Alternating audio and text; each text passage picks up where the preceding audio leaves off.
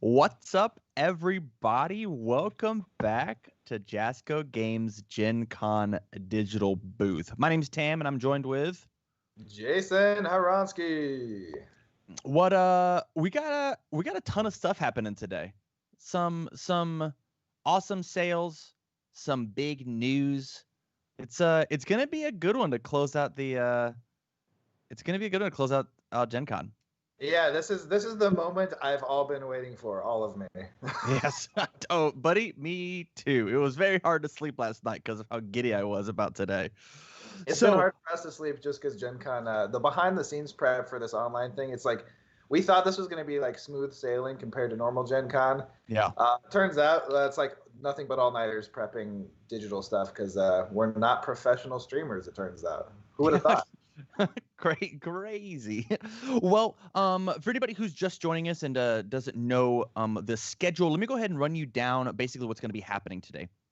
So every 30 minutes after we get through this first introductory 30 minutes, we're going to be having some crazy huge sales on a bunch of Jasco products, not to mention any product that is still available from last stream and the stream before and the stream before. If they're still up on Looking Glass, then you can get them. You can find them on Looking Glass or you can find them on Jasco's website, correct? That is correct. In addition to that, we've got con exclusive deals happening for the entire day. And today's is kind of a big deal, but we'll get to that in just one second. If you missed yesterday's seminars, which are happening at the end of all of our huge sales, they were kind of amazing. They were actually so enlightening, something that I feel a lot of game companies just don't go into. We had a retail seminar where we sat down with a couple of industry pros about what it looks like on the front end, customer facing, how Jasco helps the retail side of it.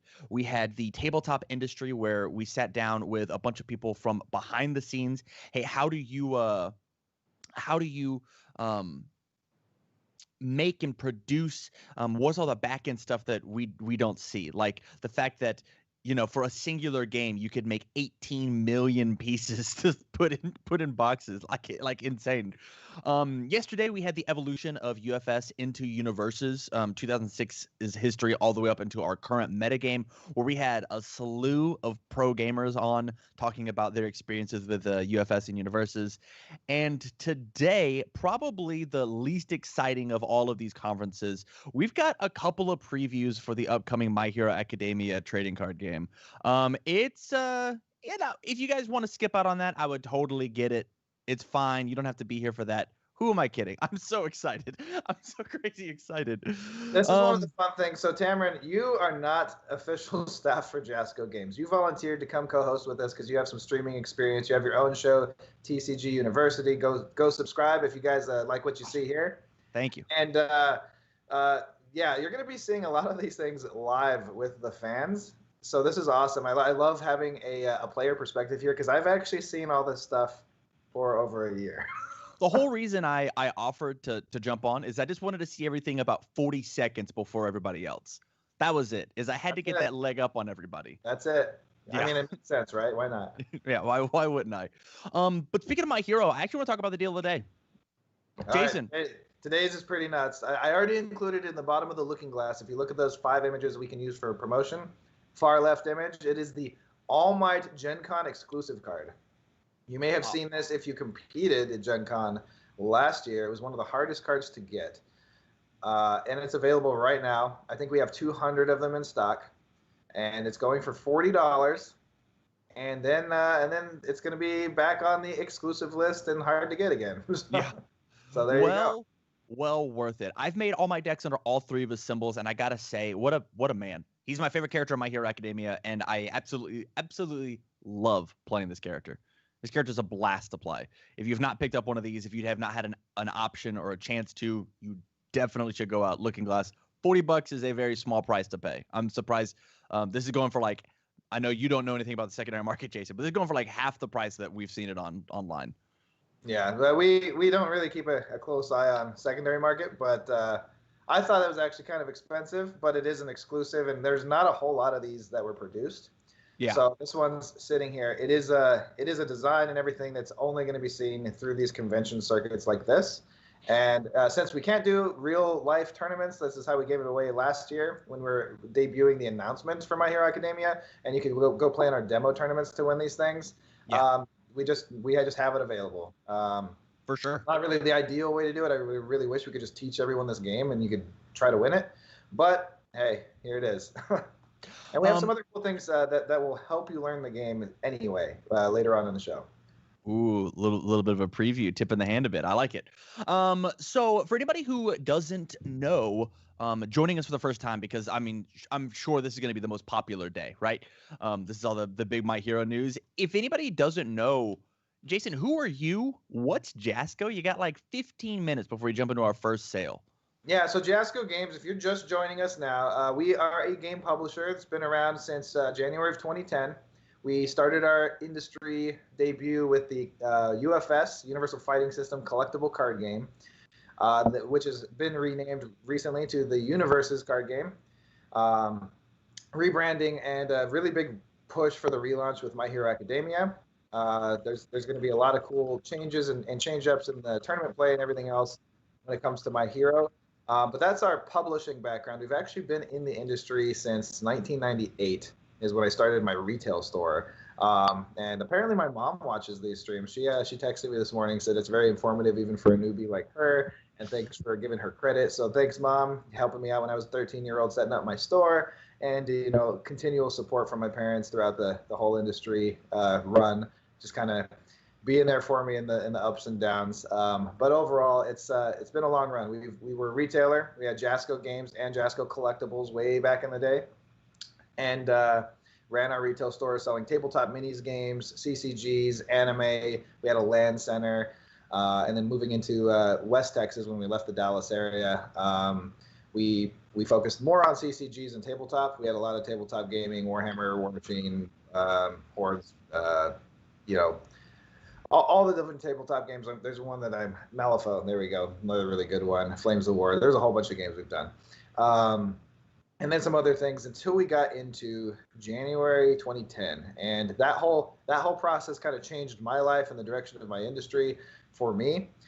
In 2009, Fantasy Flight Games canceled all of their CCG lines, including my favorite game, the Universal Fighting System.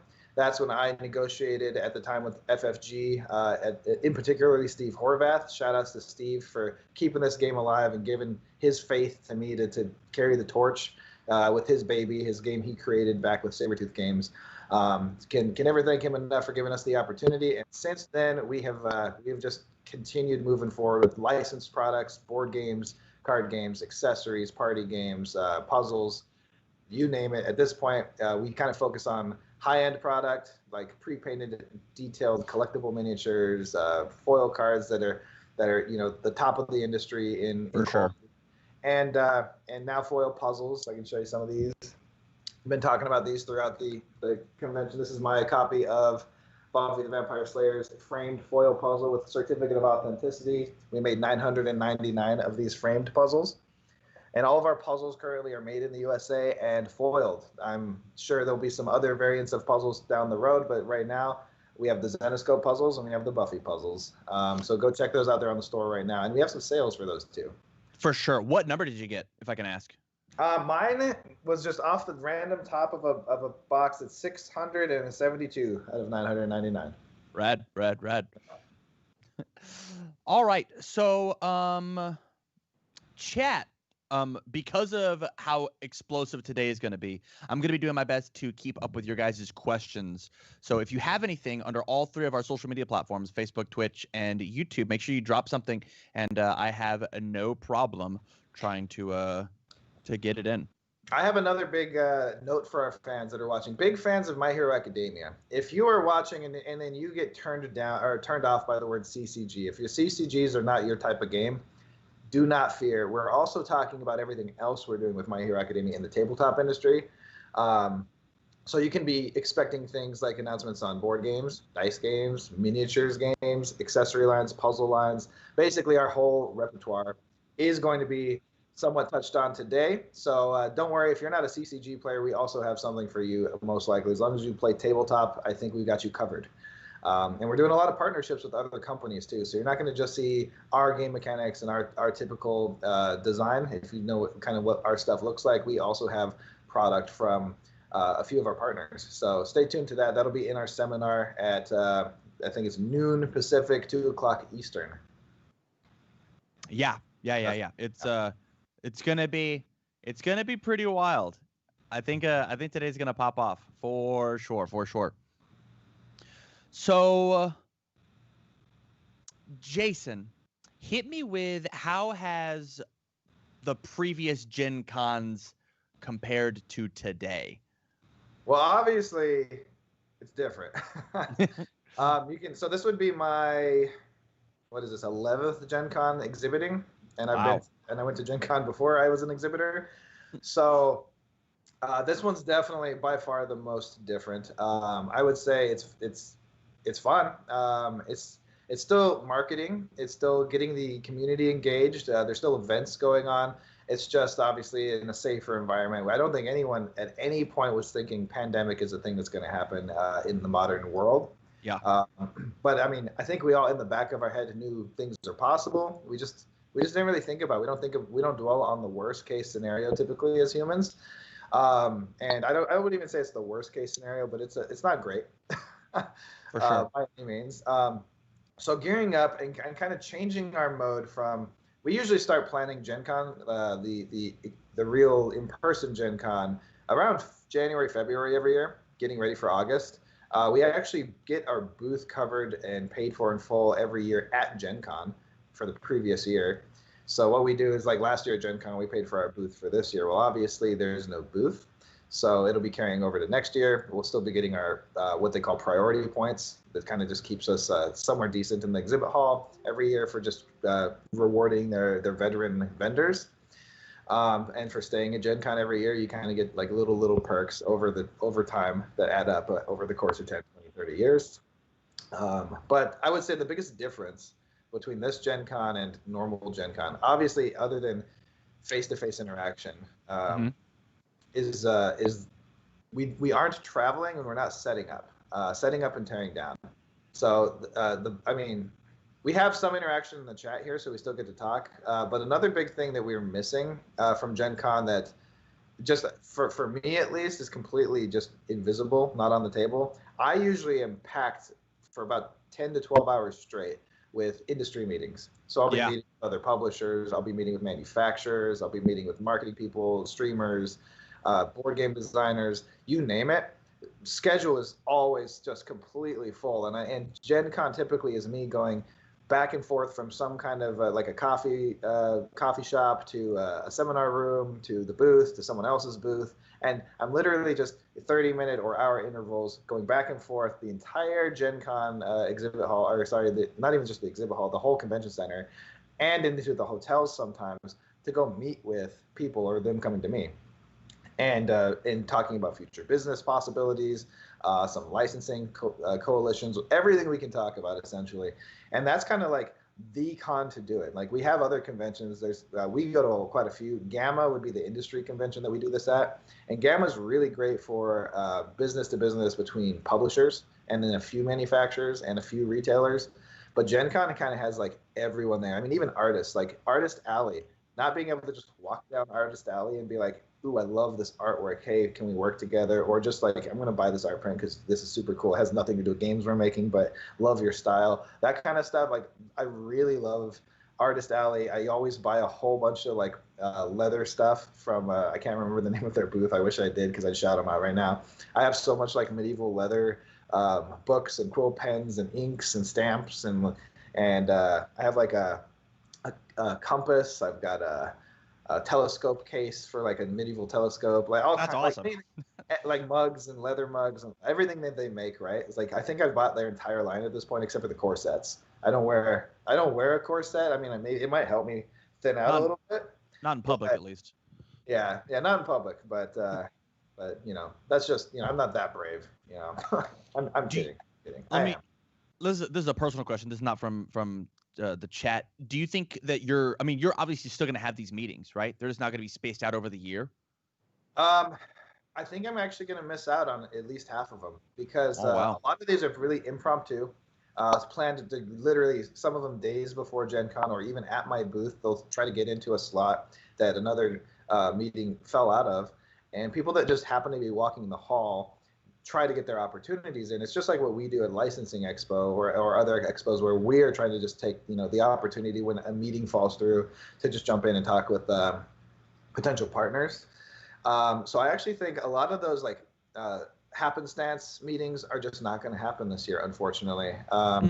Luckily, most artists that know us do reach out to our art direction team and at least show their portfolios, and we have a nice log of all the different styles of artwork set up. So anytime we need to reach out for a certain type of game or product, we can say this artist was nailing it on their portfolio. So let's reach out to this one or this studio.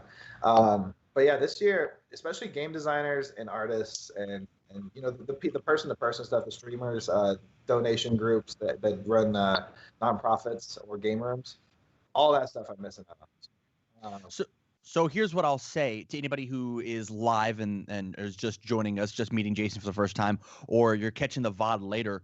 If you are looking to set up a meeting, please reach out. You can find it on jasco.com. Go into the contacts. Go buy a pack of UFS, and you have his cell phone number on the bag. Just text him. Real quick, JascoGames.com or JascoGames.net, either one. Oh, my apologies. Don't forget the games. Sometimes that happens, and then I don't get emails. It's a sad day when that happens. You know, that's important. It's what we're focusing on. The passion about the games. But no, seriously, come out and work with him. He's got projects happening literally all the time. He's stacks on stacks on stacks of projects because he just can't stop giving to the good people. He just can't stop. My brain doesn't shut off even when I sleep. When it comes to just like game products, creativity, world building, that kind of stuff, love it. Hey, this is the first time I can actually see you guys like the producer messages. That's awesome. There's not stuff covering it up.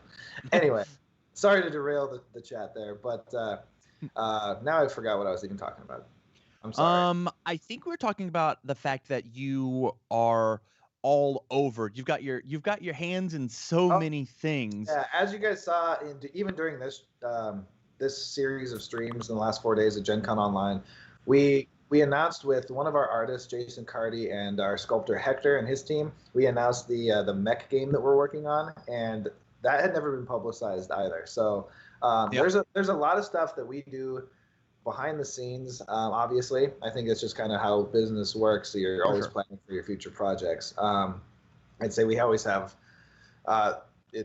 anywhere between 5 and 10 games that are not finished or in development at any given time that we're working on internally or with partners. And sometimes with partners, it can get even more robust because they're working on things behind their own scenes for us or with us and back and forth. So. There's a lot to look forward to. We're always trying to kind of push the boundaries of what we can do in tabletop industry, the quality controls we can add to the games, and a lot of play testing. Obviously, it's with board games and stuff like that. There's a lot of quality controls. I would consider myself at this point more of a producer director than a game designer, just because of how busy I am. So I kind of get more of the overall view of what things are going to be like these days. Haven't designed my own personal board game in quite some time, like from start to finish, and I don't think I'll have time to for a while. But it is fun stuff. There's a lot of business that has to be taken care of too, alongside all that behind the scenes product development. You guys probably have no idea how much more business it is than it is gaming. I think we play maybe 2% of the time, play games and Playtest. 98% of the time is customer service, shipping, business, payroll, just all the taxes, everything. We'll say the boring stuff. The business stuff. It's business, like any other business. It's pretty much the same. Yeah, business is business in that sense. But the cool thing is what we do for our business is very, very rewarding. I can't explain how rewarding it is to do a whole bunch of work and then have a physical trophy for your work every time you do it. You have something you can put on your shelf and go, man, I remember all those hours. Like it's pretty much what it is. I have no idea how many versions of that game I threw away before I came to that game. It was like hundreds. So you could see it behind you, the trophies that you've collected. Yeah, there's some of them. Some of the trophies I've collected that we've made, and some other great companies that made some toys and stuff for me. So, I love other companies' toys and games are all over my room as well. yeah. Speaking of games, let's go ahead and push it to our first sale of the day. We've got a pretty rad one. We have the Evil Dead 2 board game plus the expansion, which is brand new for $80. Normally it's going for 105. We're knocking $25 off. There's only 10 of these available. 10. That's it. And this game's it's kind of a miracle this game exists, right? Yeah, I mean, not only is it a miracle it exists, I'm really proud that it's got an 8 rating or higher typically, whatever day you're looking at it on Board Game Geek. It is actually a super fun game. I love this game. If you have like 3 or more players, especially, you can play. There's modes to play fewer players, but this is like it's like a strategy party game with a lot of backstabbing and betrayal and hidden information, like all that stuff in one game, and I love it. And it really, really fits the theme of Evil Dead 2. So shout outs to Lindvander Studios for doing a great job on the development for the rules for the game. Yeah. Excuse me. Our team was mostly focused on aesthetics, manufacturing. We did a bunch of proofreading and editing and that kind of thing, playtesting. But it was a fun collaboration with Lindvander Studios and Studio Canal to bring this thing to life from a Kickstarter that another company did that just never got fulfilled. It launched, it made plenty of money to produce the game. It just didn't work out. Hey, that happens. Sometimes it falls through, but that's why we have collaborators. That's why we have helpers like Jasco coming in, stepping in and helping out fulfill something. Yeah, so this is a game. This is the first ever Heartthrob campaign on Kickstarter. It was something we invented, I guess. We had a nice little 4-day seminar up in Wisconsin with my partners, with like Tom from Lindvander. How do we save games like this? It was basically the 4-day discussion. What do we do? How could we come in and rescue a game like this, and without just dumping $1 million into the garbage, essentially in profits, that you're doing it purely out of the goodness of your heart. So on the 4th day, it was like back and forth. We were kind of even arguing a little bit about it because it's like we wanted it. We were all kind of passionate, but it's like my brain could not wrap my head around the numbers of how to get it to work where we're not just taking a wash, but still helping the community. Because it's as a business, you can't really keep your livelihood on the good faith alone and just expect that if we give like 6,000 or 7,000 people a free board game, it's going to work out in any kind of way. Yeah. They may never come help us again. And it's just, that's just the reality of business. So on the final day, we came up with the Heartthrob campaign and made the numbers work to where if the campaign hit its funding goal, the funding goal was really high for a Kickstarter. A lot of Kickstarters behind the scenes, people don't really know this, but companies that expect the Kickstarter to do well, or they kind of put their investment into it, they'll take the risk of putting the pledge goal low so that it can get that momentum to launch higher. And even though that's not really what it costs to make, they'll just be willing to take a wash in exchange for the hype that will come from the game funding. Yeah. Setting price up as the funding goal to manufacture not only the game in general, but the game for all of those previous backers from this other company that we actually have never met and have nothing to do with. We just wanted to save this for the backers. So there was some of the behind the scenes stuff we had to do. We had to talk with Kickstarter to make sure we could get stuff for the backers and get all their information securely, privately, all that stuff, and in a way that would benefit these backers. We had to work with the licensing company, Studio Canal, and Creative Licensing Group to do this in the first place with the rights because they had already been burned by this exact product. So we had to make sure that, we're going to do it right and try our best to fund this thing. We let them know the risks and challenges ahead of time. Even myself, I was like, it's like a 50-50 crapshoot. We don't know if it's going to fund. We don't know how the community is going to get behind it.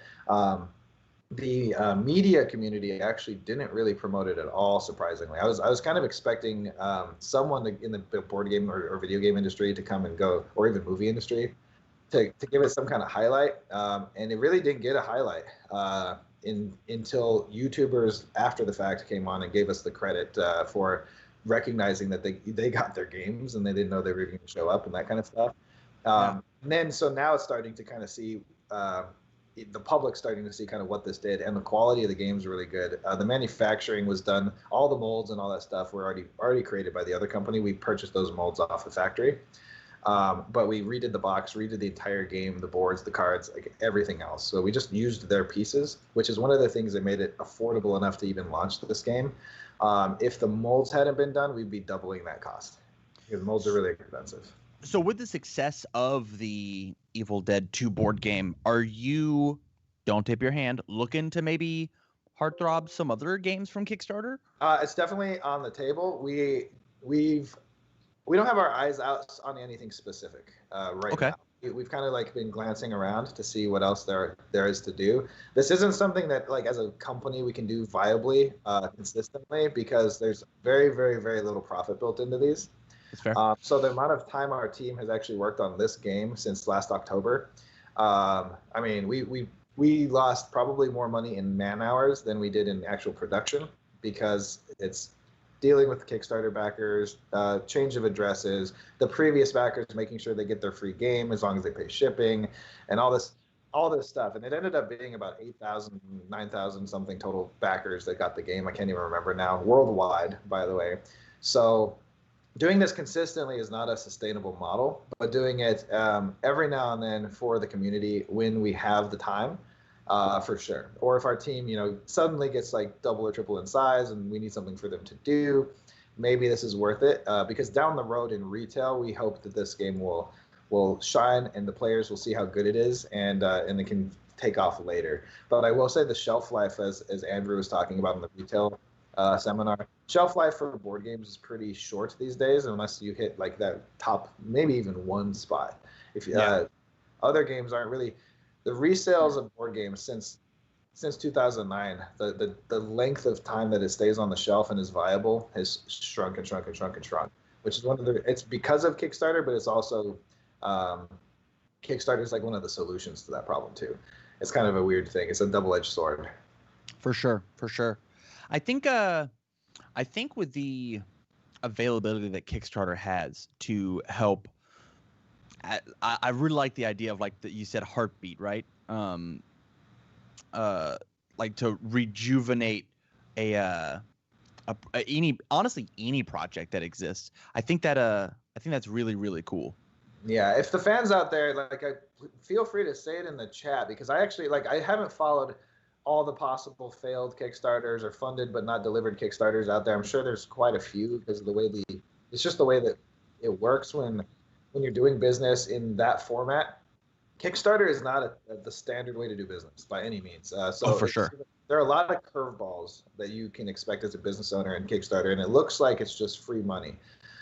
It's kind of like getting a loan up front for the production of your product, but that loan has to also have your profit and your longevity for like the year or two of development built in, because manufacturing takes time, approvals for licensed product take time, shipping and ocean freight take time, delivering from once it gets to your country to the customer takes time, and then putting it into retail stores takes time.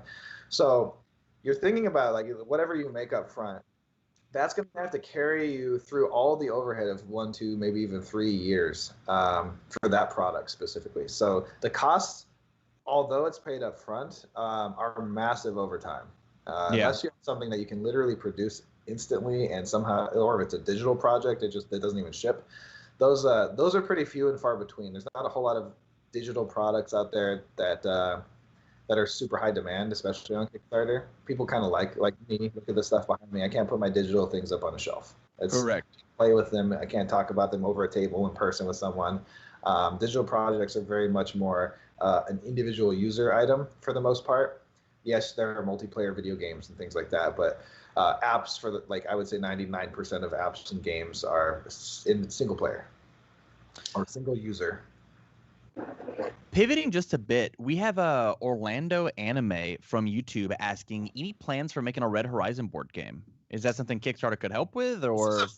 So our producer behind the scenes here is actually working on a Red Horizon game right now for it to present to me over time.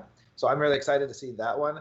I also have plans to, obviously we're making the statues. You saw the statue of Natalie. I believe it was on, was Was that yesterday? No, that was on. No, it was on Monday. It was or Thursday, excuse me. It was the very first day that we did this.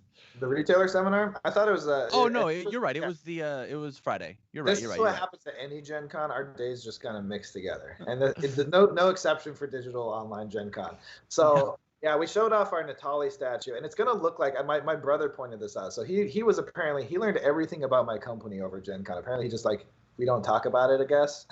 So over the years, he's like, I didn't know this happened. I didn't know you were doing that. How did you get that Natali statue done in a day? And I was like, oh. That was a commercial of an old Joffice episode. He did not design that during the commercial break and then immediately have it finished. So not that he's not that good. Yeah. But. So for you fans out there, we do have about a 10, 11-minute commercial break before our seminar, and it's filled with old episodes of what we call the Joffice. It's the Jasco Office. If you're familiar with the famous Office TV show, it's kind of a spoof on the name. I don't think the content is anything like the Joffice. I wish it were. It'd be a lot funnier. But we have this Joffice show, and sometimes it's pre-recorded and we just give news, and sometimes it's a live stream. It just depends on the week. Usually it's a live stream these days because of the pandemic. So you can kind of get live news, talk to us, and interact, just like we're doing here. So this is essentially for us just a really long series of the Joffice. Anyway, that was an episode from maybe 3, 4, 5 weeks ago where our sculptor was showing off the T-pose, and this is the very beginning of this model. And then we had him on the seminar immediately after as one of our guests, and he's like, here's the finished product, and it looks drastically different. And at that point, it had already gotten 5 or 6 iterations of edits. And so, so that's not how fast we actually make models in real life. So just so you know, that was Hollywood magic right there. Is there any plan to pick back up more Evil Dead products? Potentially. We've seen Ash in Universes. He got to make an appearance over here. Very cool, very awesome character. You can pick him up on Jasco's website. So Evil Dead's one of those situations where I don't actually have our licensing agreement memorized because it was such a special agreement. So I have to actually see what our not our territories, but our categories are. Okay. I'm not 100% sure what else we can do in the tabletop game industry that's under our licensing agreement. I think that the Ash card was a special exception, but it might have included the card game because they knew we make the Universes card game. So I have to check that out, like, because we had talked about possibly trying to squeeze it into a DLC or more promos or something. Yeah. And picking the 4 characters that would be those characters it would be very interesting. I think it could be like the tree, it could be Applehead, Henrietta, and then Ash. I guess I'm not really sure. Like, you'd be a lot of bad guys and then Ash is what it seems like, because the good guys they kind of all die. Yeah, that's okay. The good guys are fodder in that show. So, except for Ash. I love Ash's character. He's the coolest character dynamic ever, where he's like, I'm going to cause a bunch of problems and then fix them. And then I'm going to just keep doing that. And he doesn't even really complain. It's like he enjoys it. He's like, I just want to kill more Deadites. Seems fun. Barry Everson from Facebook says, I want an asset called Boomstick. And man, I got to agree. I actually kind of agree with that too. That would be fantastic. Maybe he doesn't even get a foundation in his DLC. He just gets an asset called Boomstick, and that's it. I think that's actually like a really, really cool way to do it. Or maybe instead of giving him 2 copies of Boomstick, because it doesn't make sense, he gets like Boomstick, and then he gets maybe some of his other weapons that he uses throughout the show, because he kind of kills people with everything in that show. Or not people, he kills Deadites with everything in that show. Whatever he can get a hold of. Boomstick and the chainsaw. Chainsaw, the Boomstick, whatever he can throw people into. Like his back would just be tossed. So, yeah, Evil Dead 2 is awesome. I love the show. Love the Netflix series, actually, of Ash versus... What was it called? Is it Ash versus the Evil Dead? Is that the name of it? I think that's what it's called. Man, that was an awesome show. I hope there's more series or more episodes of that. I think they said it was over, but man, it would be awesome to have more. We'll see. Netflix, if you're listening, I think you were Netflix. Might have been Amazon Prime. I don't know. You're all streaming services to me, but whoever made it, make more of it, and I'll watch it. For sure. Let me pivot a little bit, and because I'm positive that we've had a million of these questions throughout the whole thing. what is it what does it take for you to want a character or want a property as Jason, right? So you reached out to Evil Dead, they reached out to you. You easily could have just been like, no smiley face, no thank you, I don't want that. Well, there's obviously a long negotiation process. Typically, we don't talk if we're not interested in the first place. Like there have been companies, like I said, there's some video game companies and anime companies that have reached out directly to us to promote. There are some companies that have reached out to us that have nothing to do with what we do, so they clearly didn't do their research. They're just kind of spamming everybody. From that like people that attend licensing expos, which is a big thing. It's a whole convention circuit just for people that pay for a licensing and have licenses to offer. It's a multi-billion-dollar industry. So it's one of the reasons why movies make so much money is the toys and the accessories and all that stuff. But yeah, so I would say with the negotiations. It usually starts out very friendly as we're interested. The licensor will typically say, here's our deck, fill it out, and explain basically everything that you do, what your offer is, that kind of thing. And then we just go back and forth. And for me to approach it in the first place, all I have to have is a little bit of interest in the brand. For me to have interest, it's either a personal interest that I just love the thing and I want to do something with it. And for the business side, it has to make sense that it's popular enough that people would want to buy it too. So if I love it, like one of the things I was talking about, I think it was the Joffice or one of these shows, Bucky O'Hare, love Bucky O'Hare. Nobody knows what that is though, if you're not like someone that rented it from Blockbuster in the 80s or maybe 90s.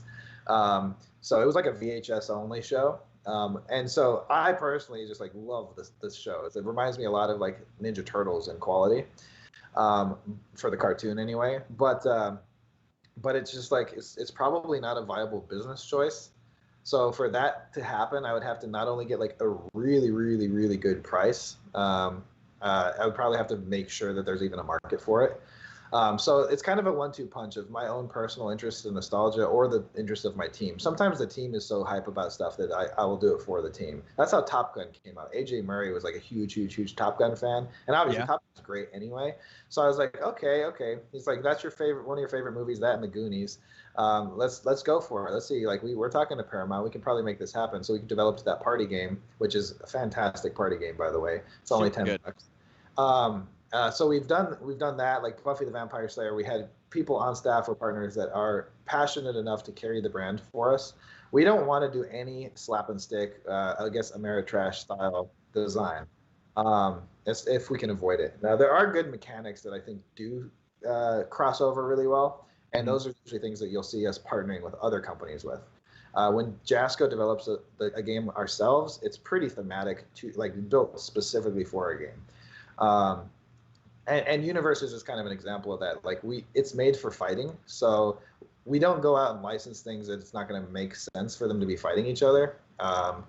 And that's unless we just want it to be like a joke, I guess. It could happen. With Universes, anything's possible, but for the most part, it's fighting games, anime, action shows, comic books, that kind of thing.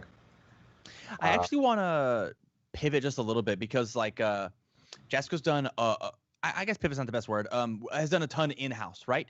We've got Mohawk Mike from Twitch who says, has Jasco ever considered holding a game jam or design contest where community members can submit games or Universes card designs?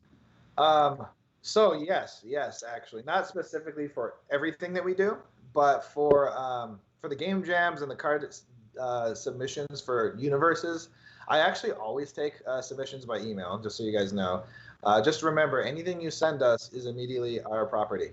I want that very clear. We're not royaltying out anyone's designs if you give us an idea or something comes out and it happens to be similar to someone's design idea. That's probably it's probably coincidence because people can have the same ideas in game design. But if you're doing this, know that like we're not doing this to create a business for other people. We're doing this because it's fun for our fans if they show up and their idea becomes a reality. If you want to be an actual game designer and pitch for us, you have to put together an official pitch and a game. So that's the preface for that. There we go. However, so for Red Horizon specifically, we're looking to get community interaction on our design. And I'm going to be doing mostly feedback from the community as I go. So we started out by picking like an art style. You can see, if you watch the Joffice live, we have a couple different variants of line art from Natali. And we let the fans kind of direct us where to go. A certain style that way. It's going to get colored, and we're going to have like maybe, you know, is this a good color choice, or should we do something else? Do we need different backgrounds, whatever? I'm going to keep the fans engaged. Symbol choices. We had to vote on the symbols for Natali. And then going into, here are the abilities I'm looking to do. What do you guys think fits best between these like 10 options? And it doesn't mean that that's what we're going to use, because playtest is a thing, and sometimes things just don't work out. The difference between a standalone character and a character with support are very different. Some designs that are really cool don't really lend themselves very well to having full support, because there's no synergy anymore, and synergy is important if you're going to do support for a character. So we're already interacting right now with our community for universes. For board games, like, I haven't done like a jam where we all get together and just like, hey, throw all your ideas at me. That's usually something that would happen at Gamma, where we do there's this whole room that's made for that. Or Gen Con has these types of game jams, so shout outs to Gen Con. But I don't hate the idea. We have a studio room. So Tim behind the scenes is our producer. He's at our main Joffice location, and that's kind of where a lot of the regular work happens. There's a warehouse and all that kind of stuff, right? But across the street, not even a block away, it's just one street over, we have what we call the Joliseum. So we have the Joffice, and we have the Joliseum. The Joliseum is where a lot of our players have shown up if they made top cuts at Worlds, and we do our streams there if it works. So we've had, like, obviously technical difficulties are consistent with us. We're not a tech company, but we do our streams in the Joliseum, and we have a nice like playtest design and presentation studio where we do a lot of meetings there, presentations, a lot of playtest. And there's also another mini warehouse there. I think we have like 3 warehouses. There's one in Indianapolis that stores some of our stuff. Not Indianapolis, it's in Fort Wayne. It's near Indianapolis, mostly for our Gen Con stuff. And then we have 2 warehouses in Las Vegas. And then we have a sister company that helps us out of Florida for some of our shipping, for more of like direct to consumer stuff. And then we have fulfillment centers all over the place for Kickstarters and big shipments like that, that will help us fulfill when we're doing individual packouts for thousands of products. We're more set up for pallet shipping and bulk shipping to retailers and distributors, but we do individual sales as well. Once it gets in the thousands, we usually send that over to one of our fulfillment centers. But man, I'm sorry I digress so much. We have a room for this, and when people feel safe moving and being near each other again, I would love to have like an open day in Las Vegas where people can come to our Joliseum and pitch games, play games with us all day long. I've been wanting to do this for a couple of years now, where we actually just have like a Friday or Saturday or Sunday get together in the Joliseum just to play UFS. That sounds hype. So we just have like a first come, first serve, first like 16 people to show up. We have a pizza party, special tournament, just to have fun with the local community. I want to do that like all the time. I'm really busy, and I probably should have like a weekend at one point, but I'm gonna have to buy a plane ticket to come play locals. But I want to do that, and I think it would help the Vegas community grow and kind of get to know us a little bit better. And I think it would help just the community in general understand that we are very, very like forward facing to our customer base, and you can just talk to us. Like, you shouldn't be afraid to talk to us as a company. Don't be intimidated by me or anyone in our company, because we're all just a bunch of gamers anyway. We're exactly like our players. So we just happen to do this for our job too. That's the only difference. We play the game, we also work, and that's like literally that's the difference. So I'm always shocked if people come up to me and they're intimidated or scared to ask for like an autograph or something. I also think it's just ridiculous that anyone would want my autograph. I'm like, really? I'm not famous, seriously. But here you go. But here you go. I love it. I love it. Well, we're going to go ahead and we're going to push to our next section, and that is a trivia question. Yes, for everybody here who is hanging out with us live today, we're going to be doing trivia throughout every single one of these sale weeks. And the trivia is going to get go from easy to a little bit harder, and there's different ways that you can have the video, or you can have the question answered. It could be yes or no, true or false, multiple choice, fill in the blanks. It all depends on the question. So the question that we have is, I lost my question. Where is it at? Jasco Games gave away over 6,000 copies of the Evil Dead 2, the board game, for free. Yes or no? This has been touched on a couple of times. It even got hinted at a little bit today. Yes or no? First person over all 3 of our social media platforms, Facebook, Twitch, and YouTube. First person to put it in, Tim will let me know. And you are going to receive a free copy of Combat Ash from the Universe's collectible card game. Good. He's a pretty good dude, man, in this game. He's great. I think he's better than I thought he was going to be. I didn't think he would be as good as he is. He is fantastic. He's so good. And he is one of the main reasons I said yesterday you should have bought the 7th Cross deal, the 250 for every single card, because you get Dragon Tongue, and that card tells Combat Ash to start over. Start over. Yeah, and keep in mind, all of our specials and all of our sales throughout Gen Con are limited quantity, but there's several of them that are still available because we're doing a lot of different ones. So if you get the chance to hop in before they're sold out, go to the website or the Looking Glass. If you could click on the website on the Looking Glass on the left, it'll bring you straight to our promotional page for all of our Gen Con sales. If you go to jascogames.com or .net and go to products, at the very bottom of the products, scroll down is our specials for, I guess they're our flash sales or whatever you want to call them. So we do this every Friday on the Joffice as well when we're live. So if you like this, if you like getting cool specials that are limited and never before seen and that kind of thing, join us for the Joffice, and those are available for a limited time as well. Certain products, just as you watch weekly, maybe we'll make your favorite thing on sale or as a special or with a signed copy of something, or all kinds of cool things. And if you're watching a little bit later, we're also going to leave all of these links in the video description down below. So make sure that you tab over and see what cool stuff we got. Speaking of cool stuff, we've got our winner. But first, let's look at the answer. The answer to this question is, yeah, of course. Jasco said that they gave away 6,000 copies of the Evil Dead board game. All you have to do is pay for shipping, which is a really cool guy move to do. Really cool. We're kind of nuts. I think our team is definitely feeling all the work, but it's starting to hit the end of the whole thing. Everything's been distributed now worldwide.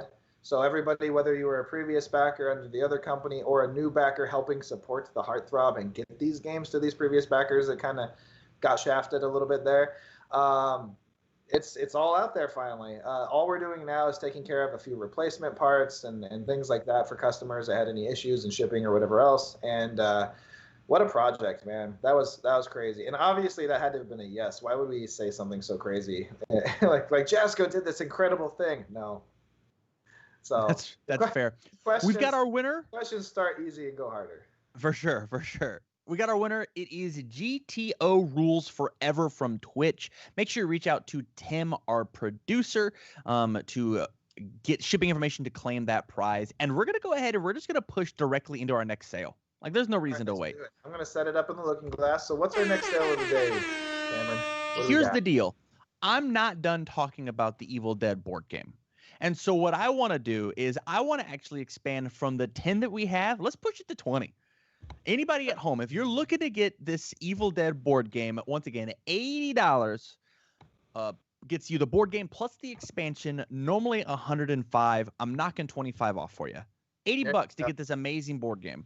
I've updated the image and it says extended. And we didn't give Evil Dead 2 like pretty much any of the limelight in the last 3 days because this is our newest release, and it's really, really hot right now. So we wanted to make sure that we talk about it for maybe a little bit longer. And this is probably one of the games we didn't go over the development very much. Yeah. So I'm gonna talk about this game. It didn't have a whole bunch of roadblocks like some production does. In fact, this was one of the smoothest productions we'd ever done. We knew how important it was. We knew it was very important to get this done in a timely manner. We knew that we had miniatures already molded, and we had arrangements with our factory that was the previous factory to make sure we got these things done right. The licensing company, Lindbander Studios, our team internally was ready to do all the edits, create this awesome custom box. When you see the box in person, let me see if I have one in the room. Yeah. Oh man, that one's sealed. I don't want to open it. Open it. Box. I have open it live. All right, fine. Peer pressure. Let me go get the Evil Dead off the shelf. Yes. You see the power I have? Yes. All right. So this is what you get when you get Evil Dead 2, the board game. So there's the box. Here's the back. In the shrink wrap right now. Wow. Keeping it safe. And when I open this thing up, we did something really cool. Look at the image that we have on the looking glass. It definitely looks different than this, does it not? It looks like it's all fiery and like the Book of the Dead is super evil. This Necronomicon is like on fire, like lava in his mouth. Well, this is why. So when you open this box up, and now I have to get another sealed one for my shelf, Tamara. Thanks. You're welcome. You could just get it for $80 over at the Looking Glass, just like everybody else. Check this out. When you're ready to play the game, isn't that awesome? Whoa, that's amazing. This is a custom design of commissioned artwork done specifically for this game. That we changed all of the original packaging from the other company, which was literally just a black box with the movie cover from the original movie. That's holy cow, that's really good. I love this thing. The box is super cool. When you open it up, we have some ads and stuff in there, and then there's all the minis and all that kind of stuff. What I would suggest, if you want to see the full unboxing, because this is not an unboxing video, we had a great partner, an influencer on YouTube, Ninja Geek. Ninja Geek did a fantastic, really thematic, cool unboxing for us. We've shouted out about them before on Facebook and Instagram. Go check that out because you'll get to see all the components, the miniatures. He even went all out and painted every single model in like a couple of weeks. It blew me away. There's a ton of models in this game. How many miniatures? Let me read the back of this thing. There's 16 character miniatures and 34 enemy miniatures. And then it has a list of all those characters. So this box, just this one without the expansion, that's 47 miniatures. My God. And then the list goes on how all these different characters. Ash, Combat, Ready Ash, Linda, Annie, Ed, Jake, Bobby, Joe, more Ash, Evil Ash, Evil Linda, Evil Annie, Evil Ed, Evil Jake, Evil Bobby Joe, Henrietta, The Hand, Killer Tree, 3 Rotten Apple. The reason for that is he has Rotten Apple has the arms as separate models, head miniature, head and 2 arms, and then 28 Deadites. This is just in the core box, and then we have the expansion that adds more cool stuff like the deer head. Has the evil squirrels. It's got some barricade models, like all kinds of really, really cool stuff. The squirrels I love. Like we have, when we're going through replacement parts, our producer Tim and I are kind of like debating who gets to keep those squirrels for our minis games because we both want them for different reasons. I was like, I could make like a Skaven army out of them, or like maybe some space Skaven or something. And he wants to use them, I believe, for an RPG. And I'm like, man, these are just super cool. I want squirrel. Like, I mean, they're squirrels. Come on, they're squirrels. Look at this. Look at this. Who loves squirrels? I do. That's who. So I've got a ton of questions from chat, like a ton. Thank you guys for all lining them up. Remember, if you've got any questions, I'm doing my best to snag them all from all 3 of our social media platforms that have communication available. And so I'm just gonna give you a bit of a rapid fire, if that's fair. Let's do it. So I've got Irving E. Diaz that says, with Transformers being dropped as a TCG, any chance UFS could get the license to add? Any chance Universes could get the license? How do you feel about Transformers? There is a chance. The only hiccup is going to be the same hiccup as the discussion we had with Power Rangers. Transformers is owned 100% by Hasbro. Hasbro makes their own CCGs. Now, obviously, this one they just canceled, right? Yeah. At least officially on their end. So we just have to be able to convince Hasbro and have these whole discussions that we're not doing it strictly as a competitor. Since they don't have their own CCG anymore, the opportunity for this discussion is probably way more on the table. I haven't done it. I haven't approached them at all. And I can't speak on behalf of Hasbro in any way or Wizards of the Coast. But it is their property. And because they do their own toys and game lines, I imagine it's a little less likely for them to work with us as a standard like video game, anime, movie company, TV, all that stuff. However, it's, again, not off the table. Renegade's clearly making a cool Power Rangers game. Love that game. It's super awesome. David Hanold, he was on one of our shows with us recently. he has like the entire collection, and it's just super awesome. I haven't gotten to play it yet, but I love the way it looks, and everything Handel's told me about it, so I can't wait till I do get to play it with him. I think he's trying to just collect it all first. I don't know if he's even played it yet, to be honest. Oh, he has. Okay. Okay. Tim's like giving me the nod behind the scenes. Oh, yeah. Tim, have you played it with him? Yeah. Okay. Cool. Cool. So obviously, yeah, we do play some games every now and then on our free time. I wish we did more. We had a game night last weekend. I think it was maybe the weekend before, where we were trying out some minis games. We played the new Marvel miniatures game. Yeah. It's not super new, and that was really cool. Gave our like pros and cons and critiques as game designers as well. When you publish games, you never see games the same way again. By the way, everything is just like, oh, that's a very clever mechanic. Oh, look at this packaging. Good decision on the packaging. Like we completely look at games in a different light than probably anyone else, and definitely I do differently than I did before I was in the industry. So it's a kind of fun, different look at games. I'm sure not to the same degree, but I also feel that same way as being a content creator, right? As I've kind of stopped looking at games as a thing that I do, but a thing that everybody does, right? Of like, how can I take what I am learning and experiencing and push it out into the world in like a good cohesive way. It's definitely in a different line than you, but at the same time, like, it kind of stops becoming a hobby and more of like a way of life. It does. Yeah. Tamron, I can tell. So behind the scenes, our producer is building out our presentations for My Hero Academia CCG, and I can see your eyes wandering onto this. It is so. I actually had to pull up a second screen to cover everything because of how much I want to watch. Yeah. But yeah, I that's all going to happen later, guys. With everybody to these cards, because obviously, like, there's no way you can read it on this tiny screen or see any of this stuff. But man, yeah, I'm really excited. My Hero Academia coming up, and then Evil Dead 2. Wanted to make sure I gave it a solid, double look, like you just did. We have it on double sale, extended it, 20 of these available with the expansion box, tons and tons of miniatures. And this game is legitimately fun. Go ask Board Game Geek. Go ask any of the backers that have received their copies. Talk to Ninja Geek if you get a chance to interact with him in the comments on his channel. He's done a whole playthrough, and he's also done an unboxing. And a bunch of other content creators are out there covering this game. Love it. It is really good. Just really, really well done. Super fun game. I love games that are fun because that's what a game is supposed to be. And so when you play a game and it's fun and it's not just like work, if I'm not doing like accounting when I'm playing my game, it's fantastic. Yeah, for sure.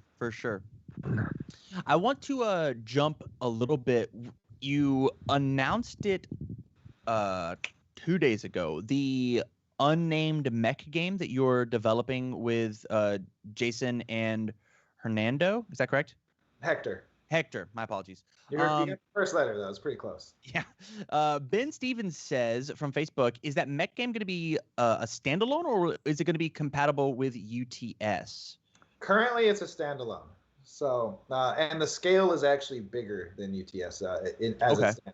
So UTS is a huge scale. We're starting like base miniatures over 80 millimeters, which is way larger than most minis games, with the exception of like Cthulhu Wars and like the intentionally oversized minis games. Yeah. This is like amiibo sized, maybe even a little bigger than amiibos.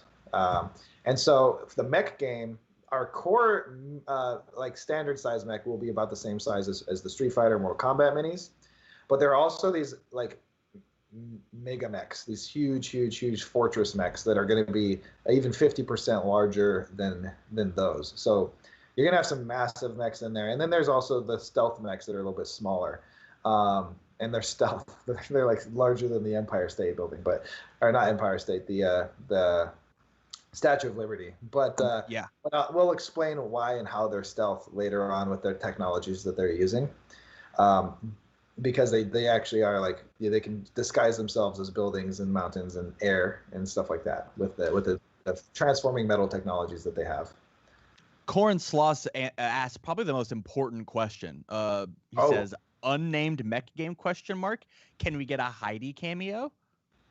Very likely. Very, very likely. That would be sweet. There's a good so in this game we're representing each country as best we can, and we're probably going to throw people off with some of our country choices because I I think everybody's just like America and Japan are the only people when they make movies and stuff like that, especially around robots, giant robots and mechs. And I want to give my shout outs to like all the other countries in the world that could possibly be joining a world alliance in any kind of uh, Earth threat.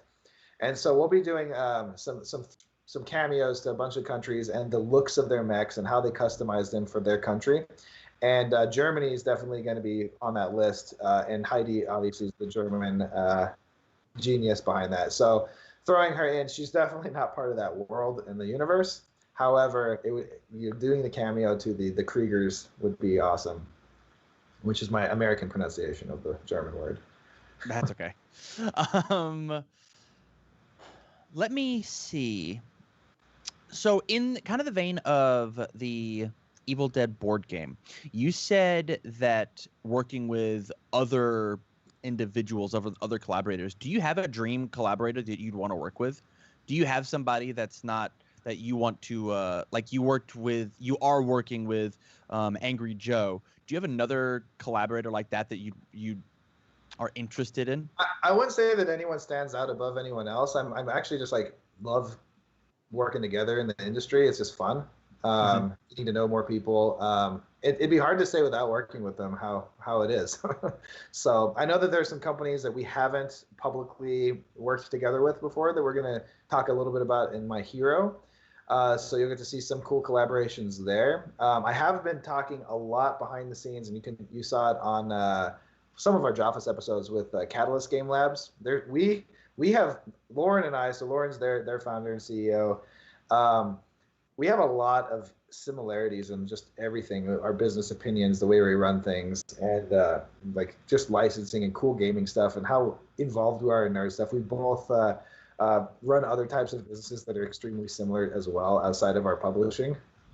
And so I would not be surprised. We've been trying to just figure out what would be an awesome thing to do together. So if you guys are not familiar with Catalyst Game Labs, go check them out. They have their own booth. They do the Shadowrun games, and they also do BattleTech. And those are really cool. They've done some really cool licensed products for some other big companies inside their RPG lines and their tabletop game lines, and they have a lot of great games. That would be one that I think we've publicly talked about. Level 99 is another one we've actually worked with several times in the past. Lynn Vander, obviously, we've worked with in the past. And there's a couple others that we will be working with or plan to work with, depending on how licensing and everything goes. But if you're out there and you're another publisher or a game designer, and you think it'd be fun to collaborate, I mean, we've also reached out at Gamma to a bunch of up-and-coming companies and other games that we think are just awesome games. Like Dice Thrones was really cool. We would love to do something with those guys, to do cool games with Dice Thrones with licenses, and then some other games out there. Just bring it up to us. I'm pretty open to that kind of thing. And if you have a way for me to make something really cool without having to do a whole lot of work, I also love that idea. Not that I'm lazy, but we have a lot on our plate. So if you guys think you can cover most of the weight there, I love collaborations, and I'll be pretty fair on our profit splits and all that kind of stuff. So Mohawk Mike earlier had mentioned a game jam, and you said that you're open to it, but they have to do like an official pitch, right? Let's assume the absolute worst. We're locked down for 2, 3, 4, 5 years. I am looking to get into the industry. I want to do a pitch to Jasco Games because not only are they the best game developer that I know, but they're the most friendly. And I know Jason. I'm sitting here watching the show. What does that official pitch look like? What was the best way to do it? I've already seen people in the chat be like, "Oh, I have an idea for a board game." How do we get that? So you can do it any way you want. I'm going to tell you that you're going to have the most success with the most professional presentation. If you give me something that has artwork, finished components, a perfect prototype that I can actually play and you can send to me that looks basically like it's supposed to look, I'm way more inclined to go, okay, these people took the time, they're serious about game design and creating some content. It's not just like, here's some notes. When I get Excel sheets or spreadsheets or Word docs or anything like that of a description of a game, I'm like, well, we all have ideas, people. Where's your game? I want to see your actual game. So that will get you through the door. Without that game, I'm probably just not going to entertain it until you move and develop it. And I'll give you that advice. I'll say, hey, let's develop this out a little bit and come back to me. And if it doesn't work with Jasco Games, I'm also really good about pointing you in a direction to a publisher that might be interested. Because some things just don't fit us because of the branding we have. But they're still really good game ideas or game developments. And I know a lot of people that I can get you in the door with or get you in the right direction with someone that I think it would fit well with. And then it's kind of up to you to work out your relationships. I love that. I think that's a very fair answer when it comes to, because that answer wasn't no, don't approach me. That answer was very much, I want to help you. And even if I'm not the right person, I'll find who is. That's a very, very cool way to look at it. I've tried to help a lot of people throughout the industry, and some people, have great success. Some people have to go back to the drawing board multiple times. I would say don't give up for sure. Like game design and the game products, it's not usually an instant success. Like your first idea and your first attempt, well, even on our end, we're professionals at this. They've been doing this forever, and we have full teams dedicated to it. The first go is usually not the best go, and make sure you run it past a big team of people. Whether it's your friends, other gamers, go on Discord and get people's opinions or wherever you want to go to get that.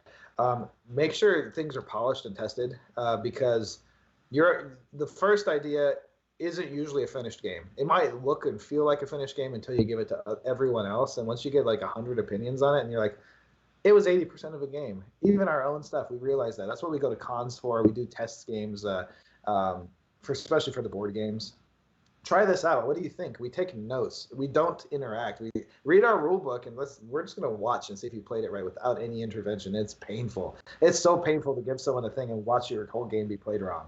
But then okay, why did you do this? Well, in the rule book it said this. Okay, note, fix. Why did this happen? Oh, okay, fix this. How did you feel about this mechanic? It wasn't that fun. It slowed things down. Oh, I better speed that up. That kind of thing. Yeah. You need that. And so when you pitch it to us, that needs to already be done because we don't have time to do that stuff for you. For sure. Job. We're a publisher. We'll publish the game for you. We'll make it beautiful. We'll make sure it has hopefully no typos or anything like that because it's going to go through an editing team. Mm-hmm. And we're going to make sure the quality is really nice. And if it needs to be put in other languages or anything like that, that's the kind of stuff we can do, and we can distribute it. But get your game like you did with the Evil Dead board game. Exactly. Get your game as ready as it can possibly be, and we will be happy to work with you, assuming it fits our categories. Yeah, that makes sense.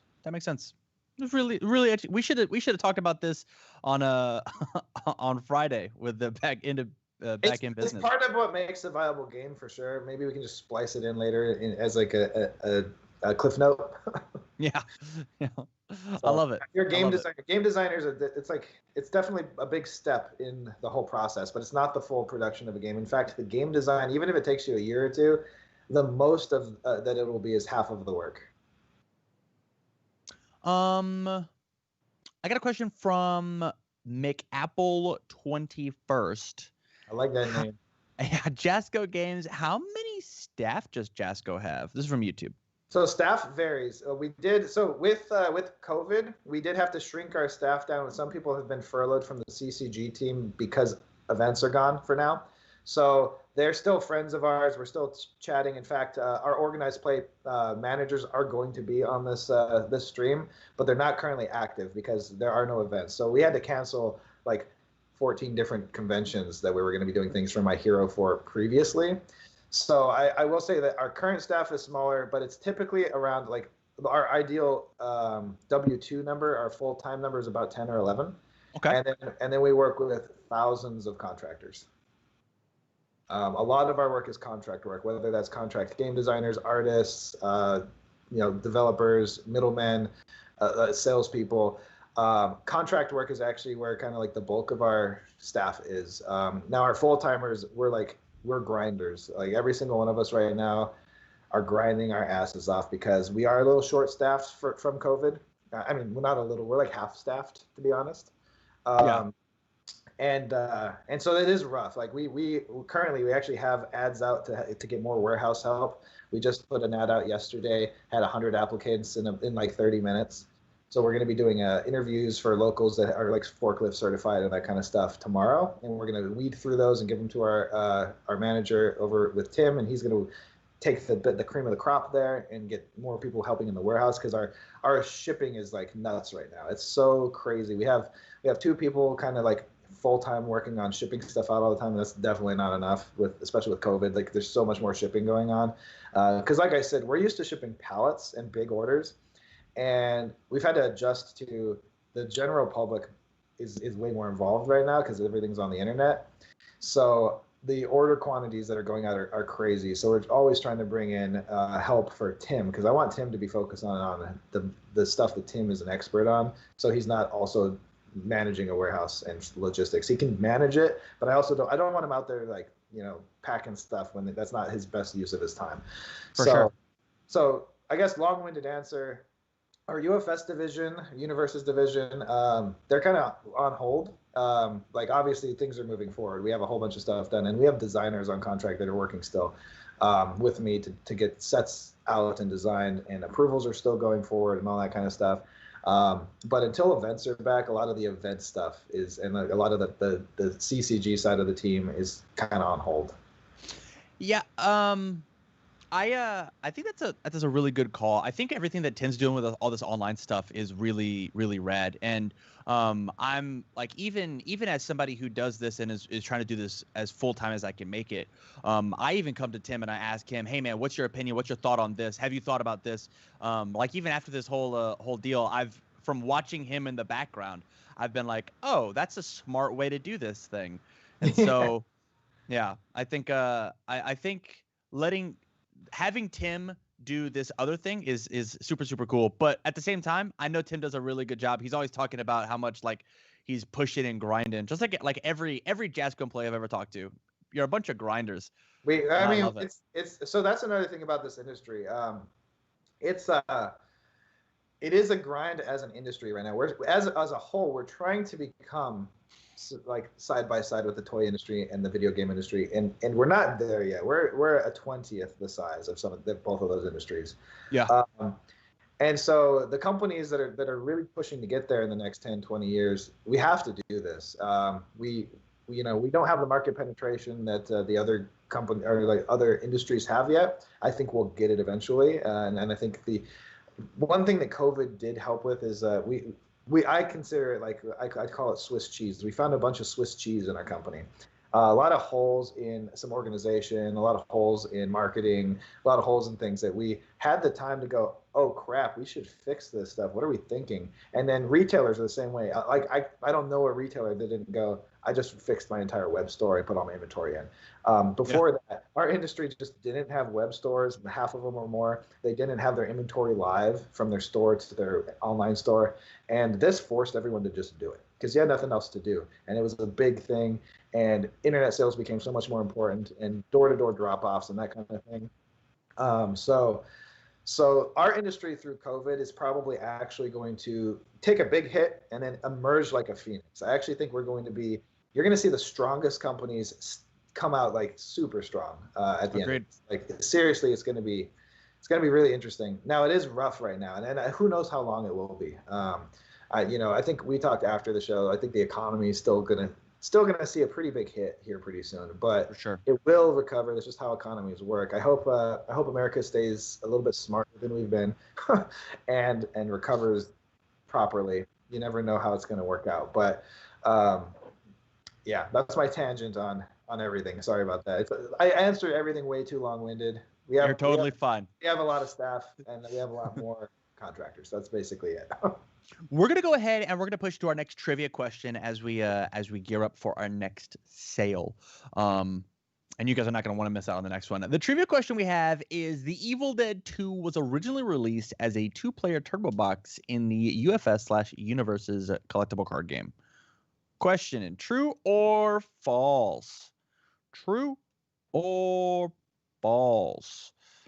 That artwork True, false. Let me know. Remember, over all 3 of our social media platforms, not just on Twitch, also on Facebook, also on YouTube. Thanks for hanging out with us on every platform. Yep. I also think that our industry, we have people that are passionate about doing these grinds. There's a reason why we do what we do, and I think it's actually the community more than anything else. We're proud of our products, But I don't think any of us want to disappoint our fans in our current staff, and probably just any of our staff. Like, the worst thing that can happen is we disappoint the fans, and we feel it so personally and so emotionally when something is negatively received. I don't think that's something that people realize. Like, yes, we're a company, but our company is made up of passionate people. And that's the reason we grind all the time, and we shouldn't be. I keep telling Tim, you need to go take a vacation. And he's like, I got stuff to do, man. I got stuff to do. I'm like, all right, well, one of these days, I'm like, I'm going to force it, and he's going to have to go have a great time sometime. But it just tells you how much he cares about. No, I will not. I will not have a great time. What was that? Sorry. The thing is, it just shows you how much like everybody in Jasco cares, right? Every time that I go to an event, when I go to a nationals, a major, nationals, worlds, whatever, you guys are always the first to show up and the last to leave. Not because you have to, because like one person could close down the store. Everybody stays. Everybody. Yeah. And we want to interact with our fans too. We want to have all the conversations. We want you to ask us the questions that you're wondering. What is this like? Why did you do this? How come this set released this way? How come this card's not whatever? You know, those are great questions because we actually know the answer to these like 99% of the time. So don't be afraid to ask questions on why. Why did you do this? Or how did you do this? Or whatever. Because there's usually a pretty reasonable explanation for things that doesn't seem logical, and it's typically like production related or licensing related, and we have some restrictions, but not always. And when it comes to like bans and stuff, we usually have our reasons, and we typically put those in our states of the game of why we will ban something, because we want a really healthy meta. And some companies like feel really bad about banning. We just want everyone to have fun, so a ban can be necessary, and we don't want to restrict ourselves in design to not be able to push the barrier of cool, fun mechanics. Because we're afraid of it being too powerful and we can't ban it. So we would never promise that we're not going to ban stuff. That's not how we work. We will maybe fix it, and we'll try to give you value for whatever the value lost was after a card is banned. Recently, we did that with giving out redemption. And if you don't know how redemption works, all of our booster packs have these little points, these little skulls on the back you can send in. So your trash can be turned into promo cards, and your banned cards can now be turned in for promo cards. So that's awesome. They're worth a lot of redemption points. Let's go ahead and answer our trivia question, and we'll jump right back into redemption because I think that's one of the cool things that Jasco does. The answer was false. No, it's just a board game. Yep. Could there be a 2-player turbo box in the future?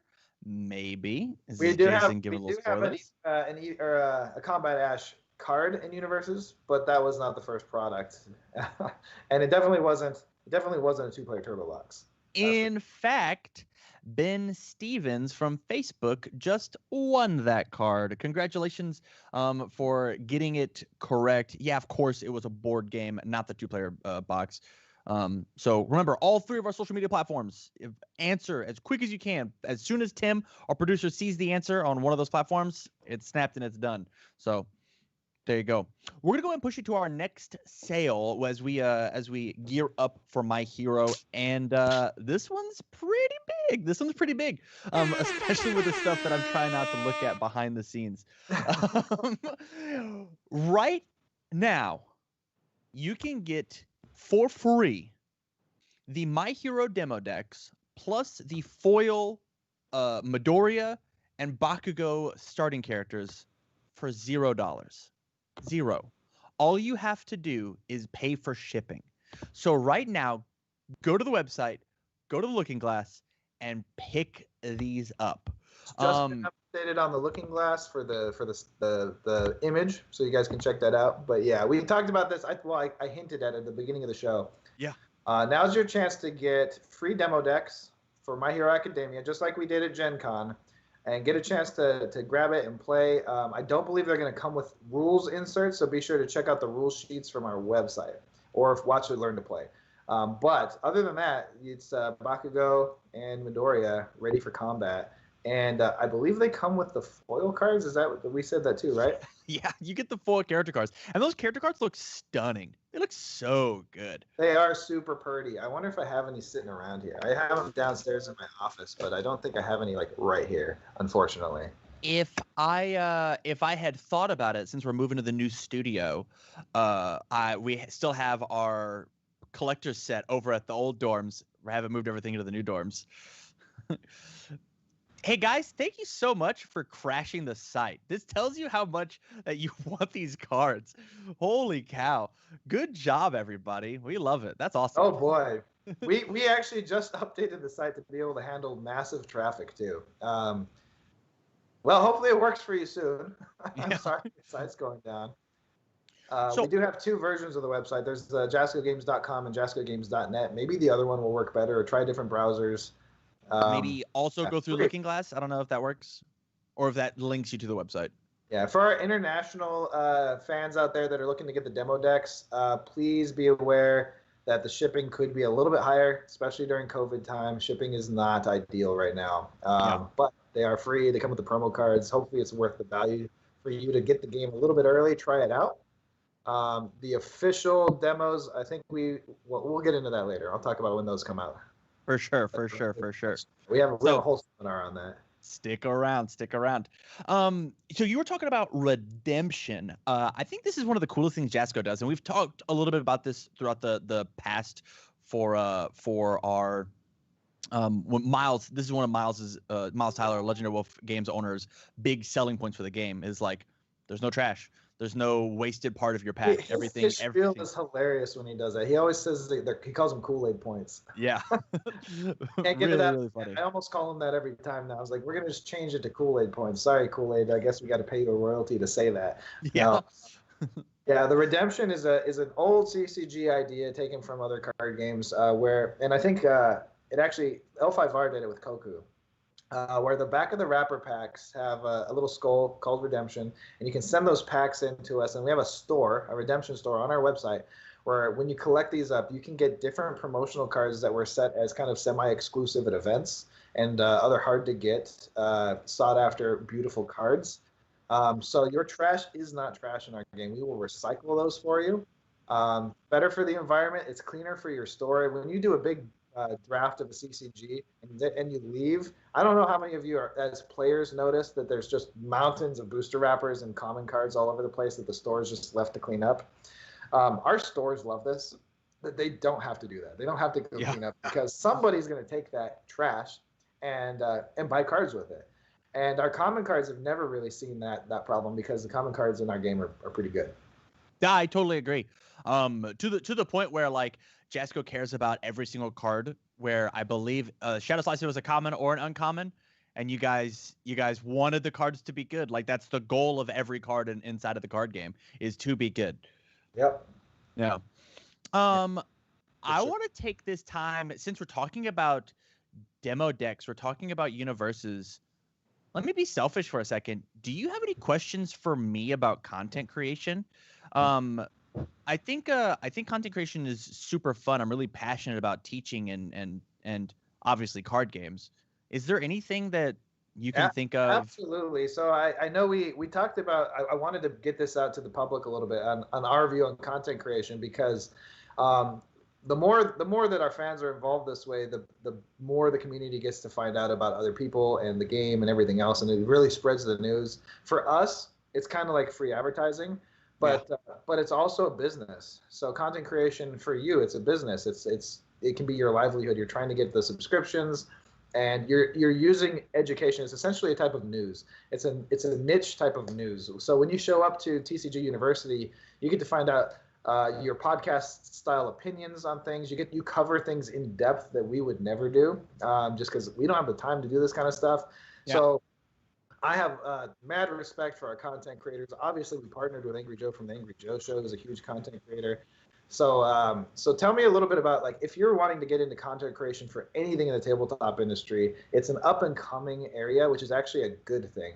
The fact that there isn't a massive following for it already means that you can kind of still have that chance to corner the market and be that big name before it's that top 20% is covered, like it is in video games and things. So what is the process? How does it work? How do people get involved? How can they interact with your show? And just give me the scoop on content creation for CCGs and tabletop in general. So I can really talk about CCGs the most. We have dipped our pinky toe into tabletop games because honestly, I think they're way harder to film for. I want to do like big shows for tabletop games, and I've got like all these crazy ideas in my head on how to make it happen. But just like a top-down view from a camera just doesn't look good. But we'll get there. If you're sitting here listening to this and you're like, I want to get into the content creation game, the first thing that you should do is temper your expectations. Just like with Jasco, how you guys want to be playing way more games, it is not quite the 2% that you guys have, but it's actually more about a fourth of the games that I want to play.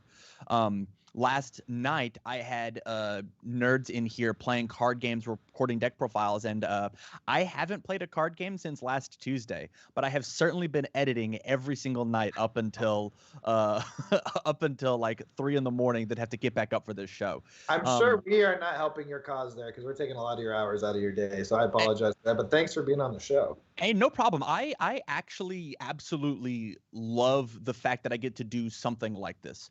I have a teaching background from martial arts, and so it is way more. I had this thing called the light bulb moment, where it is like a pure rush of endorphins for me personally to watch somebody go from I don't get it to I do get it. And the fact that YouTube and Twitch and Facebook and all these social medias have, I'm hoping, I'm praying that I give somebody a light bulb moment. And that's like the whole reason to do it. And so if you want to get into content creation, you don't want to get into it for just, quote, playing games. You want to get into it for, you understand that somebody on the other side of the screen is going to go, oh, okay, or they're going to laugh with you. The big word that I stole from somebody else, a commentator, I believe it was Mike Ross, was edutainment. And that's what I want: entertainment and education. I hope that's kind of what this show is for everyone, because we're trying to give you guys behind the scenes information, but hopefully it's not also just boring information. I hope you're not feeling like you're just hearing from a textbook right now. That would be not our goal. I mean, if anything, like the main reason to be here, honestly, is these sales. Like these sales are crazy right now. $40 for All Might. These are honestly insane. All better than our real Gen Con sales. I guess you guys are taking part of the savings of us not having to ship back and forth. Yeah. Either we haul it ourselves in big trailers, or we ship everything in big pallets and on containers back and forth to Gen Con. We've done it both ways. And it's super expensive. So as you can see here, you're kind of just taking advantage of that whole, you don't have to worry about all that shipping costs taking out of your sale. So 50% off is something like we almost never do. Yeah, sure. That is not a normal thing for us. Not only is it like just super, super competitive, but it can't be sustained. So they're all limited quantity. You're not going to be able to go over there and buy infinite booster boxes at $50 or anything like that. They are limited. But you're welcome for the sales, and thanks for pointing those out, Tamarin. Yeah, no problem. On the topic of content creation, we are not a content creator, so I don't usually do the typical like, hey, like and subscribe and all this stuff. I'm pretty bad at that because I'm old and haven't done this stuff. I've watched it. I see how effective it is, and I'm really proud of all these content creators that do this. Feel free to like and subscribe and everything to our channel and to TCG University. We are not we don't have like whatever it is, the profit button turned on. We're not here for that. We don't show you commercials or anything like that. However, some people are making their living that way. So if you're going in and you're getting really good content on a weekly basis, like TCG University, for instance, be sure to go like and subscribe. And I guess there's this kind of Twitch coin or something you can spend. I don't know how that works. You can explain that to me. But later, we'll do it later. Anybody, if you've dropped, here's the big pitch for everybody on Twitch. If you have not dropped your Twitch Prime, drop it on somebody. It's just free money. Just go and support any creator. It doesn't have to be me. It doesn't have to be Jasco. Just drop it on somebody.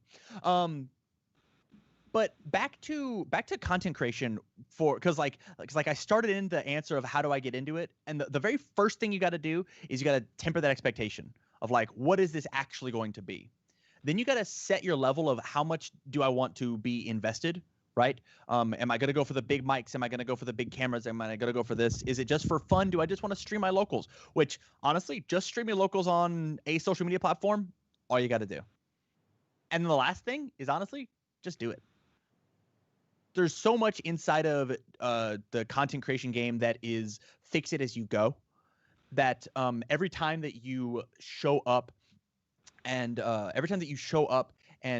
just like, I want to record this thing. What's the next thing that I can do? What's one step that I can take to make this thing better? And just fixing it and navigating it as you travel is so important in this game. You can't prep for anything, and you just have to go live. Yeah, I think it's just like any other business. The people that are going to be rewarded the most are the ones that grind the most, that really put in actual work. I think I'm going to call them kids these days, like I'm an old man. Kids these days, they've seen lots of people with great success on YouTube, on Twitch, on Facebook Live, and these influencers, as they call them now. It's a new vocabulary word that I've learned only in the last 5 years. Influencer. So influencers, I think right now it's like the only job that kids want to do. It's the only thing I've ever heard people talk about. And that means that there's massive competition for that job. So for you to be able to make a career out of it, you need to consider, and this is me as a non-expert, but just as a business person. I'm not a streaming expert by any means. I'm not an influencer. I'm a public. But as a business expert with 21 years experience, and just how business works and how success works. If this is your career path, you need to be the student that from TCG University, the student that makes it to the Harvards, that makes it to the Ivy League schools, the Princetons, all this stuff. That's the person that's going to be working, and you're clearly above and beyond in your efforts, your intelligence level, your dedication. Those people, that's how you get into the school. And then from there, that's the first step. And then you put in your 4 years or 8 years or 12 years of college.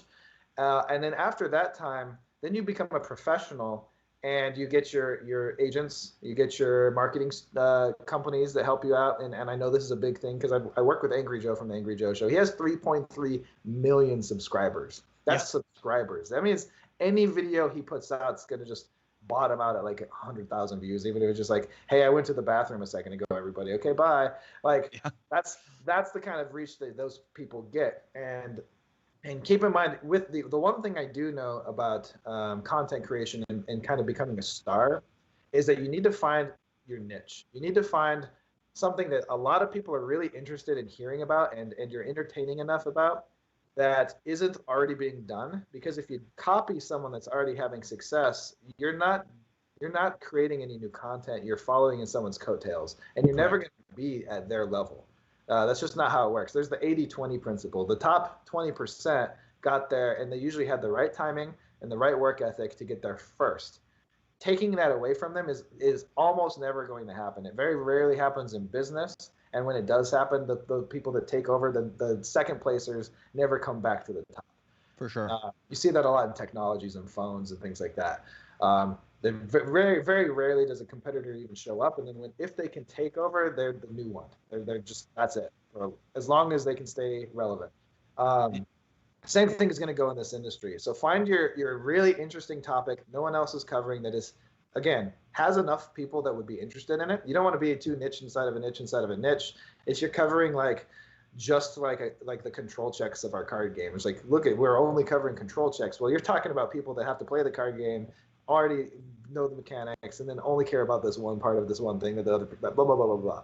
Yeah. So be a little bit broad, but be clever, be creative, and work your asses off. Because you got to understand, people don't make big money overnight. Nobody does. You can get lucky and win the lottery, I suppose. But it looks like it, but it's because people are behind the scenes grinding and grinding and grinding and grinding and working their asses off and taking risks. And a lot of these people lose money and lose hours over and over and over until they really figure it out. That's the lesson you're paying for. And then after 10 to 20 years, you either make it or you don't. You kind of figure that out. Yeah. And there's no guarantee. But you just have to put your heart and soul into it and hope and do your best and try to understand everything about reach in business. And that's my take on anything business, but it really does apply to streaming as well and being an influencer. I would like to hear your opinion on that because I kind of stole your show there. No, you're totally fine. It's a conversation.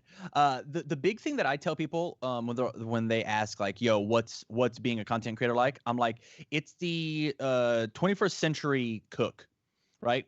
You are putting in 15-hour days. It's hot, it's sweaty, it's really taxing. There's no retirement plan, but you do it because you love it. Like you do it because like you don't mind grinding for 15-hour days trying to get a perfect edit, and then you put it up, realize that you put the wrong card game inside of your title, and you got to take it back down, re-edit it, put it back up. Yeah, there's a ton of things that you can learn and do, and honestly, like the best part is like going to a major, walking around in my dumb cosplay, and somebody shaking my hand and being like, "Oh my God, you're Tam." And I go, "Who are you?" Like, "Oh, we've never met. I know your face from the internet." I'm like, I'm not that important, but man, thank you so much. It really is. It's cool because that's when I get my light bulb moment, is at an event. It happens so much later. Mm-hmm. It's cool. Yeah. And I've seen this because again, I'm not an influencer, but hanging around Angry Joe and coming up with like designs and stuff. We'll go to like Arby's or something, and people are like, "Oh, holy crap, it's Joe! Can I get a picture?" I'm like, "Man, how many people know this guy?" It's like, is he a movie star? I'm like, he's just this dude I hang out with. To me, like we're friends and we hang out, we play games and make games and stuff. But Joe, his work ethic behind the scenes, I don't know if people really know how much this guy works. He does not sleep. This guy just works straight through, and he's a perfectionist. Yeah. And I have the utmost respect for his work ethic and quality control and everything else. Like there's a reason that his persona has made it as far as it has, and you got to follow that. You can't. You pretty much have to be your own boss, but you have to be a boss to make it big in any industry. And so don't expect just because you can be streaming for free that this is an easy industry, or there are no easy industries. It's all like the people that work the most are professionals. Look at sports. They work the most. They're a professional. They focus on the minute details to be just that much better than the average.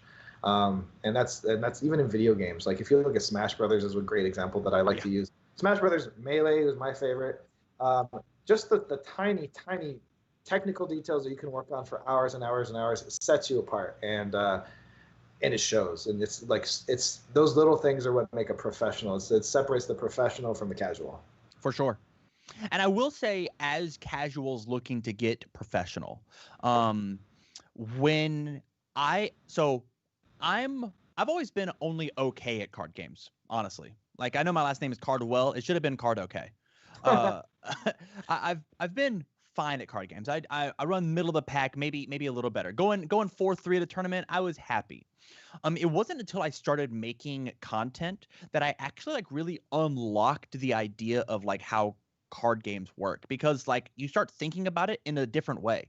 You are attacking a problem from a different perspective. So if anybody out there, if you've honestly, just take your iPhone, buy a $30 stand, set it up at a kitchen table, and press record.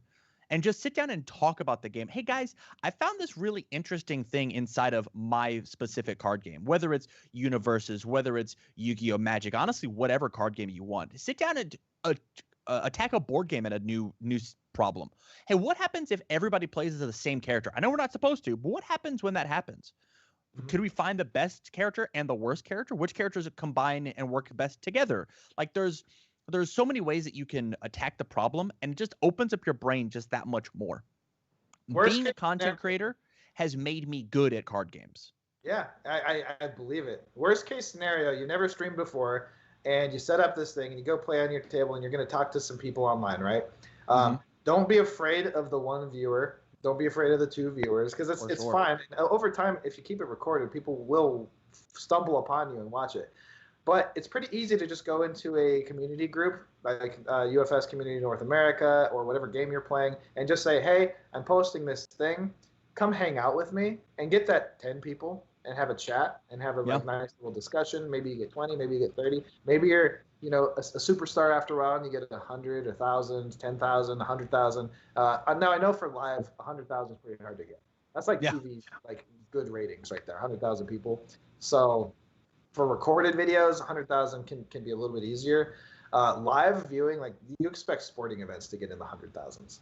So don't be discouraged. If you see, oh man, there's only 100 viewers, that's actually really good. Like that's 100 people. There's a big audience. Imagine an auditorium with 100 people just listening to you. Yeah. That's pretty awesome. So keep your numbers realistic too. I totally agree. Like it's all about the expectation.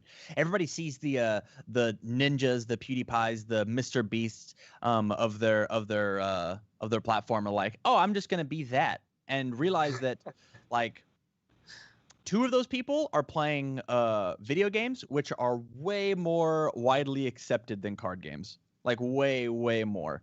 You have to really grind, and honestly, you have to go find your audience when it comes to card game people.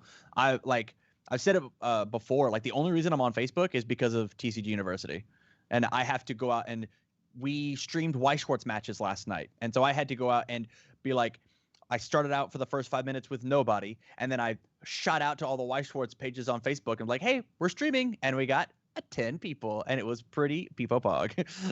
So I know a lot of influencers, they work off of sponsorships and not just subscribers and donations, right? Yeah. If you're interested in getting into any of our products as a content creator, and you want to specialize in our products, we will support you. Now, and it can be anything from I send you a booster pack to I gave you a full banner and maybe some money, some back, like whatever. It depends on how many, like for us as a business, it's going to depend on how many viewers you consistently get.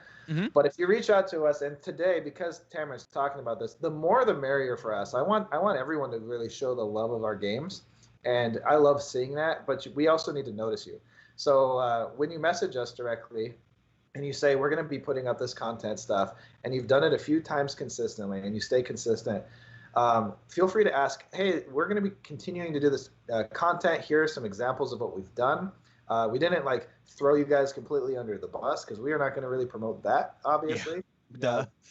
But we will go in and say, okay, this is awesome. We have new content creators. Let's send them a copy of a board game. Let's send them some booster packs. Let's send them some images, something to use early, or even like an official sponsored logo that's to start. And baby step your way up. It's not going to be overnight like we're paying for your livelihood. That's not how sponsorships are probably ever going to work, because you need to be the value of a commercial for us to pay for that value, which means when we pay $1,000, we expect 100,000 people to see it or something like that. But an easy example would be look at like Facebook marketing analytics. If your pricing is comparable, then you're probably in the right ballpark. Yeah. At least to compare to Facebook, and that's just one marketing avenue. There's some are really good, some are really expensive for what you get, and each company benefits differently from the way you're doing things. Like our marketing doesn't work super well on a billboard, for instance. We would do a lot better not marketing to a specific town. For sure. We actually got a question from the chat, McApple 21st. Yeah, Tamarin, how do you feel about the prospect of an increase of content creators when My Hero Academia drops?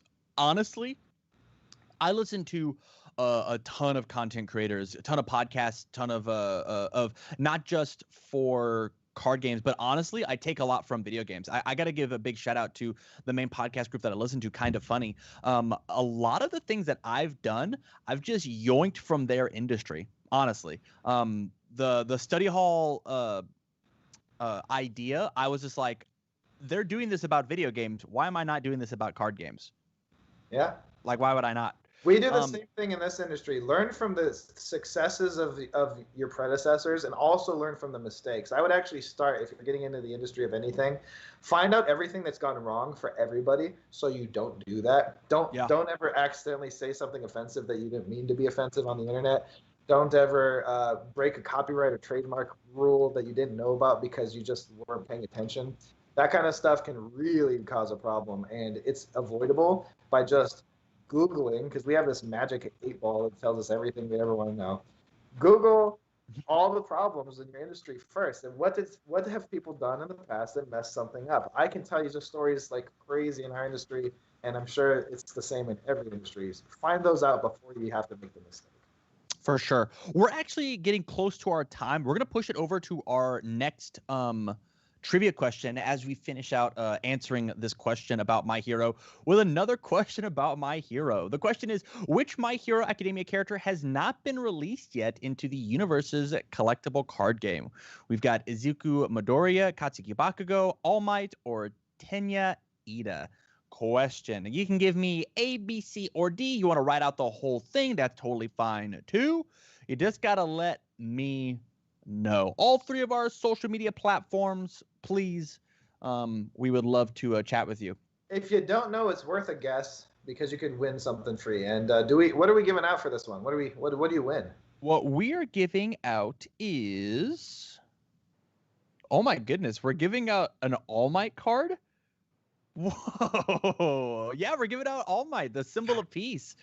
Wow, what a good character. This is my favorite My Hero Academia character. I'm bummed I'm not in the chat. But yeah, one lucky winner is going to get an All Might card. And Tim, my producer, is going to be pulling it up right now. It looks like it is. Actually, let's find the answer first let's find the answer. Do you know the answer ahead of time? Do you know who it was? Yeah. Yeah, of course I do. I have to do deck profiles on everybody. The answer is, of course, D. Ida, the quick boy, speedster. Yeah, he is not in yet, and I'm positive. I loved the use of the word yet. It makes me really hopeful for the future, right? Because I like the word yet too. as of time of a stream, we know almost nothing about who's going to be in the set. We can make a lot of speculations based on pictures that are on the box, but man, they could just be pictures, guys. They could be shared in somebody else's art. Yeah, I actually think the pictures on our box all include just the 3 characters that are public knowledge anyway. Oh yeah, well there you go. But we will be sharing a ton of information later on today in about an hour. Yeah, it's gonna be a blast. Our winner. On that note, go ahead. Getting ready into that hour to ride this hype train and really get this going. If you are part of other CCG groups, if you are active on the internet, on your Facebook with your friends, wherever else, Instagram, shout out. Especially right before our seminar, let everybody know that this news is coming because this is big. This is big news. This is what I would see as the most anticipated CCG coming up in the last year. Sure. And it's big. This is big news. My Hero Academia, a lot of awesome stuff to cover for this one. So share for us, please. We can't do it all here while we're trying to do live streams. So we can use your help as much as possible. Tell your friends, share the links. And I want to see your live reactions to these cards. I can't wait to interact. You will. With that. Cannot wait. You will see my live reactions for these cards. But our winner is Silica from Twitch. Thank you so much for getting that correct answer and getting you the People's Champ, the symbol of peace. All Might. We're gonna go ahead and push it. We're 4 minutes early, but who cares? We're gonna push it to our next sale. Let's do it. I got a ton to ask you about this one because there's a lot going on.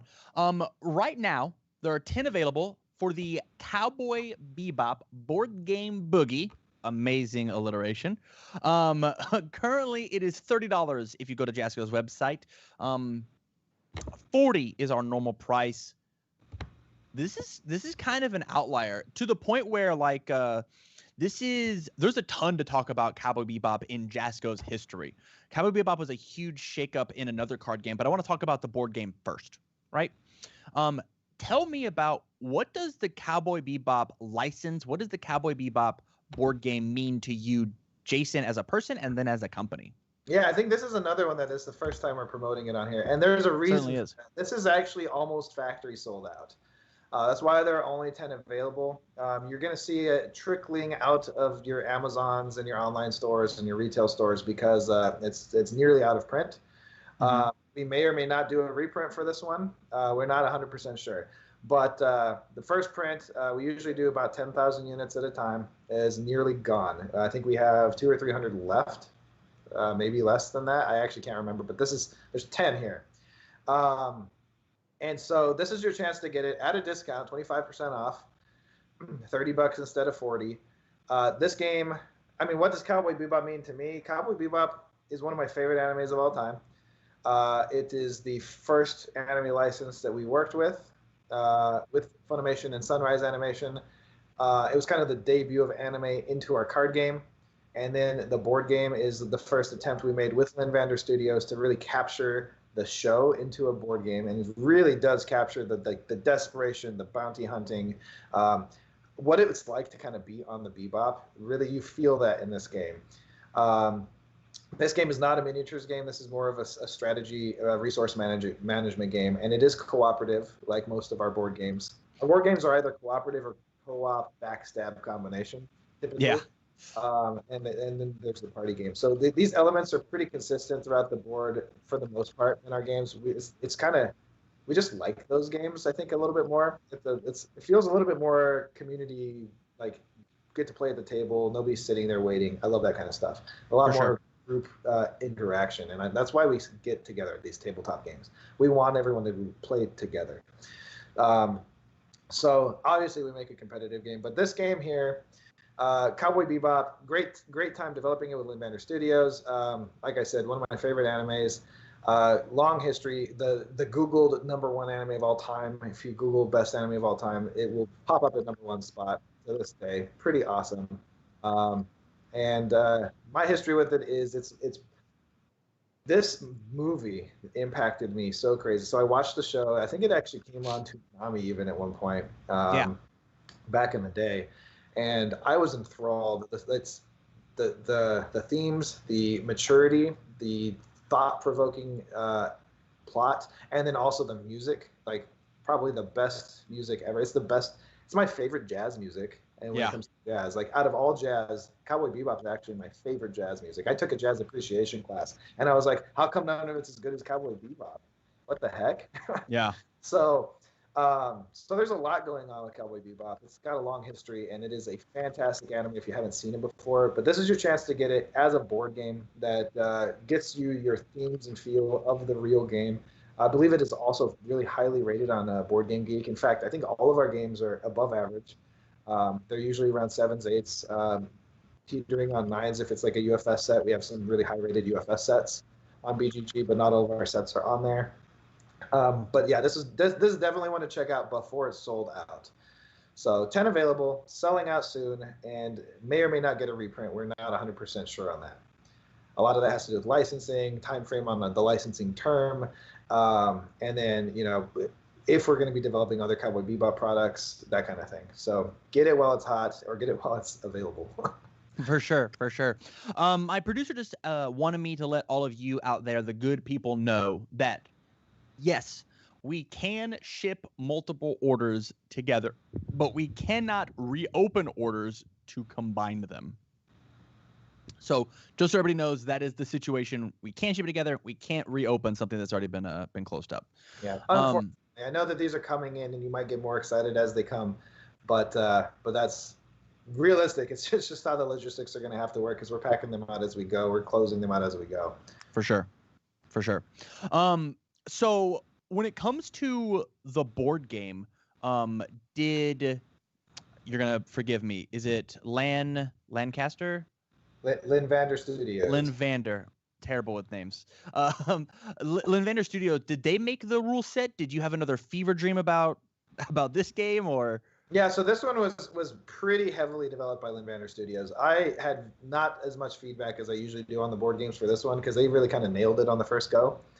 I had a few elements that I wanted to hit, but mostly, as long as it was thematic, I was all for it. And I played the game. I played it way before in the prototype stages several times, and it was very good. So I didn't have to do nearly as much producing and directing as I normally do on board games with this one, because it was just like they nailed it right out the go. And I think that you could tell that they got the show. They really got it when they did this. So yeah. So you can give them nearly all the credit for this one, other than the fact that we had the brand. So they did a great job on that one. And same thing goes for the Dragon Ball Z board game that we're collaborating with IDW on, that comes out at the end of this year. That one I definitely had my hand in heavily, along with a bunch of other designers with Lynn Vander Studios. I love Dragon Ball and Dragon Ball Z, Dragon Ball Super, Dragon Ball GT, all the Dragon Ball everything. Yeah. Huge fan. So that game you will see. I hope it comes across as like really just the best possible Dragon Ball game you could ever play. It's gonna really feel like you're just playing through the show. It's the board game saga, and it goes through the 4 major arcs in Dragon Ball Z, with possible expansions later. I think that's kind of IDW at this point, but that's pretty hype. Our team and Lynn Vander works together to bring that over, and then IDW is going to release it. So that's awesome.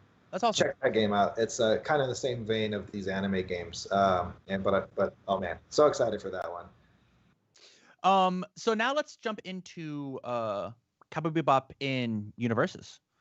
We got off of the Street Fighter meta.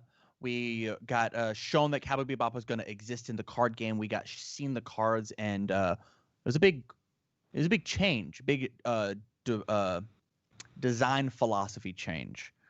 As we are jumping into, we are T-minus less than an hour to talking about the My Hero Academia card game. How did changing the idea of Bebop, changing the idea of how Universes is played, come in? Why Bebop, if that was even a choice? Bebop, I mean, it's a very specific time frame. So Bebop was an introduction of a new type of IP in Universes UFS.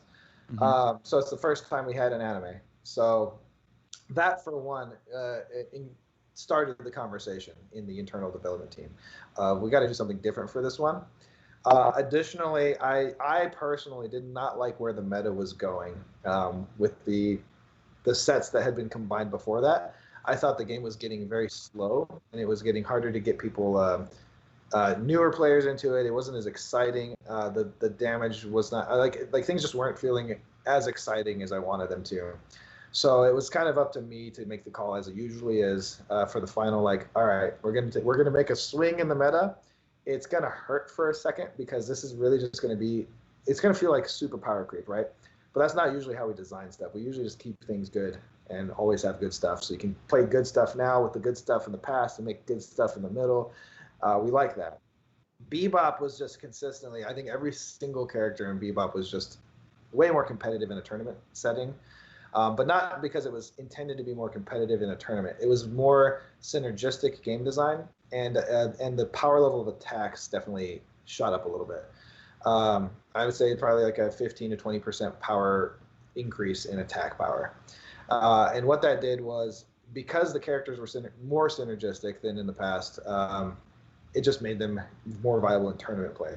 I don't think it was intended to just make everything else inviable in any way, but it was going to be the start of a new direction moving forward, and that was going to be the new baseline. And it has been since then. I think the players can see, we consistently stayed with our word. Mortal Kombat, very powerful set. Soul Calibur's very powerful sets. And then everything since then is like Street Fighter versus Darkstalker's crazy powerful set. But we say it's really powerful compared to what was before that. Yeah. So now when you're looking at standard, it's pretty consistent across the board. So now we just have lots of viable characters. But the way the game plays, it's a little bit more swingy, a little bit more interactive, a little bit more like surprising. And that's the kind of stuff we want in a CCG. We don't want it to be super predictable. I don't want you to be playing just chess. Like, yes, chess is an element of the game, but if you can predict the whole game ahead of time, you might as well just not play it and say, here's the board, I'm going to win. So this kind of helped that, I think. And we're tuning some stuff back. So it went very powerful. We're going to slowly tune in some attack power back a little bit. And so the meta will slow down slightly. But our goal is always to kind of have the game in the turns 3 to 6. Turns 3 to 6 is like our sweet spot. Turn 3 should be about the earliest that you get destroyed because you made a bad choice, most likely, or someone got really lucky. Turn 1 and 2 can happen, but we don't expect it to almost ever. And then turns 4, 5, 6, bread and butter. We want people to be playing in that area and ending their games in that area, because turns are relatively long in our game, and your turn doesn't necessarily mean it's just your turn. You're interacting with your opponent on their turn in our game, unlike several others. So turn 3 to 6 may sound like a really short window to like a Magic player, where turn 1 is literally I play a land, and maybe I could play a card. Turn 2, maybe I could do something. So it doesn't ramp up to 20 turns like it will commonly do in Magic. Yeah. The amount of time that it takes and the amount of interaction that happens in those 3 to 6 turns is the equivalent of a massive game in other CCGs, getting really far into their turns. So if you're new to the game, that's actually a very healthy state. That's a very fun, interactive. It feels like you got a full game in, and both players got to play and compete and use their strategies, and ultimately the best player usually wins these. Yeah, when I describe card games to anybody who's who is unfamiliar, I always say that card games are a combination of poker and chess. You've got chess, which is the known knowledge, the known information. You can see how everything relates to everything. But then you've got poker because you still have that hidden hand, and you still have bluffs and tells and all of this that can go onto it. Yeah, and so depending on the type of game that you have, the chess level will go up or the poker level will go up depending on what game mechanics are inside of the game, right? Mm-hmm. So just really interesting how even inside of from set to set for universes, the levels will symbol to symbol, character to character, because like some characters, are not chess players. Some players are way more poker based, where they just want to, oh, hey, that worked. Like Eugenia, right? Eugenia is all about poker. Hey, did you accidentally do something wrong? What's the top card of that discard pile? Hey, we got it. But yeah, that's definitely luck kind of. I hope it works out for me, mechanic. Yeah, but then you've got these other characters that want to have like as Dave Wagner said yesterday in the Legacy, there are some characters in current standard that would love to have 30 foundation deep boards, right? And be like, I'm totally comfortable here. This is all fine. Yeah, for those of you who have not played in that format, I lived in that format, and I did really like it. To be honest, I did really like the chess match. I don't think my brain is ready for that again. Dave said you just the dust, you can just dust it off real quick and you're ready to go. For me personally, I don't know about that. Yeah, I think the older I get, the less sharp my brain is, or at least the less time I get to spend with the cards.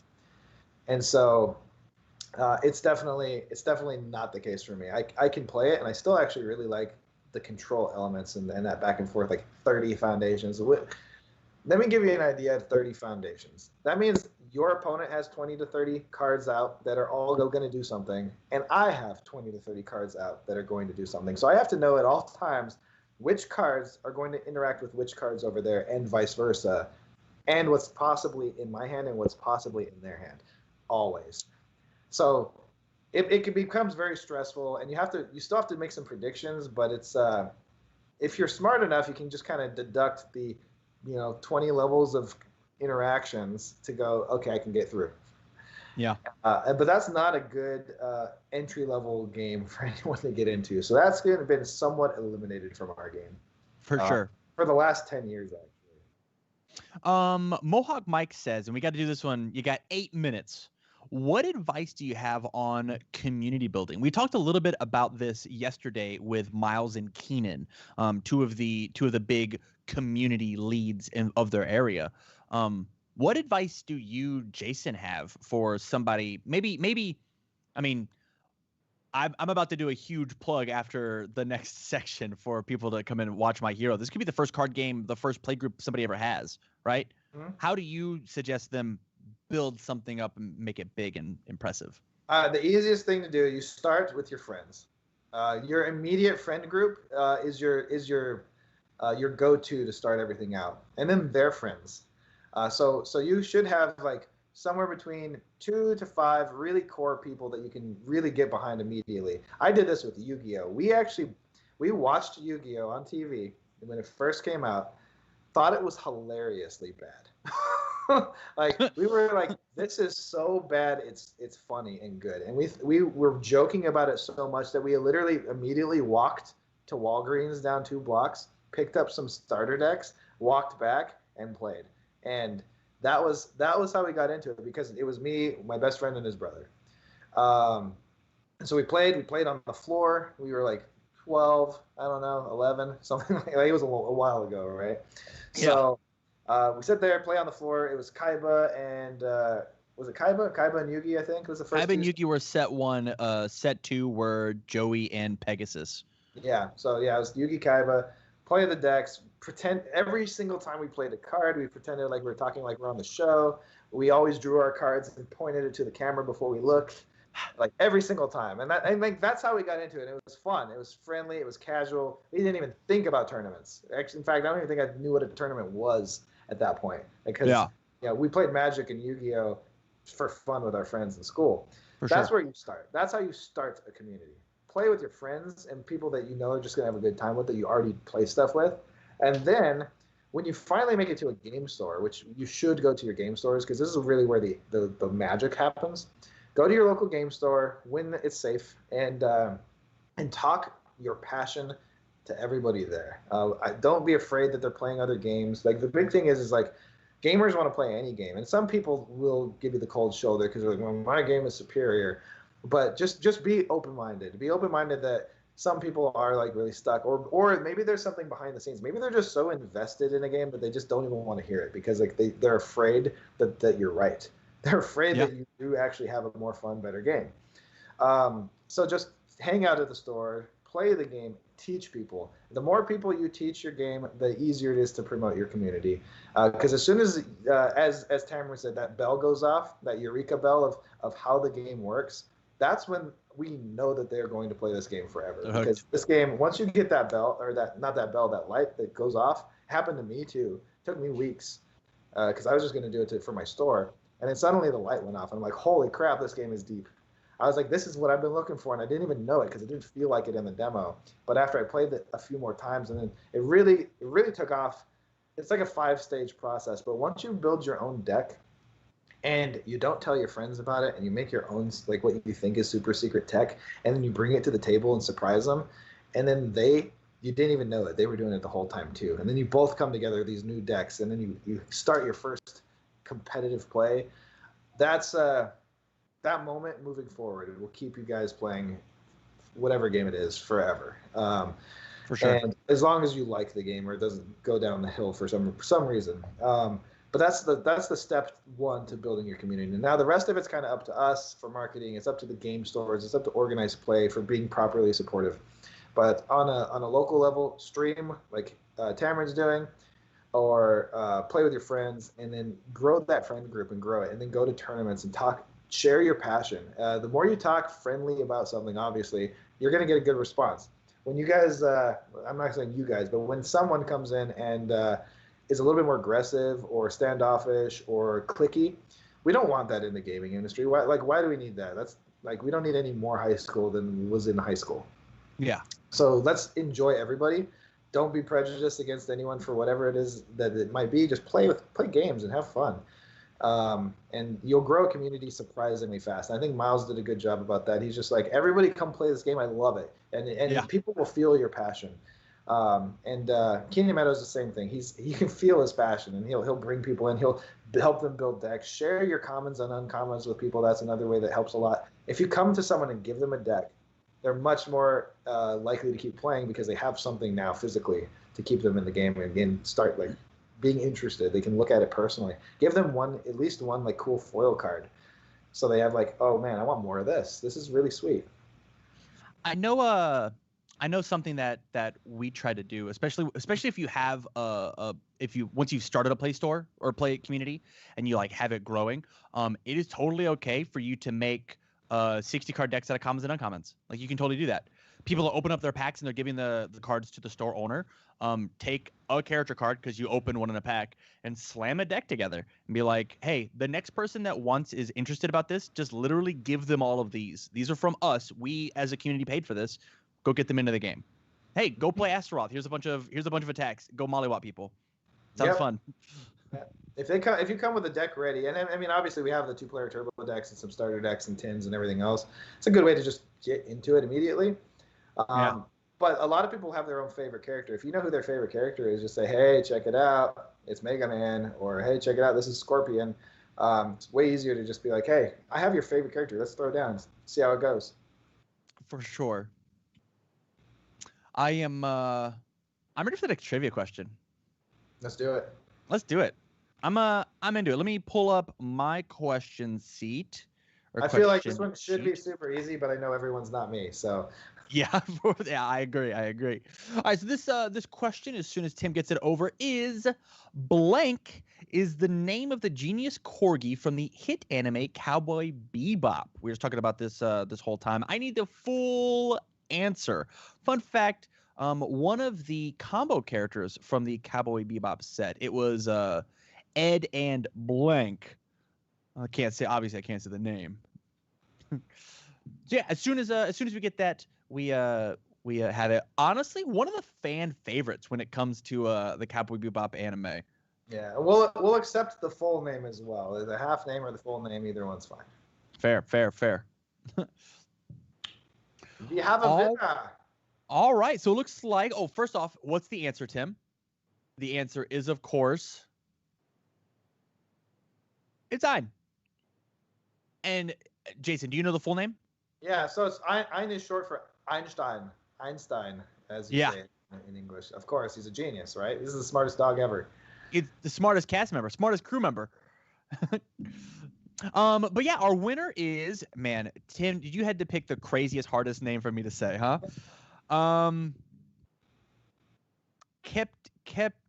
It almost looks like Captain Lick. That's Captain Wonick.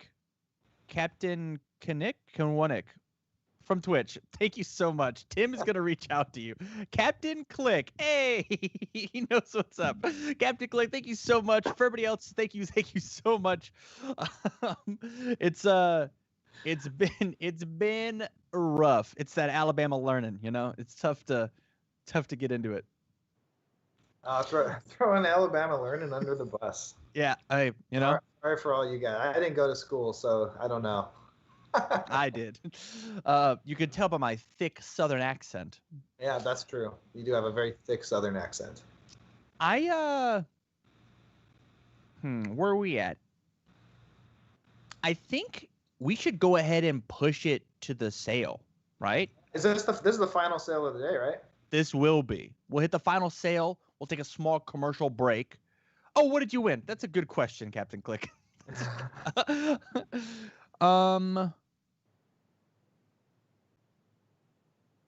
Yeah, you get a free pack of the Cowboy Bebop card sleeves. Oh, wow. Wow. Hey, those are the Arcane Tin Man Dragon Shield style art sleeves. 100 pack. That's amazing. That's amazing. Yeah, I want to let's actually talk about card sleeves in the next one, because I think this is something that Jasco's done and is doing that is like way above industry standard. So, yeah, we're going to push it to the next sale. And the sale that we have is Albion's Legacy or Deep 5, your choice. There are 20 available of each for $20. And the MSRP for 60 or 40? Yeah, depending on which game. Perfect. And so you could be saving a ton of money on Albion's Legacy or Deep 5, depending on which one that you get. Going to be live from now until the end of Gen Con, which is the end of today, I believe. So, I mean, you gotta snatch these up quick. These are both games done by Lynn Vander Studios. As you can see, we've partnered with them quite a bit. And Albion's Legacy is actually their very first board game before they even knew us. They did the first edition of Albion's Legacy. And then first edition had somewhere, like, I believe Tom told me at one point, Tom Scofton, the founder, that it was like a 98 to 100% defect rate in that first edition. So that was the first game where we came in and helped produce a second edition without all those defect rates, using Leah International, the manufacturer that was here on our show on Friday. And we updated the game, and now it is a respectable board game. I love that. That first edition, I think, is actually still considered a collector's item because the box is like legendarily large. It is like the biggest board game box ever. And I think that was just pure accident, just from inexperience of publishing and how to fit things into a box. And it seemed like it would need to be a really big box, so I guess that's what they quoted out. Deep 5 is an awesome resource management competitive game that I actually really, really enjoy. So This one is not a co-op game. This is a great competitive game. You should really check it out if you haven't gotten a chance. I tried to play with Ryan Pham, who's he's really into resource management. Yeah. And unfortunately, I think we started the game at like midnight, and he's like sleeping in the middle of the game. So not because the game wasn't fun, but because it was just way too late, and we had already played a lot of games. For sure. So anyone that's into that style of game, there is a small party game element in the game as well that kind of throws people off. So you can't just completely predict what's going on. There's like a problem phase where it's a parody of all sci-fi. So you're flying this ship called the Deep 5, or it's the Deep 5H1T or something, or 7, I can't remember. But basically, it spells out deep shit. Yeah. Because you're always going through these problems. And it goes through all the like spoofs and parodies of Star Trek, Star Wars, Battlestar Galactica, all the cool classic sci-fi films. And so you have a solution phase where they're going to come up with this big problem, and then whoever comes up with the best solution, kind of like apples to apples, will get extra victory points, and then it helps you with your rounds, based on the judge and all that kind of stuff. But it's a really unique, really cool game. Highly recommend it. Go check it out. It's one of our like lesser known titles, but actually really good board game. Yeah, I dig that. I like that. I like that a lot. I've got a buddy. I'm gonna give him a big shout out, Evan Christensen, who has moved away to seminary school, but he took with him like his entire board game collection, which was like our board game collection, but he bought them all, right? And he's every time that he comes back, he's got games on games on games on games. And every time that he does come back, I introduce him to a new Jasco board game, and I'm like, hey, what about this? What about this guy? And so I'm definitely gonna have to pick these up. I'm gonna have to get James or Tyler to snag one of these for me so we have it for the house. Now's your chance while it's on sale. Yeah. I think they're at least half off. Actually, Albion's Legacy is like 66% off. Yeah. With a repeating sign after it, because it's it's just how math works. But yeah, that's a really good deal on that. That game alone comes with like tons of full cardboard pieces of artwork, and I think there's like somewhere between 20 and 40 gold coins, like that are actually like metal coins in the game. Wow. It's a pretty heavy game. It's a very hard game. I hear that only like 2 or 3% of the people win, like almost like a pandemic style difficulty. Wow. For Albion's Legacy, I've actually never won. I think I got close to winning when I was actually playing with Thomas Gofton on my team. So I had a pro with me, and we were like maybe a move or two away from winning, and we still lost, I believe. I don't think I've actually. So be better than me. Go get it and prove me that it can be won, and that you guys are just better players. Stream it. I'd love to watch too. I want to talk about those card sleeves a bit. Jasco is kind of killing the game when it comes to card sleeves. The images that you guys picked, you guys went with. Are you officially partnered with Dragon Shield? Is that? So the company is Arcane Tinman. Dragon Shield is one of their product lines. So got it. So you guys wear the Dragon Shield sleeves. They're the sleeves that feature the dragons, and they're individually colored, and there's several different finishes on them. But Arcane Tinman is our partner. They're our manufacturer and partner. And we do all of our licensed art sleeves through them because they legitimately have the highest quality art sleeves on the market. So if you want to go check those out, or any sleeves directly from Arcane Tinman and Dragon Shield, highly, highly recommend it. Best sleeves ever, especially with art sleeves. Like nobody else produces art sleeves that don't peel, that have the longevity that these things do, the shuffle, the feel, everything about them.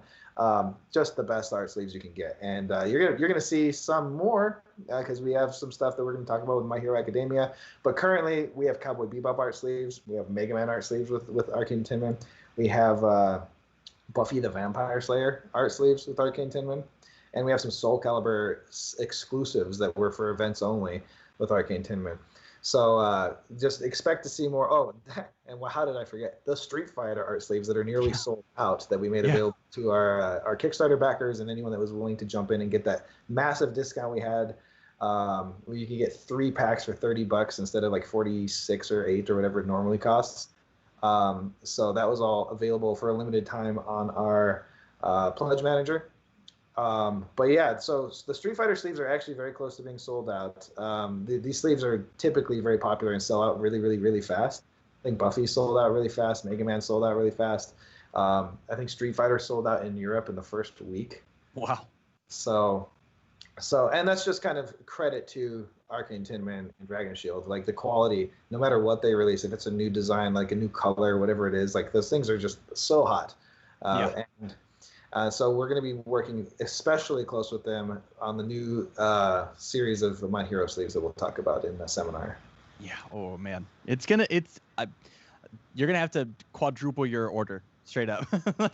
You're gonna sell out like that. We're both talking between us and Arcane Tin Man, like what kind of quantities are we looking at, and it's hard to guess. We have no idea. We know it's going to be popular. I'm sure nobody in chat wants these My Hero Academia sleeves. Probably not. Yeah. Yeah. But we'll sell upwards of maybe like 10, maybe, 2, 3 dozen tops. Something like that. Yeah. So I'm totally kidding, but there's definitely a reason why we're working with Arcane Tin Man. If you can see from our history, quality is super important. I feel like we have the quality playmats out there. There's one company that made a mat that I actually got jealous of, and so now I have to figure out how to beat them. There was a foil playmat that I saw where they actually foil it, but it's still the fabric, and I don't know how they did it. I'm still trying to figure out how they did that. So maybe one of these days, one of these days I'll get up to par with those guys. But we do embroidered playmats and standard playmats with the best ink print quality that I've ever seen. Yeah. And Dragon Shield also orders from us. We've supplied all the mats or most of the mats for Level 99 games recently. We've supplied it for the Final Fantasy CCG for some of their events. We've supplied for most of the industry, especially for special events, because we can do short runs really, really, really easy since we print them ourselves. Yeah, I wanna go back. Let's circle back to that quality, and that's not just like quality for like 1-2 things. It's really quality for everything, and it even shows as you bleed over into other game companies, like looking at UTS and how much time you've spent working with Angry Joe, and I mean, you talked about his perfectionism. We got to talk about yours too, man.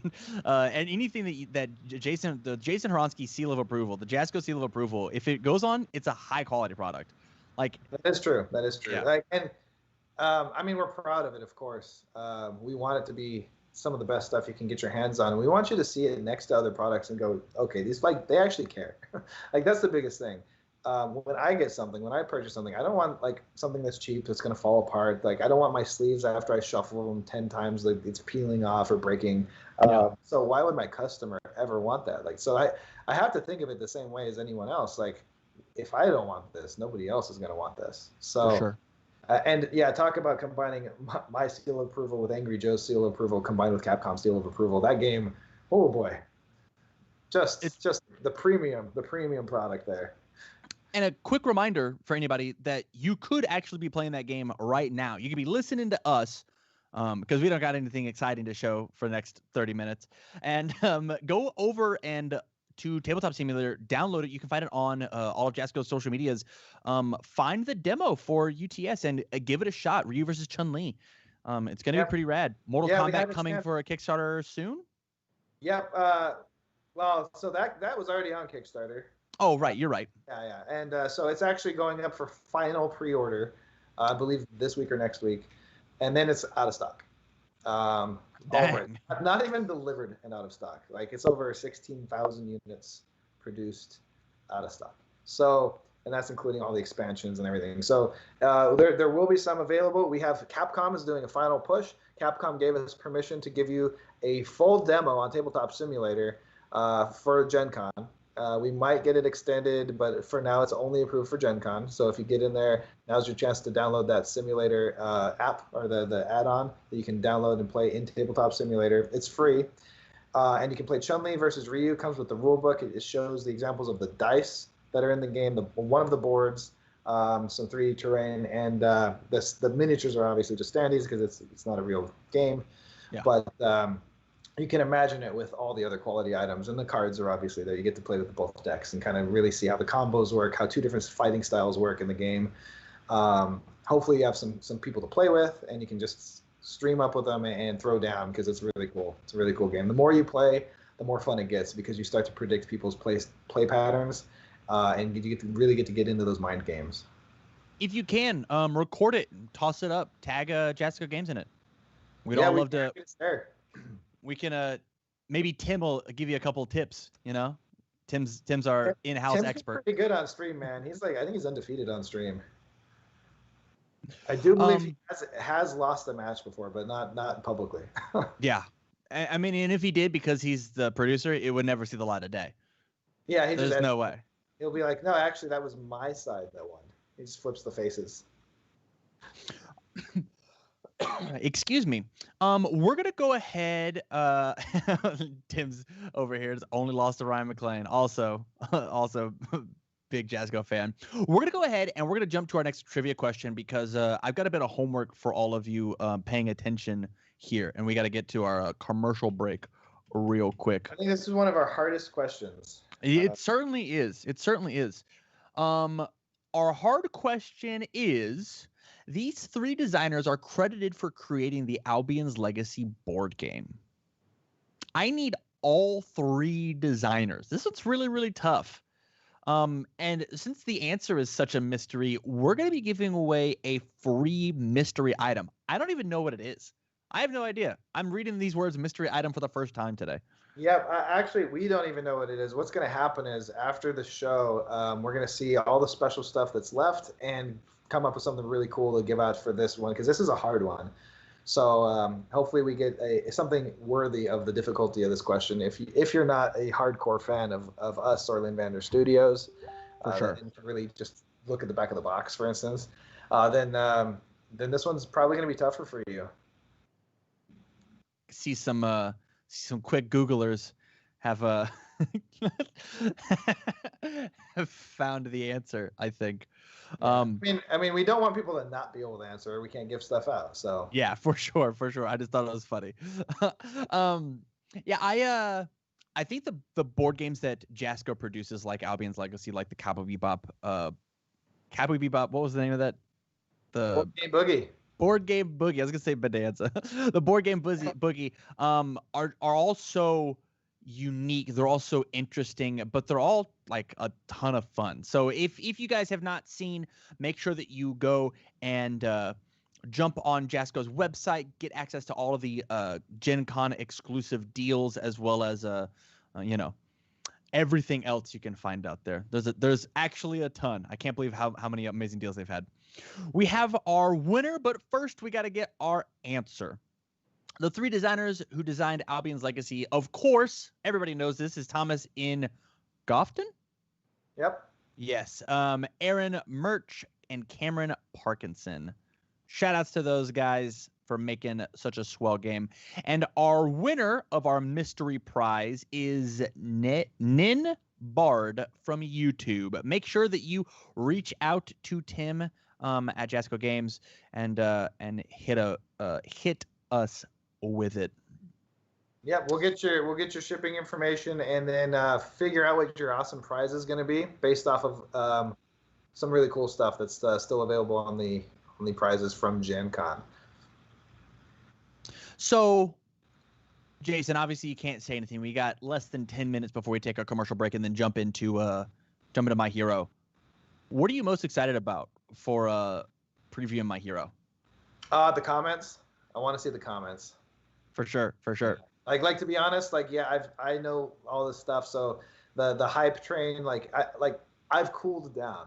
I've seen the characters, I've seen what we're doing. I've talked extensively about organized play and all this stuff. So I personally have cooled down and I'm ready. I'm just ready for launch.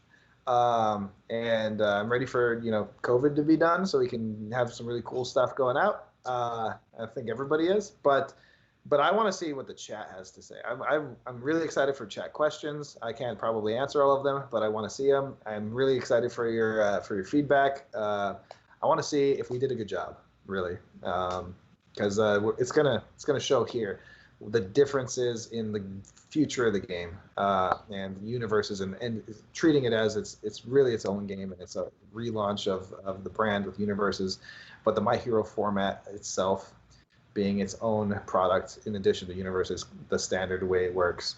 So really excited for this one. So if you can comment in the chats once we get in there, I'm really excited. Be sure to go share. It's about time. here in about 24-ish minutes, 20 minutes. Yeah. We're going to have a lot That's of the big thing that I want out of everybody. We're going to have a 13-minute commercial, right? What I want everybody doing, if you are passionate about My Hero, if you're passionate about Jasco, if you're passionate about universes and you want to make this thing as big as you can, honestly, spend that entire 30 minutes sharing whatever video you want, YouTube, Facebook, Twitch, into every group chat you could possibly think of. I want your mom watching, just like I want my mom watching. There's Facebook groups, there's Discord groups, there's like literally toss it to everywhere. Currently, Scavenger says we got 117 people across all 3 platforms right now. That's awesome. That's cool. Let's make it 1,000. If every single person jumped out, double post, I don't care. This is going to be game changing. The good people, the amazing fans of My Hero Academia, they need to know, because we love universes and Jasco's putting their stamp on it. And as we talked about, their stamp is nothing but quality. Let's get all these nerds in the game. We have My Hero specials leading into this. So remember, I think the demo decks, the free demo decks that you can get right now, free demo decks with free promo foil cards that are from Gen Con exclusives from last year. Really hard to get. We only gave out a handful of those last year. There's like 100 available, I think. So get those right now before they're gone. And then All Might, who was even harder to get at Gen Con last year, you had to actually do well at a demo tournament to even get this guy, or I think at least enter the demo tournament. Those things sold out immediately. We had 8 of them. They all sold out immediately. It's available right now for sale for $40, and there's only 200 of those available. For sure. There were when we posted. I have no idea what's left. So get those while they're hot. Get them before they're gone. That card is a con exclusive. So remember, you're not going to see that awesome looking All Might in any other format. And he's good. He's so good. You toss an Ice Dragon Stereo on him, and he just says, skip your whole turn. Super good. Super good. I remember he was in the finals in the demo deck tournament. I can't remember who won that. I think it was All Might versus Bakugo. I think Jeremy Ray was in the tops. Garrett Brett did really well. So I'm positive that Garrett Brett won. Okay, so Garrett Brett won, and it was against a brand new player that had never played and learned all the ropes through the demo tournament, which was, I could tell he really got it. He was having a blast the whole time. He was like, man, I've never played a game like this. I'm like, I know, just wait. Just wait. Just like all of you out there doing. Yeah, I'm super excited for there's so much information that you guys I've sat here with my screen half covered because I'm trying not to one, get distracted, and two, I want to be just as excited as everybody else is with the previews that we're tossing up. But even more than that, there's going to be news about not just universes, but also sleeves, also mats, also a bunch of extra ancillary stuff that's going on. There's you said we're talking about organized play. I'm excited to learn about how the My Hero Academia format's going to work. I know we've talked about no diversity in that format, but there's so much more that we can learn and explore that it's as a content creator, I am telling all my nerds, hey, you got to be here right afterwards because we got to talk about everything that's going to happen. Exactly. Yeah, My Hero format, I'm really excited for. I'm really just excited to talk about all of it. So can't wait. It's coming up here pretty soon. And we're going to have some special guests. We're bringing in Alex Alexopoulos and Alex St. Louis, our organized play experts here at Jasco Games. And they've been doing this for years under Carta Magica. So they actually run major events for all the major card games and have years and years and years of experience. And they've been brought on to be our partners to make sure organized play is the best that it can possibly be with the launch of My Hero, the CCG. And don't forget, when you talk about those auxiliary products, we have board games coming out. We have miniatures games coming out.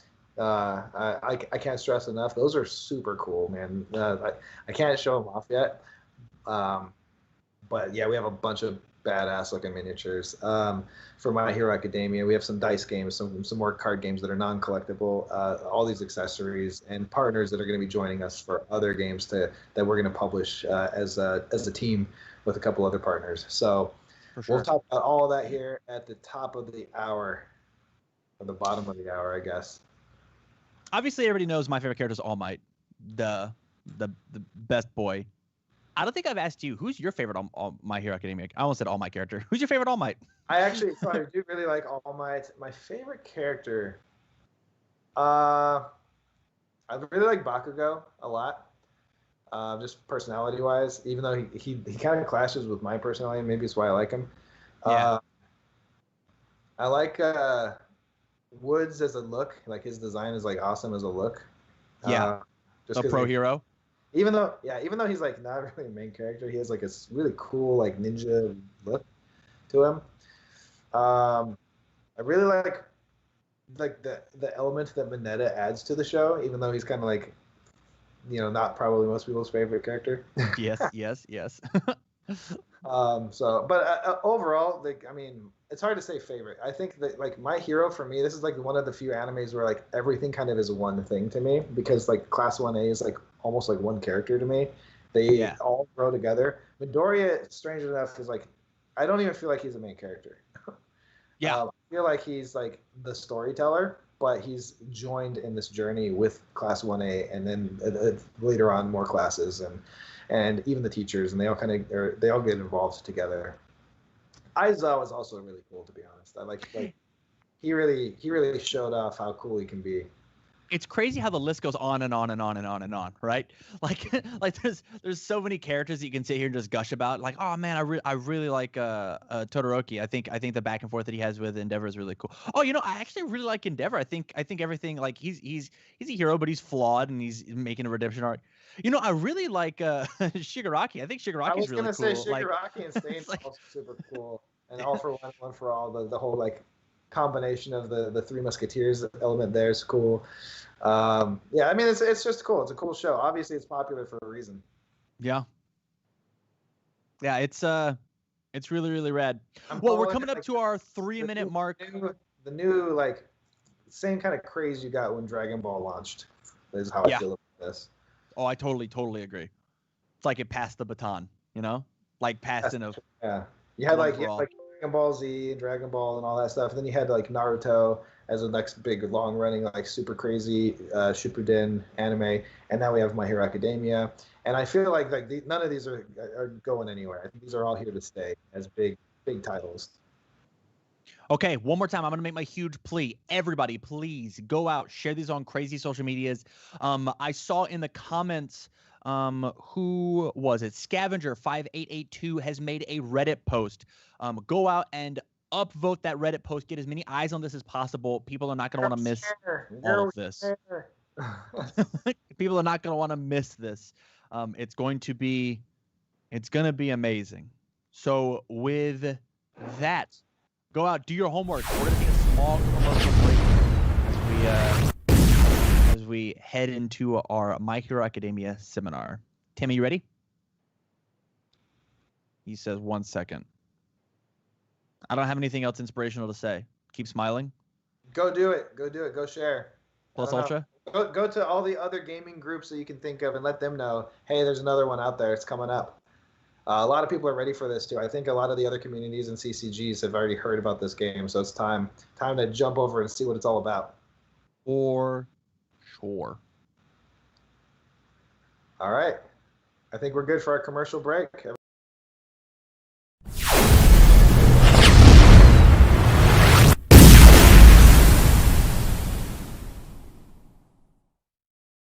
This is the one we've been waiting for. Let's get started! Fight!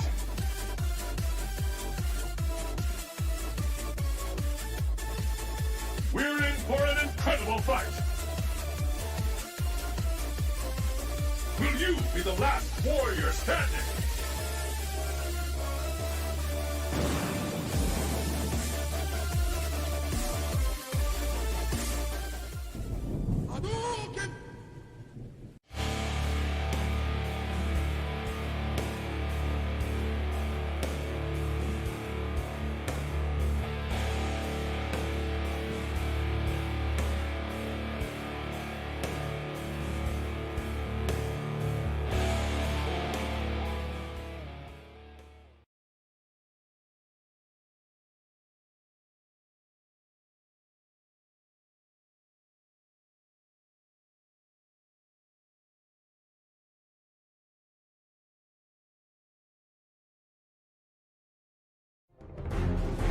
Legend has it that it was written by the Dark Ones, Necronomicon Ex Mortis, roughly translated, the Book of the Dead.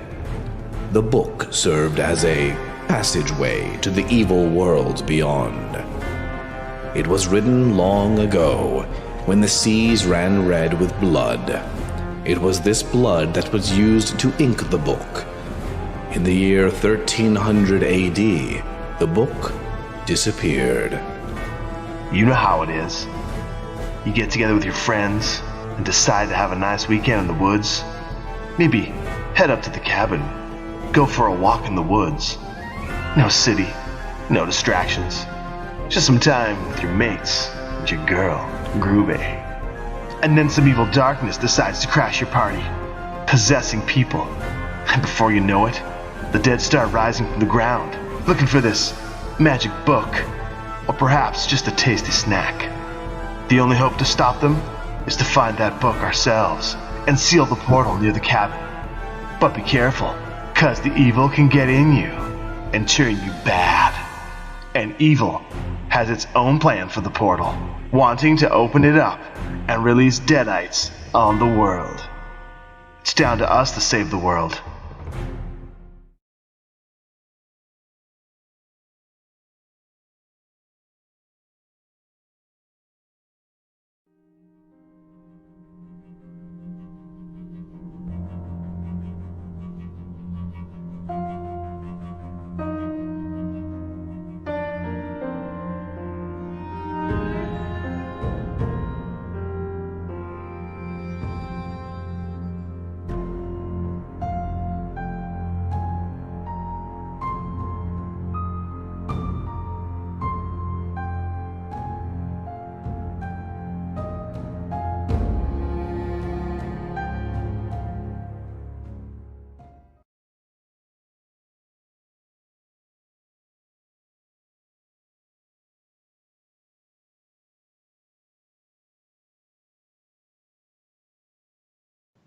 What's up, everybody? We're back with a second seminar we have here at Jasco's Gen Con booth.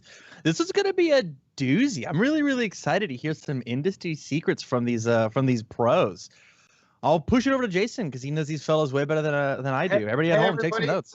So this is the seminar. This is our tabletop industry seminar. So we're going over quite a few things, and we're starting off with our artists and sculptors. So I have Jason Cardy here and Hector Moran. And I'm going to kind of kick it over to Hector first because we have a bit of a schedule to keep. So Hector is our lead sculptor. He not only sculpts all of our cool stuff and manages our sculpting teams, but he's done the Street Fighter miniatures game models for us, and we're working on other projects. So oh yeah, I did provide that. just a little thing. Just it's an 8 to 10 inch statue here for Natali. So we can go ahead and put this on screen. There we go. Wow. So this is our newest collectible statue that we're launching the line for Red Horizon, which Jason Cardy's also done some work on Red Horizon we can talk about here in a second. But Hector, tell us about this process and Natali and what went into this whole thing. So for Natali, I received a lot of the original card art from the Red Horizons game. And I started her out similar to how I did a lot of the Street Fighter figures. So I started a base model of her. And we had a bit of back and forth with Jason, first on the body, then a bit on the face. And then we didn't have that much of back and forth on the details because a lot of those were pretty well defined already in the cards. And so I just kind of went straight in and modeled the outfit and the character. We had a bit of back and forth on, like I said, on the face and on the body. And then once we were ready with that, then we went ahead and started a pose for her. We had a lot of good poses for her in the cards, but I wanted to try kind of a new pose that mixed some of the cards. And so basically that's what we have now with this image and the pose that we have. It's a bit of a combination of some of the art that has previously existed of her, and it's its own new pose, but kind of calling back to a lot of that material. Yeah, so some of our hardcore fans who have been following kind of saw some of the steps of the process, because we've revealed like the 3D turns with the T-pose a little bit, and then just like the evolution of the edits that we've been making together. Obviously, this is our IP, so I'm pretty picky. So I went back a lot, but mostly on like things like the face details, the proportions, matching the character the way we want it to look. And I think we nailed it. You did a fantastic job. I didn't really have a whole lot to do on this except for give you examples. But I think this is only like the 4th iteration with the sculpts, combining 4 different elements of our existing cards. So you can see elements of all the existing 4 of the existing cards from Red Horizon in this sculpt here. So that's really cool. And so that's what Hector's been doing for us. I'm going to jump into Jason Carty real quick, and then we have a joint project we'd like to announce live here that we're all working on together. So Jason Carty, but we're going to lead in. So yeah, Jason, we've been working together for a long time. It's been a blast, and we are currently working on a joint project, like I mentioned just a second ago, with Hector and Jason and myself, kind of kicking things off for this project. And I have a writer that's not on the scene for a new mech project. We're doing a Mecha mech miniatures game, which is the plan. And so Jason Carty is doing our concept art and starting it off for us. And then Hector and his team is going to take that concept art and make concept sculpts for a whole new world, mech-based, where we are combining, I guess, the Earth forces against a alternate dimension invader. And so we have some of the concept art here. Obviously, we're still developing everything, so anything could change drastically in the amount of time from now to later. But we want to share you guys on the process. So we have a concept art here concept piece art here, and just Jason, share a little bit about this guy once that gets on the screen. Yeah, this guy just gives a kind of flavor of what the kind of mechs are going to look like. There's going to be some heavy industrial stuff in there and some Japanese influence as well. But yeah, the scale of these things, I just put the Statue of Liberty in there to kind of give you an idea of how big these things are going to be. So yeah, the biggest miniatures game ever. They're literally larger than cities. Like the actual miniatures are literally that big. No. Crazy 3D printers. You're going to need rollers and stuff. Yeah, and this guy is going to be the kind of like more stealthy ninja type mech design. So that can be some kind of idea as to the size and the kind of like, the bulk of some of the other designs. But yes, it's coming on quite cool so far. This was a fun one because I think Hector pointed out that BMW has this new transforming like car metal technology, right? And so we decided to give this guy a real, like a huge, unrealistically large cape. He has a massive cape compared, like if you sewed a cape together that was this big, it would take up like a whole city. But instead, what we're doing is, if you look at that new BMW, I can't remember what it's called. It's a prototype. It has this transforming metal plates, and so we're using this cape as like sort of a stealth device, where it kind of transforms behind him, and it's like almost like an invisibility cloak, at least is the current talk of how this character is going to work. And so we have this massive ninja mech. I think originally he even had like tank treads for feet, so that he could skate up to you without making a stomping sound. Who knows if we'll keep that or not, but it's really cool.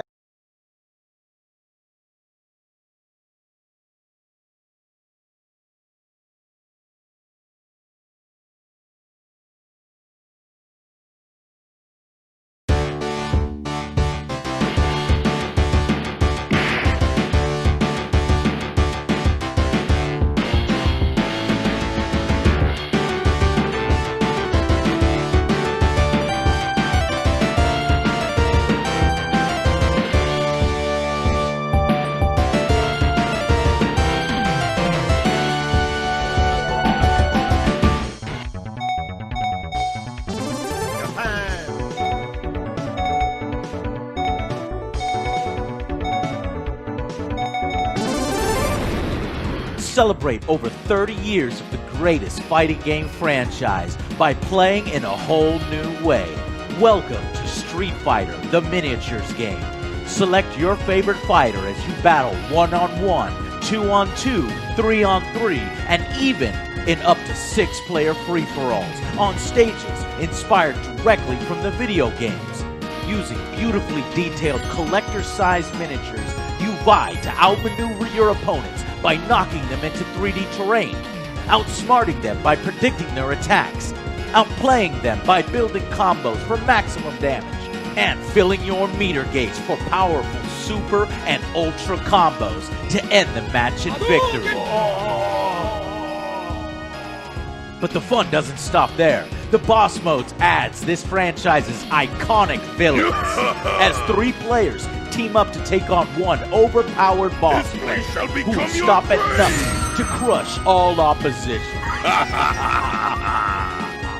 Through this exclusive Kickstarter's add-ons and unlockable free stretch goals, help us celebrate this long franchise's history with additional fighters from Super Street Fighter 2, Street Fighter Alpha, Street Fighter 3, Street Fighter 4, and Street Fighter 5. So what are you waiting for? Ready, pledge, fight! The end has come.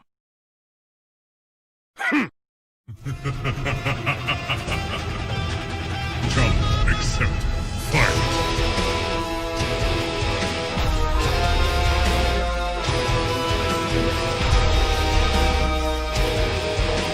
Excellent. There is a new king. Finish him. Flawless victory.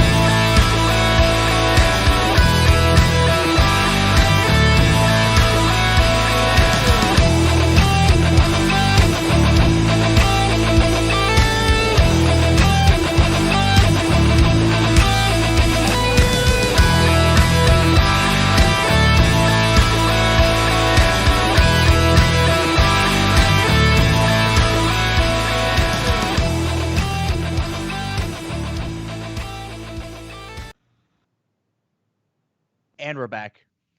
Wow. For anybody who's just joining us, my name is Tamara Cardwell. I'm here with... Oh, no, you went mute on me. Oh, my name is Tamara Cardwell. I'm here with... Oh, there you go. You're here with Jason Haransky. And, go ahead. And he's not even on screen yet. There we go. And Alex St. Louis, our OP director. When you guys email opsupport@jascogames.com, this is the man you are speaking to, helping us run our events. So This is the moment everyone's been waiting for. And Tam, you actually have no idea what we're about to show. I have been trying to keep myself hidden as Tam, our producer, was making all this stuff up. I legitimately had a screen over a web page open over the preview screen of him prepping everything and double checking, dotting his I's and crossing his Q's. You know, crossing those Q's. Yeah. So we have the agenda for this seminar, and obviously this is everything My Hero Academia. So we're starting off with the CCG. We're going to go into some accessories, and then we're going to go into the other products, so board games, miniatures games, card games, dice games, et cetera, et cetera, et cetera. Puzzles even. But first off, so what you have the agenda open up. What is the first thing we're talking about here?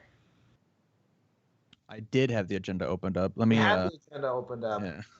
So for this seminar, and in the chat, like we said right before this, if you can comment, I would love to see your live reactions to anything we're about to show. You will be seeing some things here for the very first time. Some of the stuff you might have seen as a product peek, but a lot of the stuff we're going to be going into some deep details on. So what's it look like, Tim? You got that now? Yeah, we got it. So it looks like we're gonna do the plans, and we're gonna talk about the products in Series 1, and we'll get into all of that. We've got the organized play, some sneak peeks board games and partners, puzzles, and then so on. It's gonna be crazy. Oh, miniatures and speculation, other My Hero products to come. Man, I'm so excited. So excited I can't even speak. We all know Tam is not only a big My Hero fan. I saw he's wearing like Midoriya socks right now. I am, yeah. And he's so excited he can't even like pronounce the agenda properly. Yeah.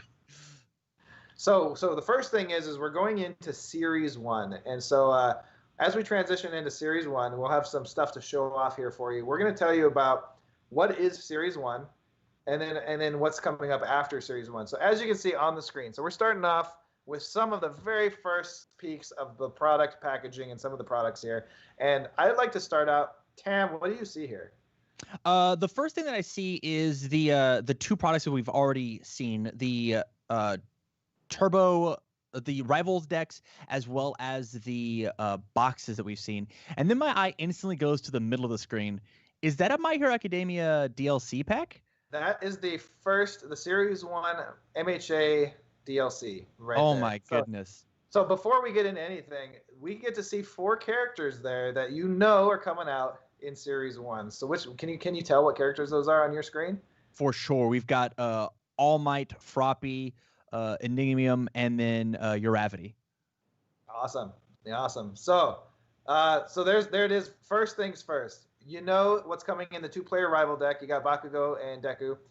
You've got the DLC coming out for Series 1. That's 4 more characters, pretty iconic ones. We've moved on to here's the characters into the rival decks right now, and these are the demo deck characters that you've seen, and we'll get into some things later because you're actually going to see some surprising changes here when you get into the actual rivals deck themselves. The artwork is a little bit different from the demo decks that you've seen. So we're going to spoil here. We have the promo cards that are actually available for free on our sale right now. This is the foil Deku card that's going to come with your demo deck if you get the free demo deck right now. There's 100 available. It's the con exclusive. Super awesome. I actually have one I'll show you after we show these screens in person. And then in the actual 2-player rival deck, there's another design of Deku. Oh my goodness. And he's foil as well. And you're going to see this version of Izuku Midoriya. And for all of our previews here, we've actually blanked out the symbols, even though you already know his, because we'll explain that when we get into organized play. We're going to be doing a lot of stuff in what's called public playtest. And so you're getting your first sneak peeks here of cards that you've already seen in the demo decks. And we're gonna sneak peek a few more here already. We're jumping right into it.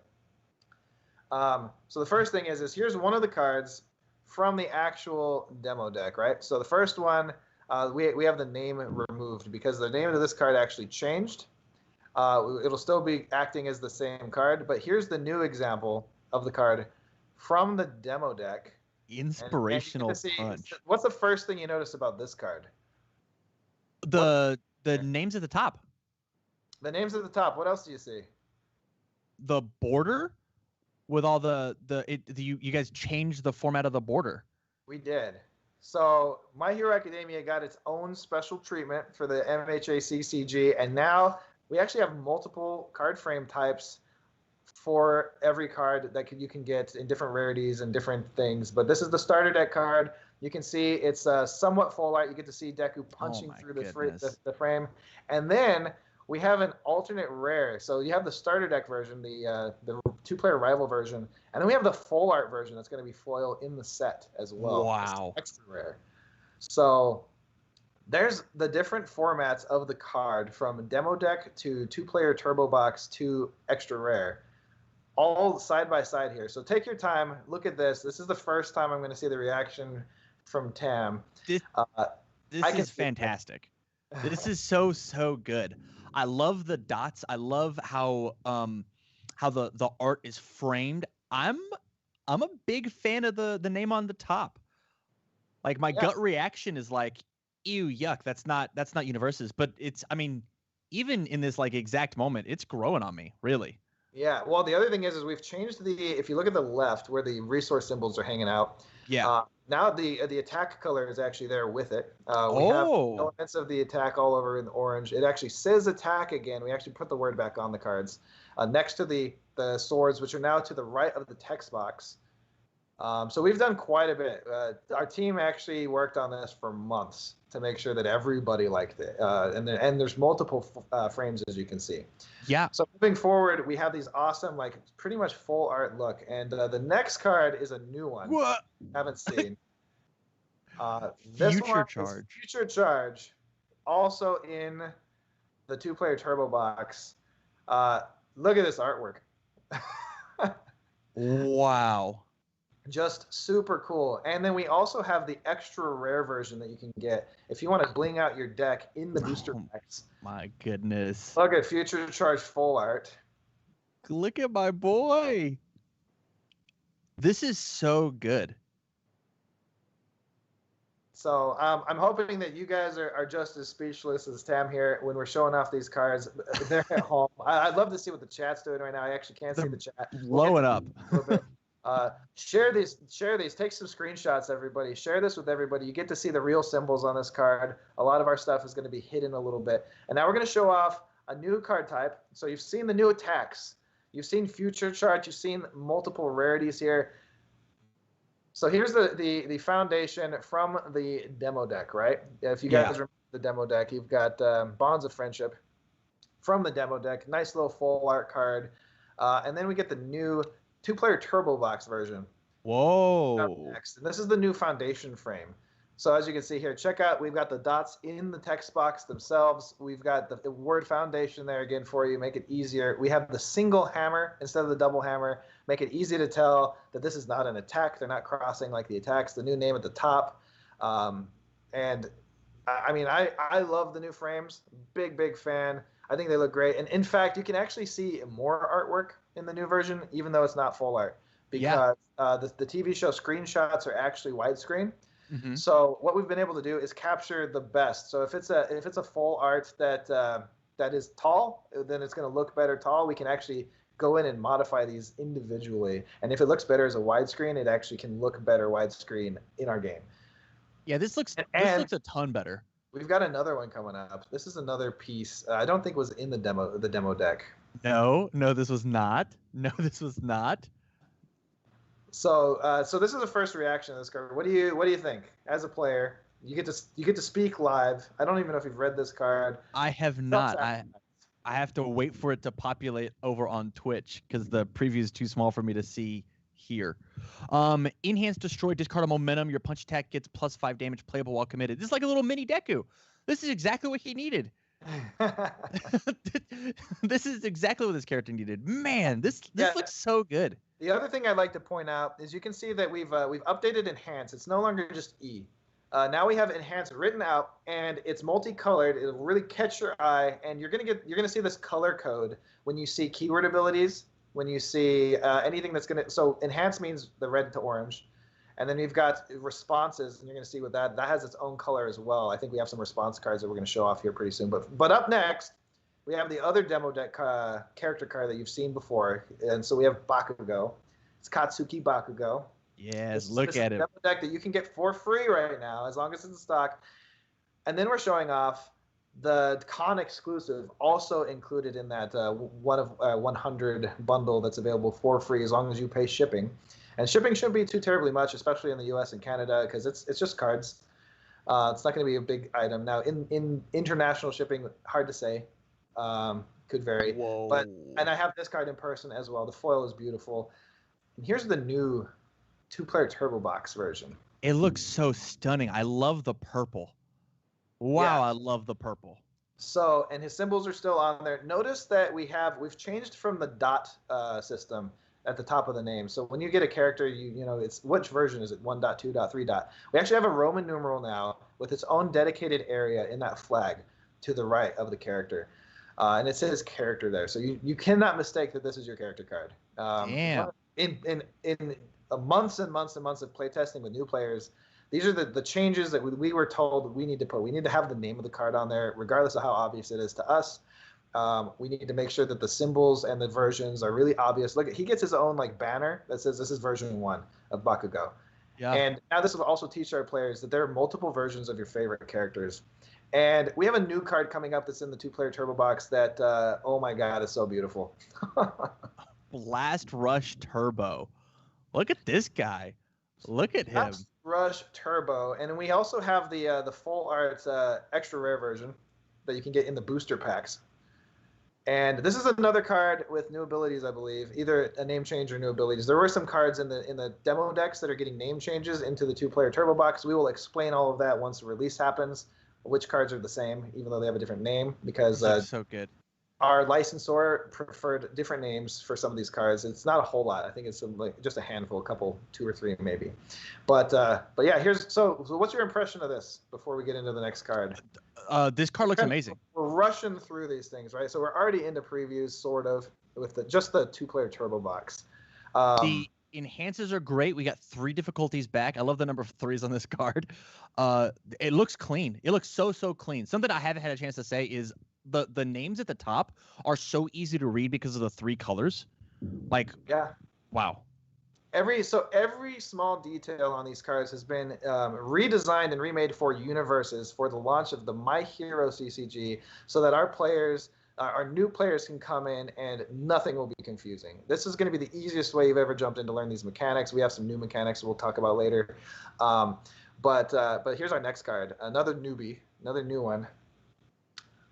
Can't wait for you guys to see this. It's about to go on screen. Here we go. Howitzer Impact. Let's go. Let's go. The 2-player rival deck version with the standard frame. You get to see that explosion in your text box, the Fury attacks. Bakugo's all about Fury, as you can tell from the anime. And then Howitzer Impact, another beautiful card. And then we have another version, which is our extra rare version. And these extra rares, we do not plan on taking up your rare slots with these. You can just get lucky and get an extra rare. Wow, that's amazing. I love this card. This card's hype.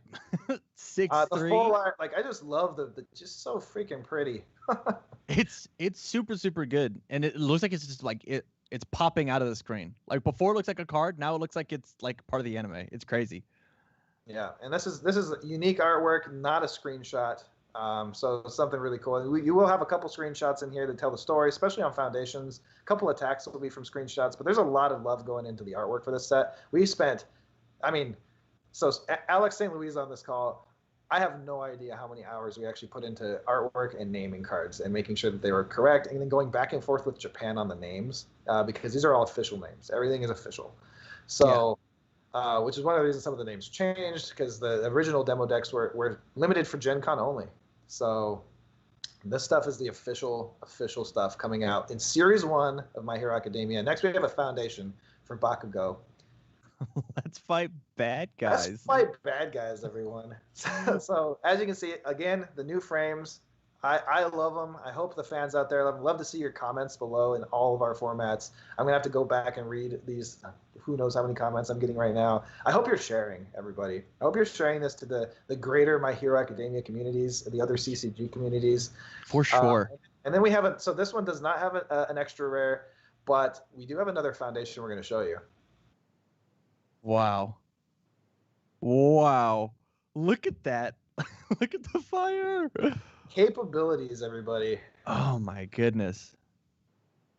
I don't know if you remember these scenes. So if you're new to the My Hero CCG, as you may be, or to Universes, Foundations, these great cards that say Foundation on the right-hand side, next to that hammer, this is your background to your story of your character. So when you're building out your character, your foundations are like, not only is it acting as a resource for you, but it's giving you extra abilities, and it's training you as you play the game. You're literally learning skills as you play the game, and this is your history. So when you're playing a theme deck that's all your own character, and you'll find out in this card game, you can actually take other people's abilities and make them your own and make the best possible fighter for yourself.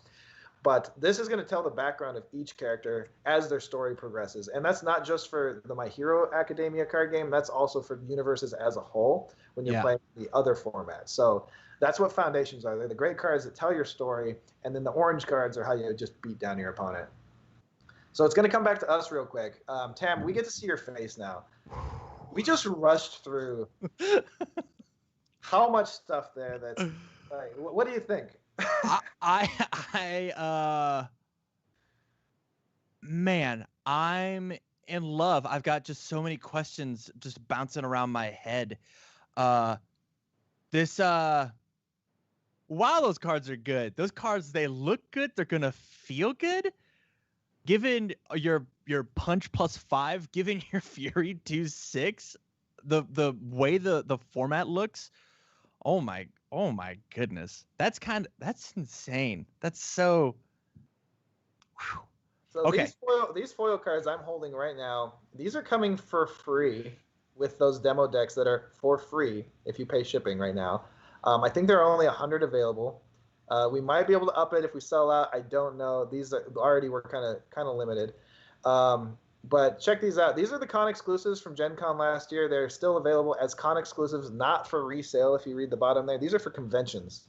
These are hard to get. These cards, and you're getting them for free. In addition to, not this particular, this is my All Might, but this is the foil All Might you can purchase right now. And I'll take it out of the sleeve for you, even though I hate doing that. This is my version that has Chris Sabat's signature, the voice of All Might. Also foil.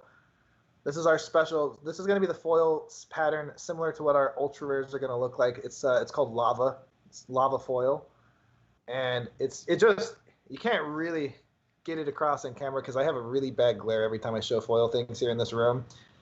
But the foils are just absolutely beautiful. And then these are the demo decks that you get for free to learn how to play Universes. And you'll see those cards that we just showed off in here. Learn the My Hero Academia card game. Now is your chance to get ahead. Learn it a little bit early. And we got a little ad here. So I have some physical stuff that we've already made. That looks sick. And the dates are wrong on this because of COVID. This was from Gamma. And this was from Gen Con last year. So you can see, we're going to get into these later. But before we get into all the accessories, this was one of the Gen Con exclusives from last year. These are no longer available. We have them in this format for several different characters. So those you're going to have to actually go just find on the wild west of the internet because they're gone. So let's talk about what's up next, because we just blasted through a bunch of stuff. I feel like we might have overwhelmed our fans there. Can I ask questions, or do you want me just to move on? Ask me a few questions. Okay, cool. So St. Louis is going to get his limelight here in a second when we talk organized play.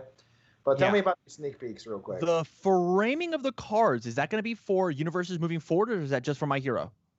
This is the specific look for My Hero Academia, the CCG. Okay.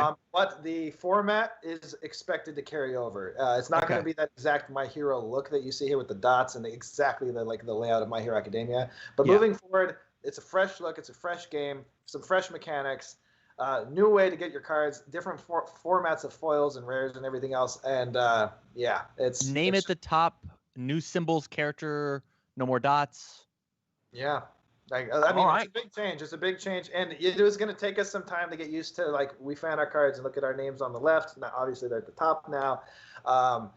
But for overall legibility, this was the overall feedback we got from hundreds of new players that we were quizzing at Gen Con. We were quizzing in person to see what's going to make this game really stand out, really be easy to pick up, make you familiar with it off the bat. And that was amazing. One of the changes. It looks super, super good. Somebody in the chat says they say the full art rares take the rare slot of packs or extras. And I want to just clarify. The answer is no. They do not take your rare slot. That is an extra rare. And they're going to be random in packs. You're not going to get those very often. You're going to get maybe a random so those are typically 2-player turbo deck exclusives, right? Well, these are the 2-player rival decks. Yeah. And some of those cards will have a full art foil version as an extra rare randomly in your packs, so you can bling out your deck and get some trade fodder for yourself. And really, they're beautiful, so we don't want to waste that artwork and just only make it this little common card. I love it, man. I love it. So there you go. And so the rivals decks are going to have additional cards that our current demo decks don't have. So people that are picking up the demo decks right now for Gen Con, there will be extra stuff in the new I would the say new that frames the and whatnot. demo decks, I think, have twice as many cards as the demo deck in different cards. Heck yes, The demo yes, deck yes, is a demo, yes. everybody. And we'll get into demoing in organized play as well when we get into Series 1 releases and when we're planning on doing everything. Okay. Because we do plan on a new sneak peek of demos coming up here pretty soon. I mean, it kind of foreshadowed yesterday a little bit. Oh, I'm so excited. I think that's all the questions I have for now. I'm positive I will have more in the future, but I will be quiet, gush to myself, and listen. So we're going to take a closer look at each of our products here, some packaging, how the new look of the game is going to be for the My Hero CCG. So coming up next, we have our first Series 1 booster box. And this is the booster pack that it comes with. You can see our dot theme that's following My Hero Academia. As I mentioned to you, these are the characters you guys have already been spoiled on the booster pack. So nothing new there. But as you can see on the booster box itself, you might see a few new faces. We can't guarantee that those are or are not in the set. They may just be represented by artwork. It is a big set. But that is our booster box for Series 1. In Series 1, in addition to boosters and starters, we have the DLC when we have Plus Ultra, and we have promo cards. So we're going to get into all of that here today. But coming up next, it looks like we have organized play. And this is where St. Louis, Alex St. Louis, is going to take the limelight and tell us about what our plans are, when it is safe to play, obviously. But looking in, most likely, the very beginning of 2021, we're going to start events and organized play. That's the plan anyway. And we're doing quite a bit different for this. So I'm going to let Alex take the floor here. Introduce yourself. Say hi to the loving fans out there, My Hero Academia. Hey, everybody. I'm Alex. Pleasure to meet all of you. When it comes to organized play and any support that you guys need, you could always hit me up by email at opsupport@jascogames.com. Any questions you have trying to help promote your local play or trying to get into the bigger scenes, feel free to shoot over a question. I'll be glad to answer them. So kicking off to the organized play section, when it comes to your local LGSs, you'll be able to purchase some tournament kits from your local distribution. Now, the fun thing with these tournament kits, they all come with participation packs for the Plus Ultra pack. And then there's additional prize support included in every single tournament kit.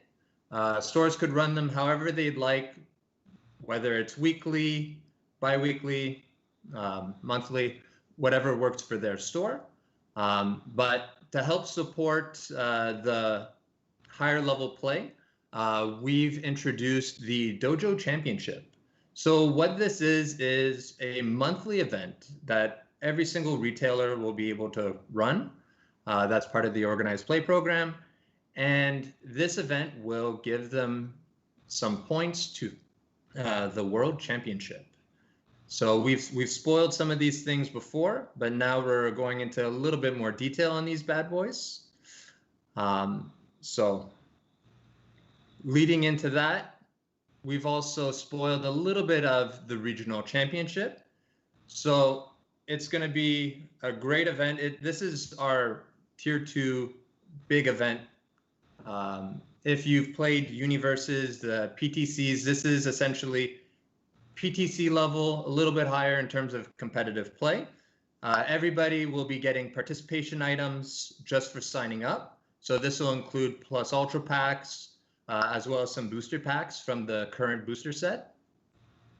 And again, players will be able to get some points for the World Championship.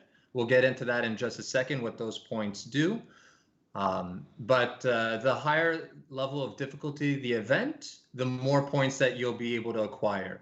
So when things are safe again to run these events, we have a couple of these slotted throughout the year. I'd say we were looking at about 6 to 8 events depending on the season. And so we have some really cool swag that we've been developing. Can't show those just yet, but there's going to be some cool things that you could get that are exclusive only to the regional circuit. I do want to cut in here real quick on you, St. Louis. I guess we call you St. Louis because we have 2 Alexes. just so you're all aware, and these are all specifically for the My Hero CCG, the My Hero format. So in addition to what we already do for universes as a whole in the standard environment, that's a different competitive environment. So I want you all to be very aware, the My Hero CCG gets its own tournament circuit and its own organized play. So that's what this is all about. So expect, PTCs, Pro Tour circuit events, those are happening for universes. At the same time, My Hero CCG is getting its regionals, and these are big. These are going to be bigger than a PTC, a little bit more seldom, because we expect pretty big show up for all these things. So I wanted to just make that really clear. This is a whole nother organized play tournament circuit just for My Hero Academia. Yeah, thank you for that, Jason. So moving in, we have the National Championship. So this one is going to be the one event that we're going to have in North America. Of course, the stakes are a lot higher. Again, we're going to have some amazing limited items specifically for these events. Players could expect some cool rarities of cards that exist. Players get their points for their World Championship. And again, some other exclusive materials that will be available just for the National Championship. So if you want to get that cool stuff, you're going to have to make the way to these events. These will be open nationals. So moving on, I've been talking about all these points and what do they symbolize. So the top 32 players that have the highest points throughout the entire year will be getting a welcome package at the World Championship. So we've been working pretty hard on these. These packages, not quite ready to tell you exactly what's in them because things are going through approvals, but there's some really cool stuff. It rewards those who have helped support the game throughout the whole season, and you're going to get some really limited stuff. And going with the Jasco Games theme, we have an open World Championship. Yeah, we've debated heavily because of other card games and the fact that Alex have so much experience with Cartamagica and running events for all these games. But traditionally, we've always had open worlds and open nationals. So to start this out, we're going to continue that trend, and everyone can compete. However, if you are one of the top ranking, you may get some seeding bonuses. But in addition, this care package that you're going to get is going to have extreme value. We're talking, we want it to be in the thousands of dollars of value when you leave this place, ideally. All exclusive things and swag and boosters and all, make it worth all that work you just did just to show up to Worlds as a premier player. So this may not be forever, depending on the turnout. Like if we end up getting, too many thousands of players to handle, then we might have to tone things back and have invitationals. But for now, it's open, and we'll just deal with it. If we have to have a giant venue for the first one, we're going to do it. But hopefully, it all works out. We can fit everybody. But this is an open tournament, and that's my call against maybe better advice. But everybody can come play. So be ready for that. Tam, you seem to have maybe a question about that. Oh, so many. What are Plus Ultra packs? So these are exclusive tournament packs. They have some cards that the regular set doesn't have. So the way to get them will be to participate in some events. And these you could get from your local distribution for just running events. Okay. Yeah. So and it will be anywhere from the local level all the way up. So and Plus Ultra packs are planned to release by series. Mm-hmm. The whole way that My Hero is set up is a series-based game. So we have Series 1, Series 2, and beyond, right? So I don't have to count forever because that's how numbers work. But the Plus Ultra packs will be available during that series, and then the next tournament series after that we'll have Plus Ultra Pack 2 or whatever we end up calling it, and it's going to keep going that way. And the plan is to grow the collection of cards that are playable. So Series 1 and Series 2 will be able to play together? That is correct. All of them are compatible, and we'll get. I mean, if you have, if you're brand new to the My Hero Academia card game, a lot of your stuff is compatible. You don't have to wait and look for something with your picture on the card of the character you're playing. It's actually all based on resource symbols, as you can see here. Yeah. Play later. This might be a bit of a selfish question, and I'd love to talk to the organized team. How does coverage look for these events? Are you guys planning on having streams and so on and so forth? So when it comes to organized play, we're trying to make this an experience. So there will be coverage that we're planning for these events. We're going to be working with the convention centers to make sure that we have reliable sources of internet, because that is one of the biggest challenges. For sure.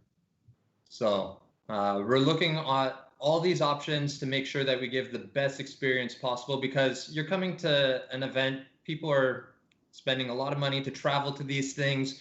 We want to make sure that you have fun. If you go X2, X3 in an event, we don't want you to just be like, oh, that's my day. We want you to have fun. For sure. Might be jumping the gun a bit, but speaking of X2, X3, are there going to be side events for the My Hero? Is that something you can even tease? So we do have a bunch of side events that we've been planning. So whether you don't do well in the main event, there will be some fun things to do outside of that. Okay. All right. Yeah, we plan to stay extremely My Hero Academia themed, so it may not even be only card game related. We're looking to do as much My Hero interaction as we possibly can. We'll be doing raffles and giveaways as well. Maybe some other products produced by other companies that aren't game related, or at least are games related. Fair. And so it is going to be a thing, and we're probably going to promote cosplay and give bonus things for people that come and cosplay and act it out and everything. We really want, like he said, an experience for these tournaments. Yeah, I love that. Yeah, that's really all I can think of at the moment. I'm really excited for the future. Tim, as a producer, give me the thumbs up if we have an image of our Plus Ultra Pack. Do we have that? Is that coming up in the future today? All right, cool. So you actually get to see what a Plus Ultra Pack looks like, since that was one of your questions. And this is a new. If you reminisce back to the King of Fighters 13 promo packs, it's kind of taken in that vein. Of promo packs with cards in them, in addition to prize support cards, in addition to DLC and all the other things we're doing. So those will come with each series. What's next up on the agenda? So, before we get on, Alex, you're still on organized play. Is there anything else organized play related that we want to talk about, or does the chat have questions for organized play coming in to My Hero Academia, the CCG? So I'll let the chat look at some things, and then Alex, if you have anything off the top of your head you think people should know, maybe address it now. Well, I think that people just have to be excited for what's to come. There's going to be a lot to come out in organized play, and you're going to have fun at every single level, all the way down from local to regional to national. Mm-hmm. When this is from Twitch, I asked this earlier, but do the stores need to purchase the kits, or can scouts purchase them for the respective stores? So the store representatives themselves are going to be the ones that purchase their kits from distribution. Scouts won't have the ability to buy them. It's really the store who we have in Universes. We have the Premier Store program. We're really interacting with the stores. The scouts are there as that community manager to be able to help out the stores. But ultimately, it will be the responsibility of the stores to sign up for these events, order these kits, and so forth. And for those of everyone, getting used to the terminology changes. Obviously, UFS, the system, is still the system. Universes is the card game. Scouts are now being called Senseis. We're moving to the Sensei program, and they play in a dojo. So we're really training your martial arts skills. This is Tamron, you can probably appreciate this. That's an actual martial arts trainer. So scouts, get used to being called senseis moving forward, and you're going to qualify for your different level of belts to see what level of sensei you are, and that's going to be everything from how much you demo to how well you know the rules. It's not just a judge. You're not just a judge. You're a community leader. And we actually value demoing and teaching and growing the community more than your judging. That's very important that you grow your community and you're the community leader. You're the go-to person to help out your players and answer questions and that kind of thing. Hexlexia says, are y'all changing the tournament software being used from Universes into My Hero Academia? Is that a plan? We're changing the tournament software. We actually have our beta ready to go right now. So we're going to be testing that out. We may actually use it in the next retro event. It is an app that we'll be using. It's been in development for a while. It actually was finished for beta testing before COVID. And our developers just kind of fell off the earth. And getting through to the Apple customer support was really, really hard in the last 5 or 6 months. But we finally got it up and running. So we're going to be testing it, making sure all the bugs are out. And we will be using that through a partner company called XP Network. And it was developed specifically for Universes and UFS. Jacob from Facebook says, will the Premier Store event have any link to the My Hero Academia format? The Premier Store event? Sorry, will the Premier Store program, my apologies, have any link to the My Hero Academia format? Absolutely. In fact, the Premier Stores are linked to all of our products. So if they're involved in Jasco Games, they get their perks for everything we do, not just UFS Universes. I love it. And I guess the last question that I have is from Michael Nelson, also on Facebook. When do the Sensei exams become available? So this is really dependent on when events are happening again. We may start like an online process sooner rather than later. We're going to start kicking off kind of like the public interaction of this game as soon as November, where we start really like ramping up marketing, ramping up demoing and that kind of thing, and getting some of the product out. So for instance, and we'll get into this later, but sleeves and playmats will probably start to trickle in around that time, and some demoing material. And that's about the time we'll probably expect to start training our senseis and getting them ready. And then when it goes live, which we expect tournaments hopefully early next year to really kick off. And if not, we'll come up with some other workarounds for it and kind of spread out to make sure everyone's safe. But that's when I can expect the senseis to be in place, Series 1 to really be fully out and launched and going and everything for your events for organized play. I love it. Again, it's kind of tentative because the world's a little unpredictable, and we want to make sure that the launch of this game gets its full value, its full support and love. So doing it in the middle of the pandemic, although other CCGs have been releasing their sets and things like that, we want to make sure that this launches properly and has its full backing with organized play in tournaments and competitive play, because CCGs are definitely the best in competitive. You can play casually and you'll have a great time for sure. But when you get to that next level, it's just there's something so special about traveling and meeting the friends and playing at the best level against the best players that have really refined their decks and really they're pros. It's just like any other professional sport or video game or in this case card game. So yeah. Just hang in there with us. I know it's a bit of a slog and it's a struggle, and you've been waiting for these spoilers and previews and everything for so long. But we're doing our best to make sure that we do this responsibly for the property and for the brand. How are we going to go about redemption? Is that a thing that the My Hero Academia game is going to have, or? Yep, redemption is sticking around. We're still going to have redemption. In fact, we're talking about adding new levels of redemption on the actual packaging of boxes moving forward. So it's not just recycle your packs, it's recycle anything that's recyclable. That's in discussions. I don't know how many points they're going to be worth or if they're even worth more points, but we do want you people to send stuff back so we know it's getting recycled. I love it. I guess getting into like the real nitty gritty of it, will tournaments still be best 2 out of 3 or games of 1, deck size 40, 60 cards? They're still going to be best of 3. The deck size is actually one of the final things we're going to have in public playtest when we get into that conversation. I don't know where that's going to be on our agenda because it's not specifically talked about as public playtest. We do need to talk about it somewhere. Yeah. If now's a good time, I guess, Tim, give me a thumbs up if you want to talk about it now, or it can wait till the next, till after more previews and things. I don't have a thumbs up. He said keep it going. Keep it going. Okay. So what's up next on the agenda? We'll get into the public playtest and all that stuff a little bit later. I dig it. Do we have the next item on the agenda? Oh, you asked me. Sorry, Yeah. I was still looking at chat. It looks like the next thing that we're talking about After organized play. is sneak peeks. Ooh, I'm so excited. We got more. We got more sneak peeks. All right. So this is in the sneak peek process. Not only are we going to be showing cards that are actually releasing that have never been seen before. We have, and this is a good time to explain it. We have the character roster. We're going to be previewing a section of the character roster. So the first character, and it was part of our trivia, we have Tenya Ida is confirmed for Series 1. Ooh, that word yet.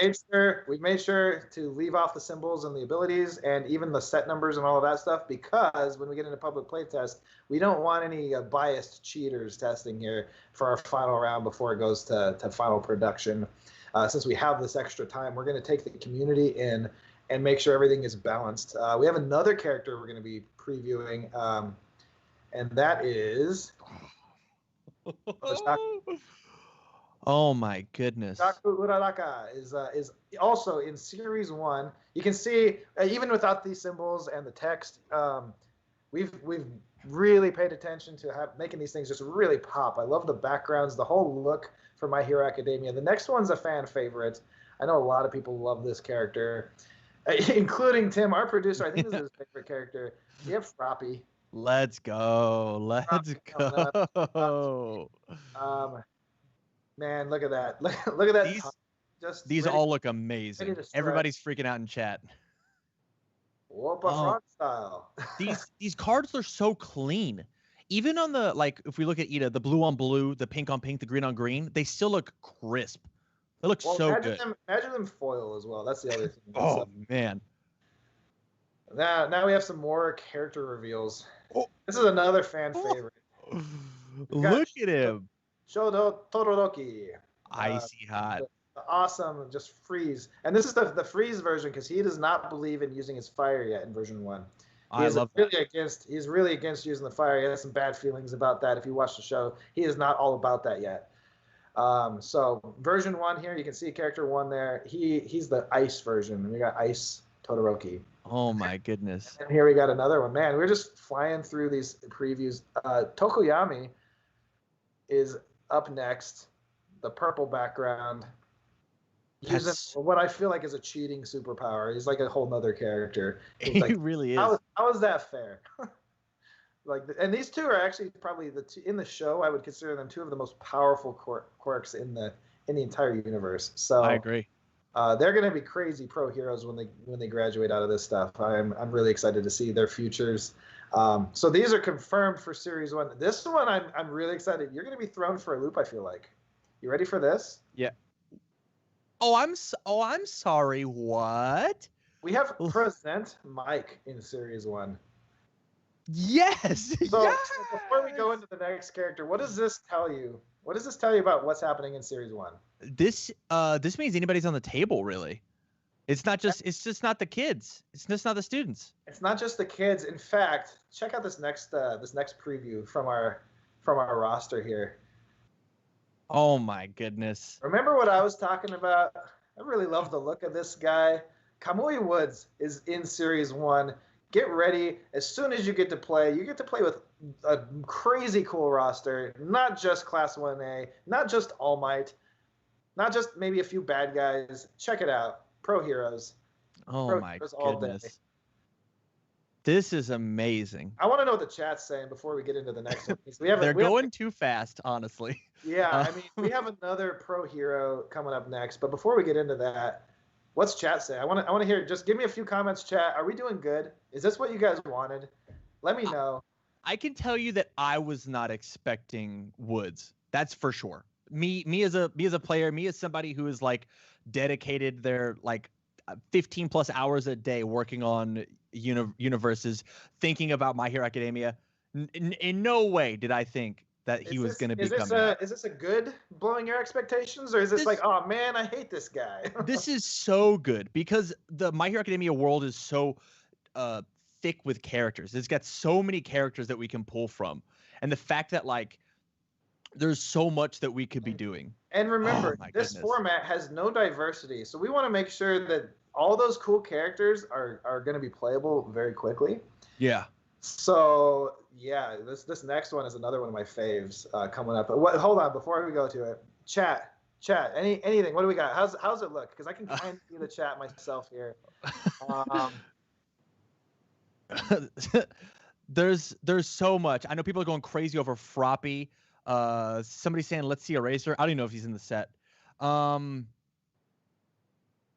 Does he take extra damage from fire attacks? That's funny. I'm too hype. I'm literally kicking my feet on the couch from Magna Guard. Best Genas, please. Yeah, because of who we have, like there's so many options that we could have. Tyrell Scott peed himself. Chat, tell me when you guys won't have a heart attack. When is it safe to show you our next preview character from the set from Series 1? Just give me the. I mean, I gotta have it right now. You gotta have I'm seeing now. Release date now. Do it, coward. And Cameron has not seen these either. This is a live reaction. I know you can only see his voice. Who do we got here? No way. Look at him. Look at him. Fully activated. He's staring you down, dude. We gotta show. Wow, this looks so good. Homeroom teacher. Way more powerful than I expected after watching the series. You know, you think, okay, he's a pro hero, he's a teacher, he has this thing, he's covered in bandages, whatever.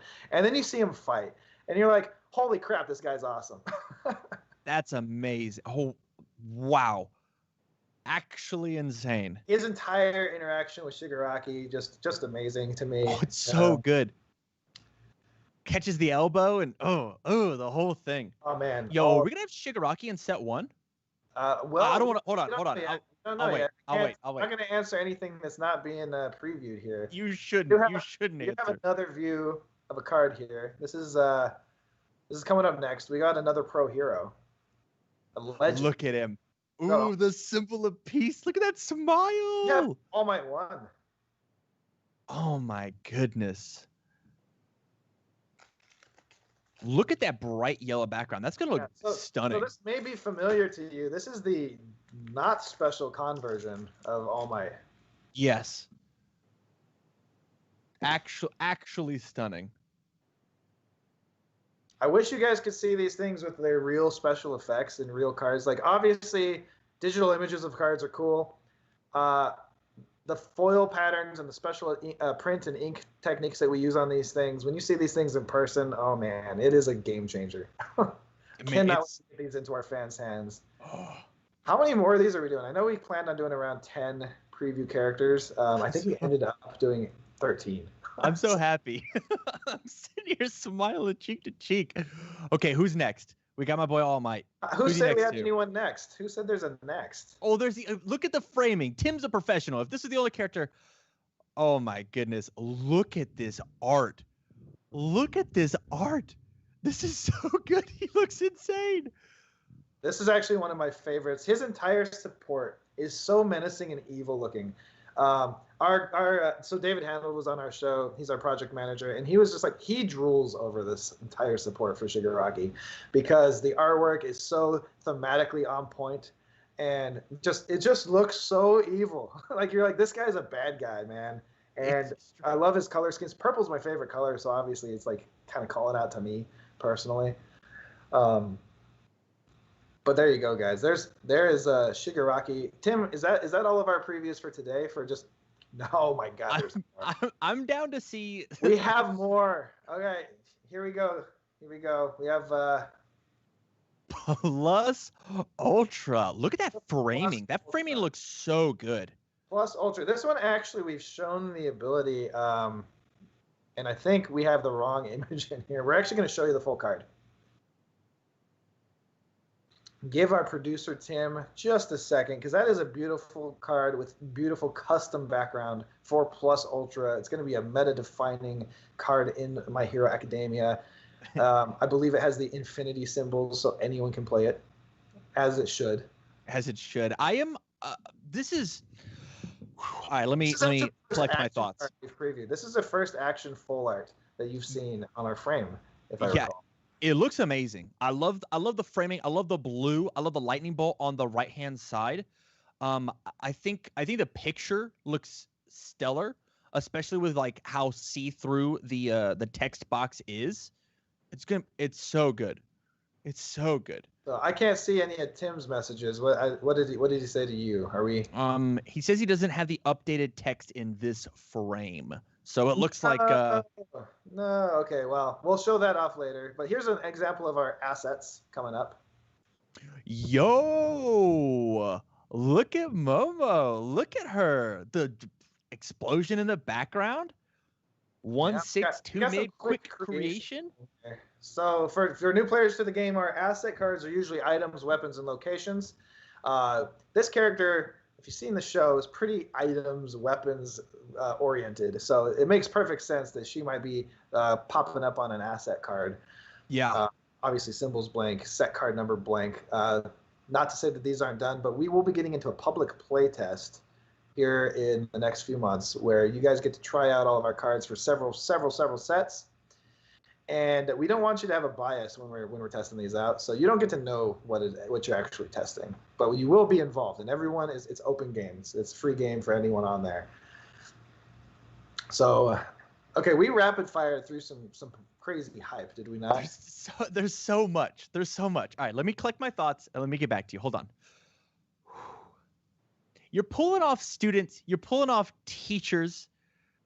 Nobody's off the table for this series 1. I love it. It's so good. The framing is beautiful. The card art is beautiful. Reading the cards, I knew exactly what everything was. Like quick creation, I instantly knew it because of how crisp the words were at the top of the card. Yeah. I mean, we've spent a lot of time. Shout outs to Nicole Cepeda, Dustin Nomo, who's on our industry show on Friday.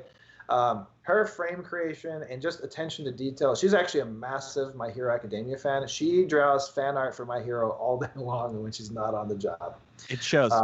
So she knows everything about MHA and the style and the look and everything, because she's a super fan as well, as we should be when we're making our games. We should be super fans of our products. So you can see that here. Man, yeah, that was so many characters we shot through. And this is series 1. This is not everything by any means. This is just as a scratch on the surface for the characters that are going to show up in Series 1. You saw a few in the DLC packs as well. You got to see characters that we didn't even show here, I don't believe.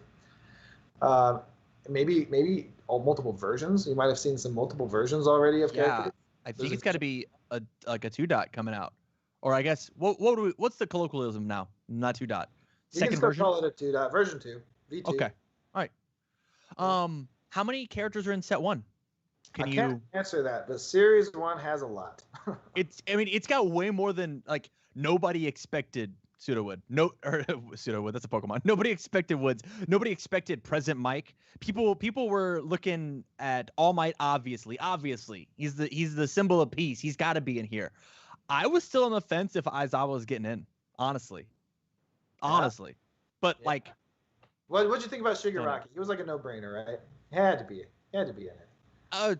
People were saying just because like, who do you give the evil symbol? But like, I'm happy that he's going to be there because I want to go to a convention as Shigaraki and put my hand of cards in one of his multiple hands and be like, which hand do you want to look at? Yeah. So my final character spoiler, if you will, is going to be that that is not all of the bad guys. That is definitely not all of the students, and that is not all of the pro heroes. Wow. That we have. So you can expect more of all these categories coming up in Series 1.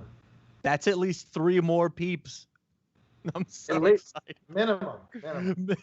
Oh, I'm so excited. Okay. I want to get to it. How does playtest work?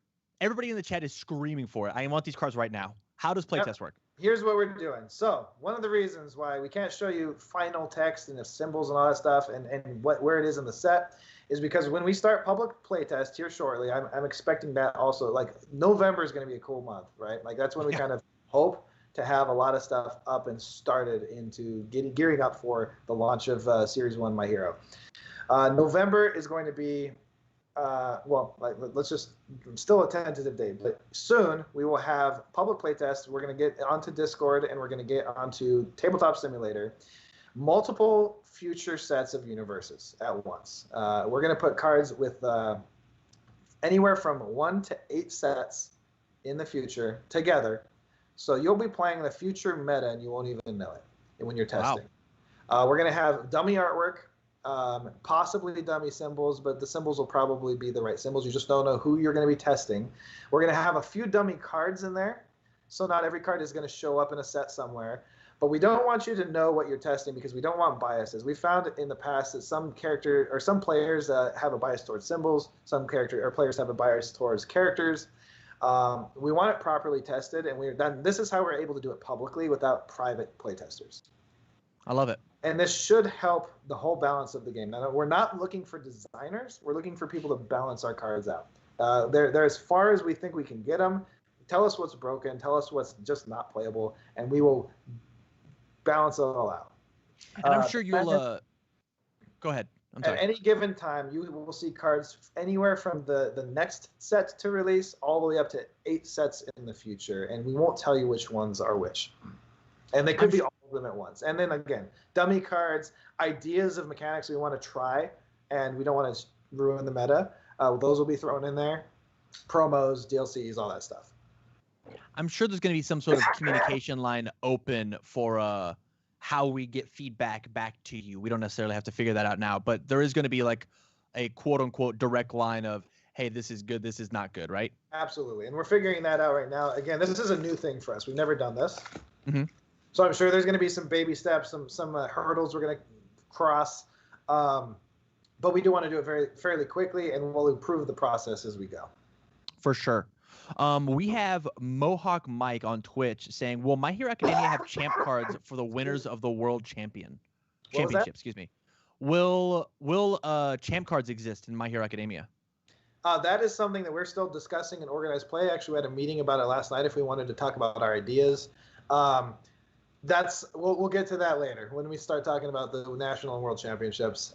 It is we're going to do something really, really cool, but I want to make sure that it is something that we can do because of the licensing. For sure. That's totally fair. Will you keep an accurate change log to see the evolution of some cards? I think for the history of the My Hero Academia collectible card game, I think that'd be really, really neat. Yeah, that's something. I mean, it's going to be really obvious now to everyone where each version we can just say like here's an edit, and you can say when the edit has been done. We probably won't keep it available as a encyclopedia for you to go look up all the older versions because it's just it's a lot of bookkeeping. It's something that we do. We usually just keep printed files or saved files of versions, but we typically don't go back and look at them a whole lot because there was a problem if it didn't make it to the next phase. So we don't want to use that as reference for future design typically. But you guys will see, you're going to know like, hey, new update, new cards have been updated, and we'll make sure that the cards have that update in their title so you know that, hey, this is version 2 or 10, whatever it happens to be. And just to clarify for anybody who might not know, these My Hero Academia cards, you'll be able to just put them into universes.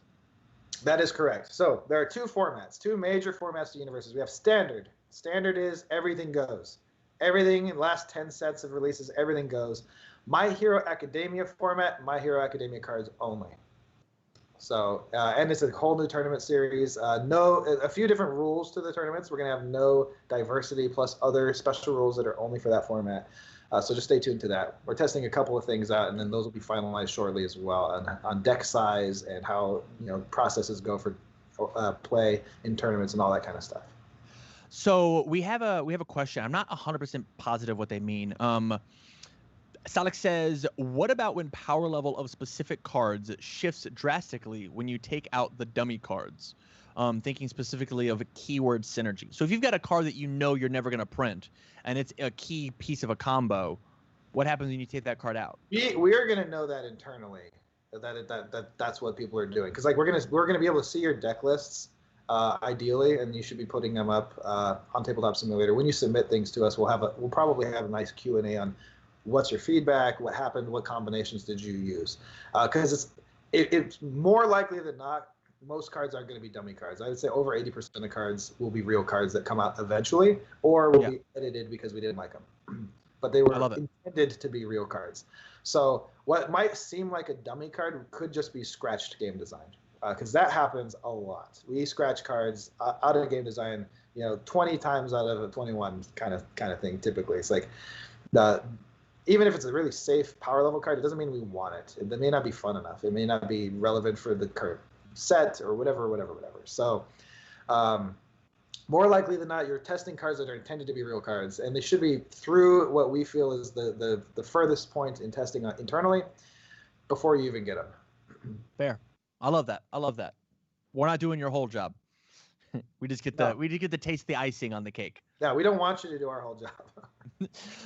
Jesse Cervini says, I assume there will be like test these cards with these existing sets, or is it only within the pool? Yeah, we'll give you parameters. We're going to probably keep you in standard. We're not going to give you a straight up answer to say this is only within the next like 4 sets of standards to this whatever. We don't want it that clear on when sets are dropping. Or what you might be seeing, or guessing what character you might be playing, because it just takes away not only the fun, but just a lot of just what a CCG is. So we'll give you kind of general stipulation where we know that it's testing properly, because we will have tested internally as well. We mostly want to see what's broken or what's not good or what's not fun. That'll be really obvious once it gets to public playtest, we feel. And just to repeat it, you said that this public playtest will be right around the same time as the Sensei program kicking up, correct? We hope to have November as a strong month for My Hero Academia. We can't say that guaranteed. We're still working things out. But the plan is, the tentative plan, in around November, we can start introducing public playtest in small amounts. We can start introducing the new demo decks, which, by the way, we will have, I think it's different demo decks coming out with the new frames and the updated names, some playmats, and some card sleeves. What about the way that we do the testing? I know currently the plan is Tabletop Simulator, but is there any thought to make this like an in-house deck building site? Not currently. We could do that down the road. It's hard to say at the moment. I know that there's some people that we've been collaborating with a little bit on behind the scenes that we might end up doing like our own type of UFS Ultra, but right now that's not in the cards. Okay, hilarious. I had to throw that one. Chat, if you have any other questions, we'll try to grab them, but I think it's pretty much about time to move on to the next section, and that's board games / partners. What do you have to say about board games? Well, hold on. Did we already show accessories? Because I think accessories is actually next. That's not all my thing, but I'm super down. All right. So, because this still has to do with the My Hero CCG. So before we get into the other types of games, we still have some. This is what we're talking about releasing for Series 1, even before the set drops, right? So around that November time period, before Christmas, we hope that you can have these officially licensed, official card sleeves from our Tinman's manufacturing and specialty for Series 1, and these officially approved playmats of our core cast here. We got All Might, Bakugo, and Deku, and then their respective cool sleeves with the original artwork of Plus Ultra and the artwork to the Plus Ultra pack on there. Wow. We got flexing All Might, and then Midoriya doing his punch. So these are plans to come out Q4, sometime in Q4. While you have a chance to demo, we're hoping that you can demo, and we have multiple series of these things. So here's a close up of those card sleeves. This is that Dragon Shield art sleeve style. So Arcane Tinman. All Might flexing looks so good. I know you're a big All Might fan, so I'm biased. There. I'm super biased. That looks so good. So talking through these, we do have multiple series of card sleeves available, and we're going to be doing these with our series of releases. So Series 1 sleeves, we're going to be following with the Series 2, Series 3, Series 4, et cetera, et cetera. So you can see how deep we're diving into My Hero. Yeah. Here's Series 2. So you have that nice iconic All Might art you've seen with another different background, right? So here he is on blue. You have Bakugo doing a sweet explosion attack, and then you have Shigaraki. Those look so good. Yeah, and so this is the Series 2 for Q2 coming out. We also have Series 3 already lined up. Whoa. And so this is going to give you kind of a hint into characters and things, too, that you can expect to see. Oh, my goodness. Or the look of the sets and that kind of stuff. Because we're pretty far out on our dev, on approvals. We've picked out rosters. We're really, like I said, we're pretty all in on everything My Hero. These are, I mean, look at that. This is where like, someone that everyone's been waiting for, Stain. Look at him, the hero killer. It's so good. Just the artwork, the clearly like season 2 awesome stuff happening right here. Yeah, it's just epic artwork. I don't even know what to say. Wow. And then going into season 4 or series 4. Series 4. Series 4. We got group shots, more of the classes, more characters. Deku and Bakugo charging in together there. And then you can see kind of the All Might from the mat. And this is his full artwork from that mat with the full group of Class 1A, all screaming for some reason.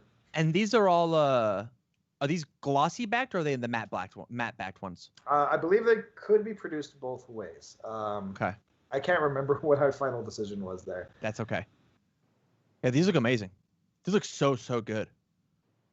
Oh man, I'm so excited. And here's a close-up of our playmats again.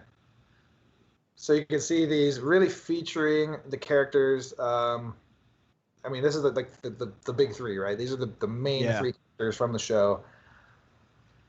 Checking them out. I love the marker drawing. It looks like on the top with the black line. How it's not like a crisp line.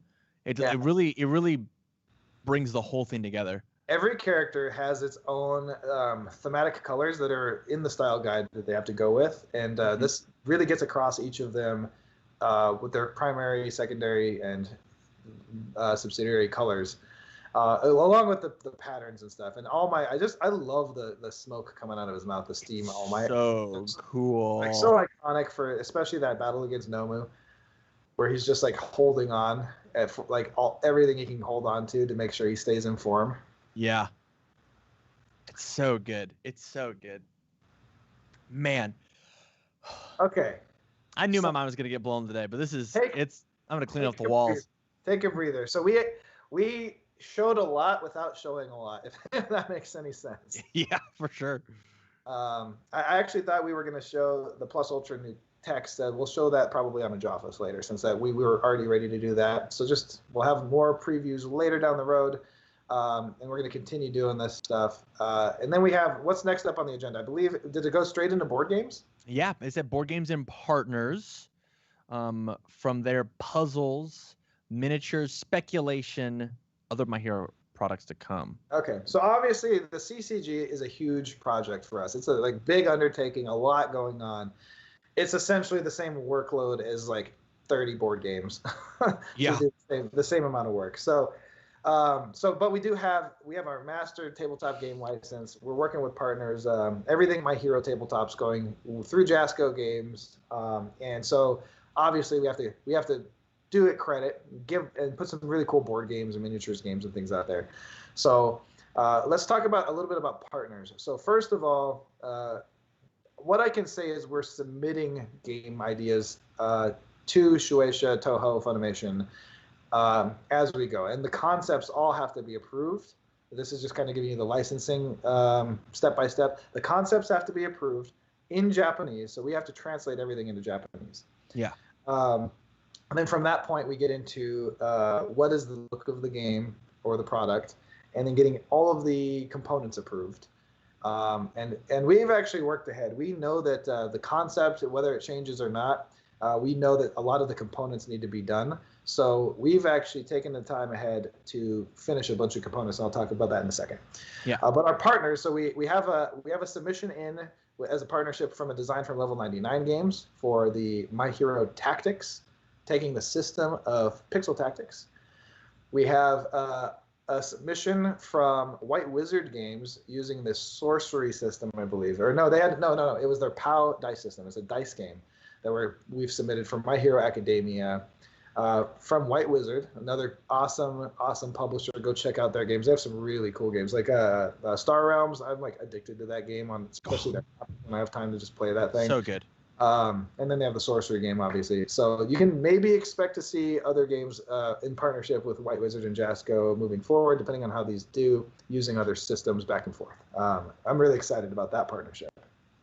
I am also. We've talked a little bit about Catalyst games. And Catalyst games, we've talked about maybe doing an RPG and some other things. So, yeah, there's a lot for My Hero Academia on the table, and those are just the partners. And so it looks like we have another like little sneak peek coming up.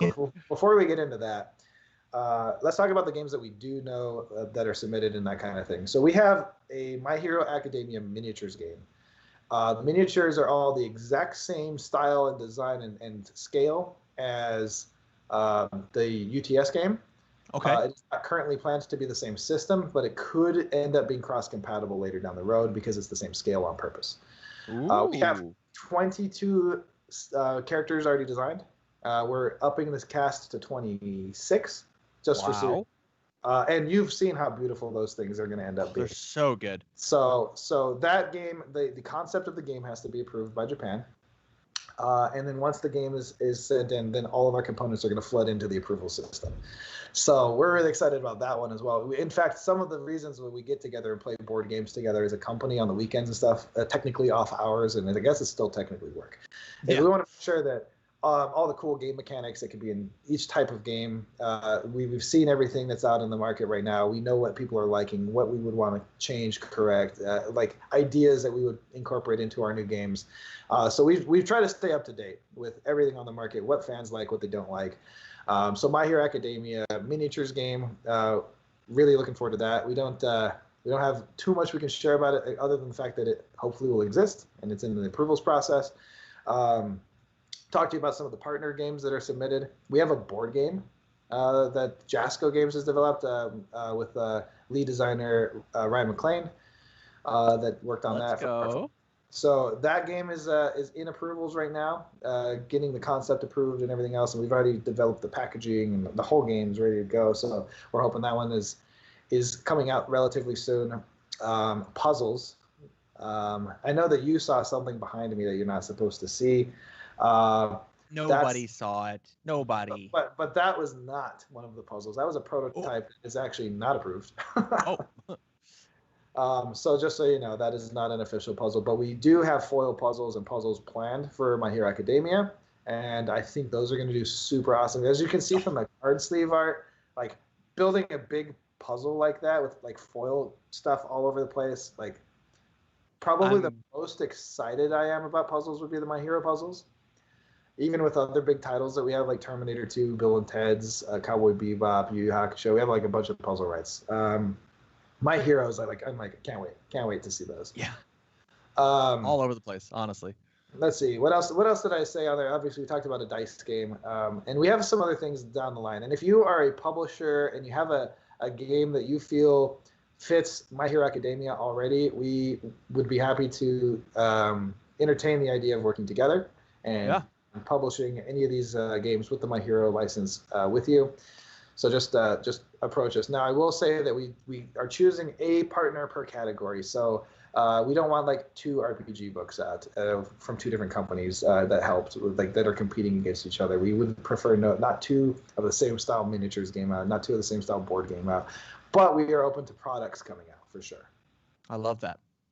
Man, I'm so excited for the world of tabletop gaming to open up with My Hero Academia. And I've sat here with you for the past 3, almost 4 full days of Gen Con and just talked about how amazing your products are, the love and care that you put into them, and the fact that you're putting it onto, in the past 10 years, my favorite IP. I'm so excited for that Jasco seal of approval on everything My Hero that it could possibly be. So I did see something. Yeah, Tim was working behind the scenes on even more sneak peeks, I believe. Yes. So if you keep tuned into the show, I guess we have even more stuff for the CCG to show off later on at some point. And yeah, I mean, I think we're spoiling you guys, no pun intended, but it's a lot of cool stuff, a lot of cool My Hero to talk about today. Obviously, I would love to see. Chat, what do you have to say about everything we're doing right now? What do you want to see? What do you want to see in your retail stores? What do you want to see out on the market? from My Hero Academia. Now, I will tell you, our rights include tabletop gaming. We don't have toy rights. We do not have apparel rights. We have accessories for games. We have games, tabletop games, card games, puzzles, all of that kind of stuff. So is there something we're missing that you guys really, really, really want to see that we should be bringing out, we should be finding a partner or developing in-house before we get into our next preview card that it looks like you will indeed get to see the new Plus Ultra today, first of all. Theodore Ruiz says in the chat, I want all the minis in games. Buddy, you're going to get them. Yeah, I mean, the minis are one thing. So I do have a question for the chat.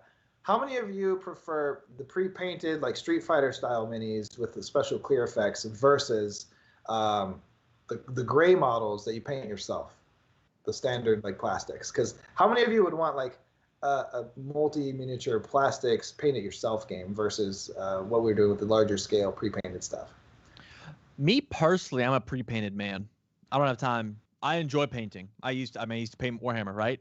Don't got time for it. I'd much rather have a pre-painted cool thing. I feel like a lot of people are in the same boat, especially since you can technically paint over what we already send you. Yeah.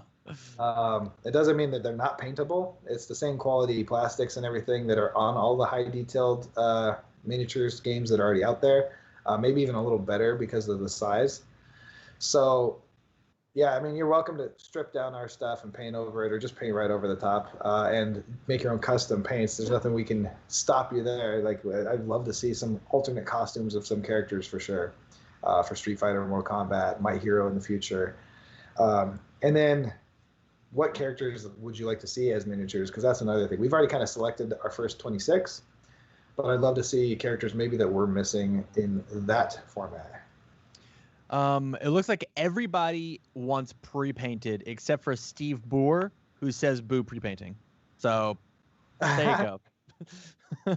It is. You want to make one run for Steve? Because I mean, I paint my stuff myself. You can't see it, but I actually have like 500 paints over here from Citadel, from Reaper, and from Vallejo, and I have a whole airbrush right there just for model painting. So I get it. I get the hobby side. And I also get that you don't want to do it. I get both sides. Like I see wanting to just jump in with a cool collectible and just play a game. Yeah. But I also see building a model out and putting your own touch on it and the love for that kind of stuff. So that's why I wanted to ask the question. I think our community specifically probably isn't so much in that hobby miniatures realm yet. We do have the Evil Dead 2 board game that has the gray models that you can paint yourself. But that's like our first step into gray models. Like Mega Man the board game was pre-painted, Street Fighter was pre-painted, Mortal Kombat pre-painted, My Hero currently pre-painted. So we will be stepping into the gray realm. I think the mech game that we're doing is probably going to be gray because it's massive, and I think putting your own like paint schemes on that is just super cool because you can put your own like faction symbols and that kind of stuff on there, and it will really just change the look of each army or mech. Player by player, which is really cool.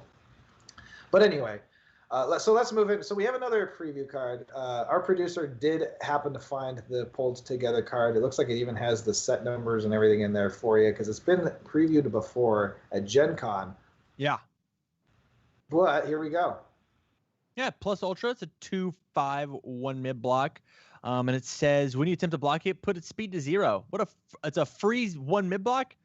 Crazy. No mid attacks are getting through me. And this says first enhance. I noticed has it dropped the UA logo on the first enhance? It probably isn't supposed to. I think this one was just thrown together right now. I think it actually might have a keyword still.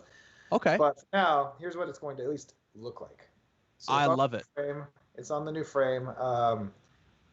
Yeah, we'll come back to you guys maybe next week again and see if this is exactly the card. It looks like it might be not exactly the most recent version, but at least it has the text on it. You can kind of see it. You can see the enhanced with red to yellow fade spelled out for you if you're a new player. And then we have another one where we actually we had to blink this out for you guys. But yeah, here's an attack. Oh, look at that. Gutter Punk Elbow.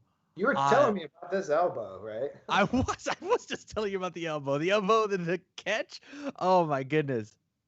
So I don't actually think I don't actually think those are his symbols, but there you go. There's at least the look of a card again. Another That attack. looks so good.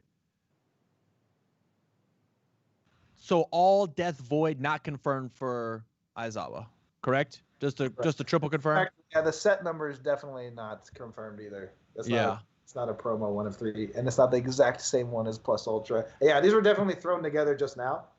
Hey, that is okay. That's okay. So you guys can see a little bit more of the look.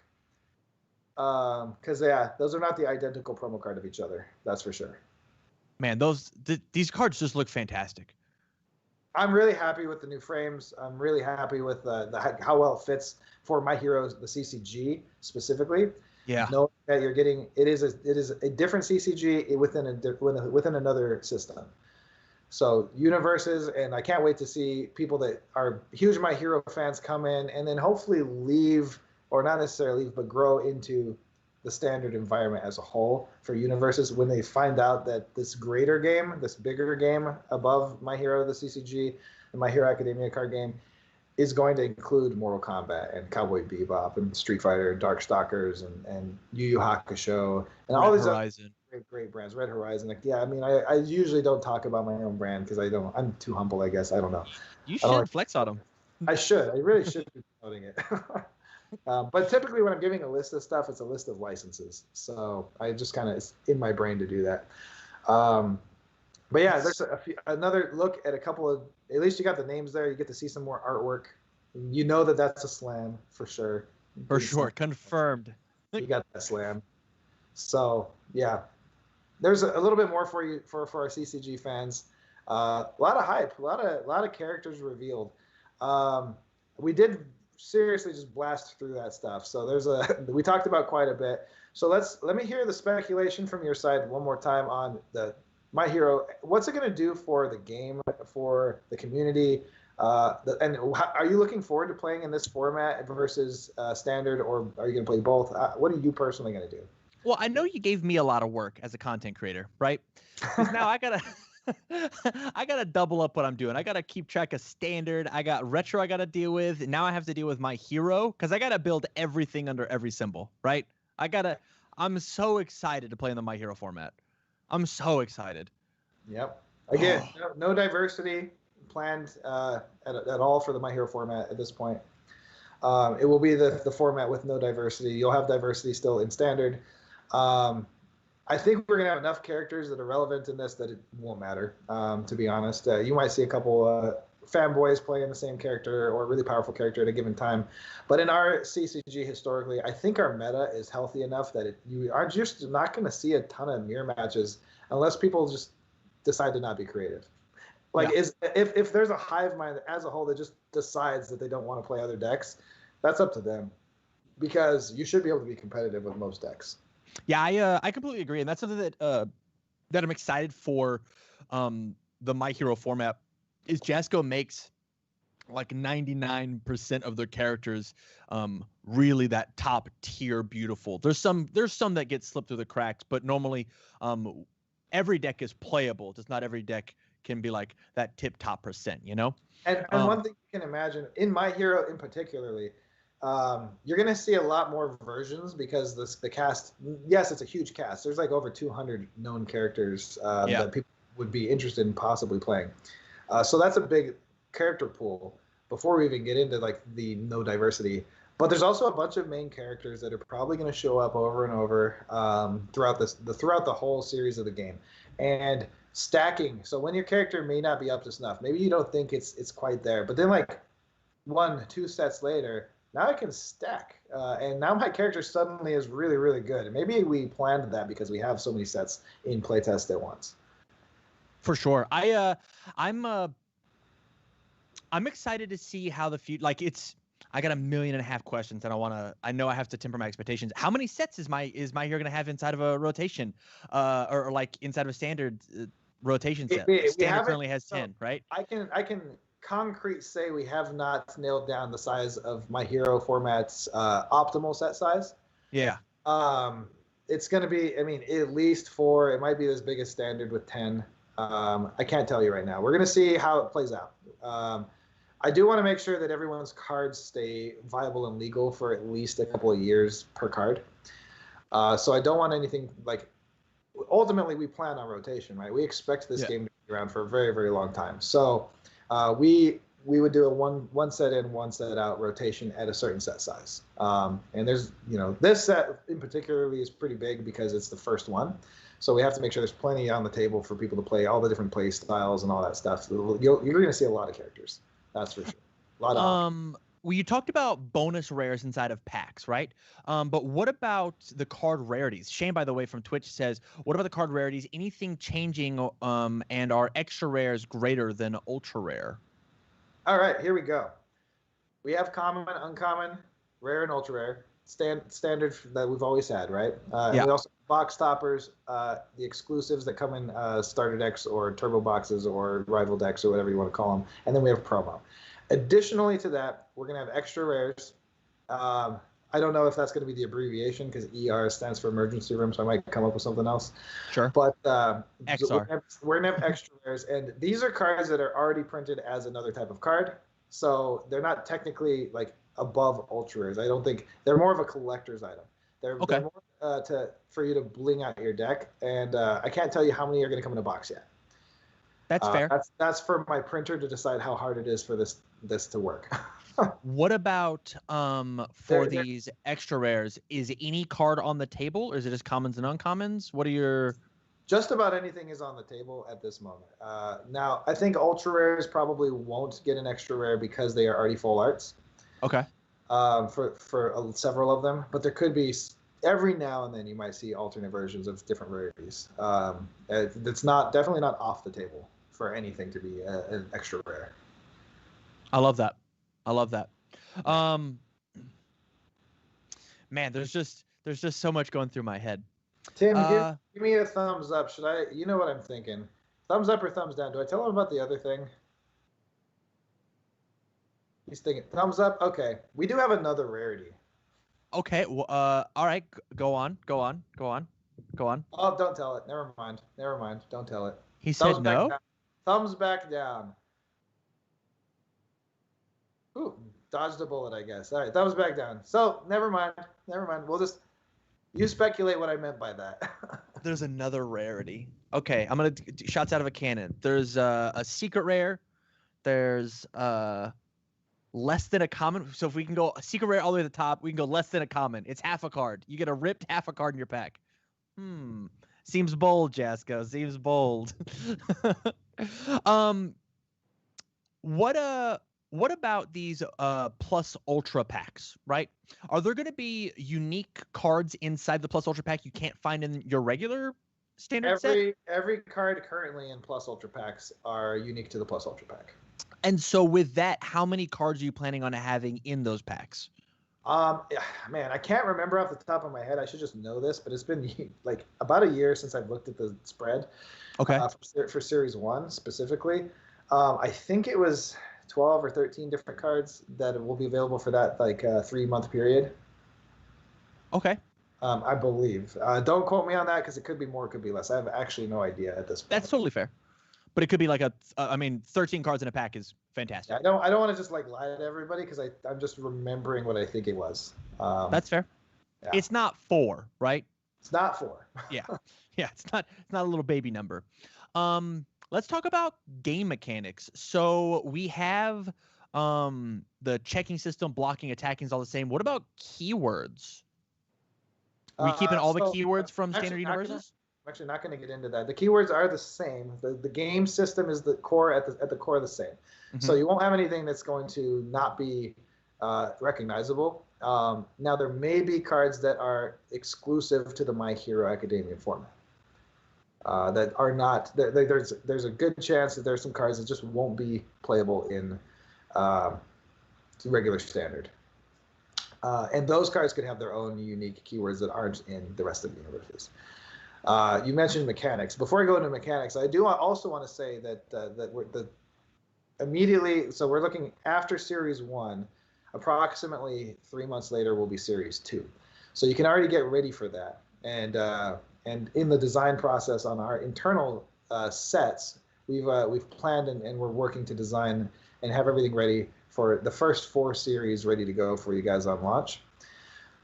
So we plan on this sticking around for a very, very long time, just so you're all aware. We're developing. It's ready to go. We're going to keep going and keep going and keep going as far as we possibly can, and hope that the fans carry this to be one of those, the next long-running card game within universes. I love it. But you talked about mechanics. Series 2, we're going to be introducing a new mechanic, and I hope it works out in this public playtest. And we'll just see. Like there will be new mechanics thrown in throughout different sets here and there. But Series 2 is where we're going to probably try out this new mechanic. Don't say anything you're not supposed to. I'm not going to say almost anything about it, but it is definitely cool. It's kind of game changing, and it's an attack mechanic. So I'm really excited about that. It's not like just like a regular old keyword or anything like that. This is a really cool thing for Series 2 that's going to be badass for My Hero Academia. So look forward to that. It's definitely a good reason to wait and keep collecting for a few months and get ready for that when it comes out. Oh my goodness, I'm so excited. Well, let's what else is on our agenda? We've talked about puzzles, we've talked about miniatures, speculation. Man, there's just so much. I just want these cards in my hand. I want playtest to happen. I want to help contribute. I want. I love the fact that I get to be a part of this. Not just on the stream, but like Jasco as a whole. Because like you guys didn't have to do this. You guys didn't have to put up a stream today and tell us anything. You could have just launched the boxes and been fine. Like a hidden Beyonce album. Yeah, I mean, yeah, it would have been fine. Like, I actually believe that this product with almost no marketing will still be fine. For sure. It doesn't need to be that way. This is not why we're the partner for this product. That's because we're doing this. And don't forget, if you're still in the stream, be sure to share all this stuff. This is going to be restreamed again here in a few hours after this show is over. And share that as well. Get as many fans into this as possible so they can really start jumping and speculating. And don't forget, we have demo decks available right now for free. And it's right now. And all of our sales are going to end at the end of today. So all of our Gen Con sales ending today. The My Hero Academia demo decks with the foil cards. Let me show you these things again. So I got the demo decks for universes to try out the game. And I've got my foil cards here. These come with it. Additionally, our exclusive for today, you saw the playmats, you saw the exclusive posters from the last 3 days. Those are still up and available, I believe, unless they ran out. And then demo decks ran out, but Tim has added 50 more. Thank you guys for grabbing for those. Which one? For the demo decks, yeah. Oh man, look at that already. So we did sell through those 100 or 200 that we had up, and then there's about 200 of these available for $40 until end of today. And then these are not available again until maybe next Gen Con. Oh, my apologies. Or he never. added 50 more, and those are already gone. For who? For All Might? the demo decks. Oh, the demo decks, yeah. Yeah. So Okay. I don't know how many of those we have left, but I think that might be it. Facebook is saying I'm doing a bad job of asking questions. So let me do a speed round real quick, okay? Right. When a My Hero Academia set comes into the My Hero Academia card game, that does indeed push a set out for standard, correct? That is correct. Okay. Currently. And we're going to be getting 4 My Hero Academia sets in a row. That is the plan. That is not exactly confirmed. We'll get into that once we launch Series 1. We'll tell you the full release. That is totally fair. So people who are afraid of Mega Man, Red Horizon, all of these just being pushed out by a singular IP, they don't necessarily have to worry. We are not stopping the release of our other IPs. Okay, cool. Is there going to be a teams format for My Hero? We hadn't talked about it, but I would imagine so. I imagine we're going to keep the standard formats that we do, that the fans and the players love. And teams is one of our favorite formats, so I imagine that we'll have teams. Teams will probably still have the 3 different character kind of like mini diversity rule. Are there any talks for like a multiplayer format, like a 2 versus 2 or a free-for-all style format? Not currently.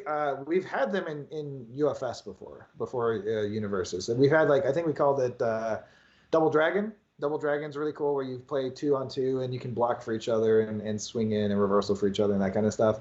I've since then lost to the rules to that personally. Like they're somewhere in my computers probably. If you want to look them up, I think the original Double Dragon rules and then Drunken Master, those are developed by the Texas Play Group and the California Play Groups. If they still have those available, go check them out. Internally, we have not done a two-player multiplayer format because the game is not like specifically designed for like a big game tournament format or big game format. But there are kitchen table workarounds for that. For Redemption, you said it's going to be a thing for My Hero as well. Do we have a plan for the Plus Ultra packs to also be up on Redemption? The packs to be on Redemption, I don't believe we know that yet. I don't know if those are going to, like the cards in the Plus Ultra packs could be, but I don't think we've actually confirmed either way on the Plus Ultra cards. I do think that the packs are supposed to have a Redemption skull on them, though. Okay. I'm trying to see what else do we have. I want to know what the chat is saying that it's like clearly they have questions that they want asked towards me. Yeah. That you have not thought of yet. So what are our chats saying? Are you able to see all the chats? I'm able to see every single chat, and these like last 10 questions have been rapid fire from them.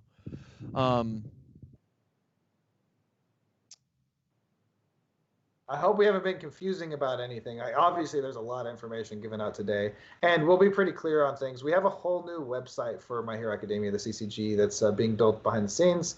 That'll be launching up when it's ready to, probably closer to Series 1 launch. And that will have a lot of news for you about organized play. It'll have all the details. It'll have all the price support, all that stuff broken down for everybody. So get ready for that as well. It's going to be separate from standard universes. Obviously, because it's different. The rules will be a little bit different. The tournament structure is a little bit different. The sets are different, everything. So remember, this is two different games and in the same system. It looks like I have breaking news. Tim has added another 100 demo deck packages for people to go and get online. That's what he just did. So I could tell he just went to the back and counted. But they will not ship for at least a week. So give them a little bit of time. You guys are ordering like madmen. Yeah, they are. So I mean, why not, right? Like, yeah. Justice Volt says, any plans for deck boxes and binders with My Hero Academia artwork? I think binders would be fantastic. Yeah, so deck boxes are a little bit more complicated to manufacture, so they're not on the immediate release list. Binders aren't too hard, and they are one of the things that we've been proposing over for approvals. So binders, deck boxes, there are a couple other items that we have done, tins, that kind of thing. So yeah, expect a lot of really cool swag and items and ways to like just make your own collection look really cool. That's kind of like the theme and the goal for My Hero Academia. And any of the technologies that we discover, any of the new products that we make for My Hero, what we learn from all this, because we're really going above and beyond Plus Ultra on this, if I will. We're going to be carrying all the best stuff over to Universes as well, eventually. Obviously, this is our like primary focus. But it's not like it's that different of a game. They're just the same mechanics. It's just a different format. So you can see that you'll see that kind of stuff slowly shifting over into the overall game of Universes, which is you are going to see some big changes in looks. You're going to see some big mechanics changes, meta changes, all that kind of stuff because of the new launch for Universes. We got a couple more questions. Tyro Scott says, would banning cards be different from standard for My Hero? Like, would it be limiting cards than outright banning completely? Tim says that different formats mean different bans, obviously. If it's a problem in standard, but it's not a problem in My Hero, it could exist in one and not the other. There's a good chance that cards in the My Hero format will be much better within the bubble. And then some cards will be much better in standard from the bubble. So if that's the question, yeah, the ban list is going to be format by format. If you're talking about are they going to be limited to one or like different variants of how we get rid of cards or constrict cards, probably not. I would say that it's probably going to stay as uniform as we can across some of these rules so that it's not super confusing. We don't want it to be like so different of a rule book or of a game or of a ban list or of an errata list that you can't follow it anymore. Yeah.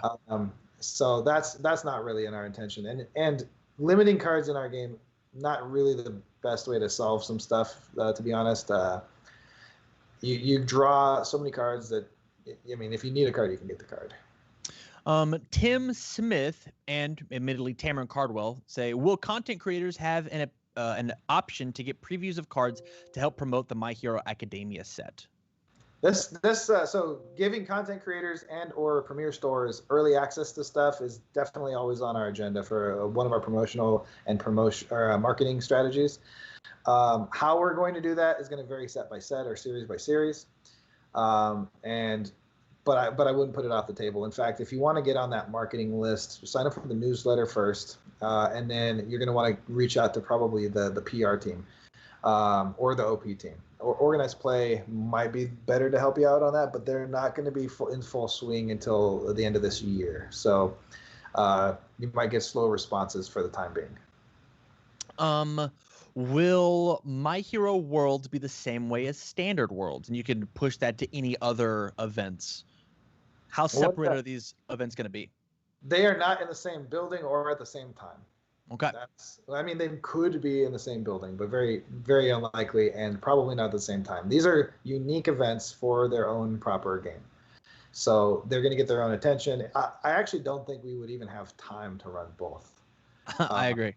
I want to play in both. It would be like a week-long tournament for sure, like 2 weekends in a row. Like that, there's no way to do them together. Just from the sheer number of players and types of events, I just don't think it's doable. What is the DLC plan for My Hero? Check this out. How did our producer predicted this question? He's setting up a screen for DLC coming up next. But the DLC plan is they're going to release by series. So Series 1, Series 2, Series 3, Series 4, Series 5, et cetera, et cetera, et cetera. So as the series comes out, you'll get the series DLC with it. It's not going to be every month. It will be by series for My Hero. But the cool thing is it will tie into the universe's DLC.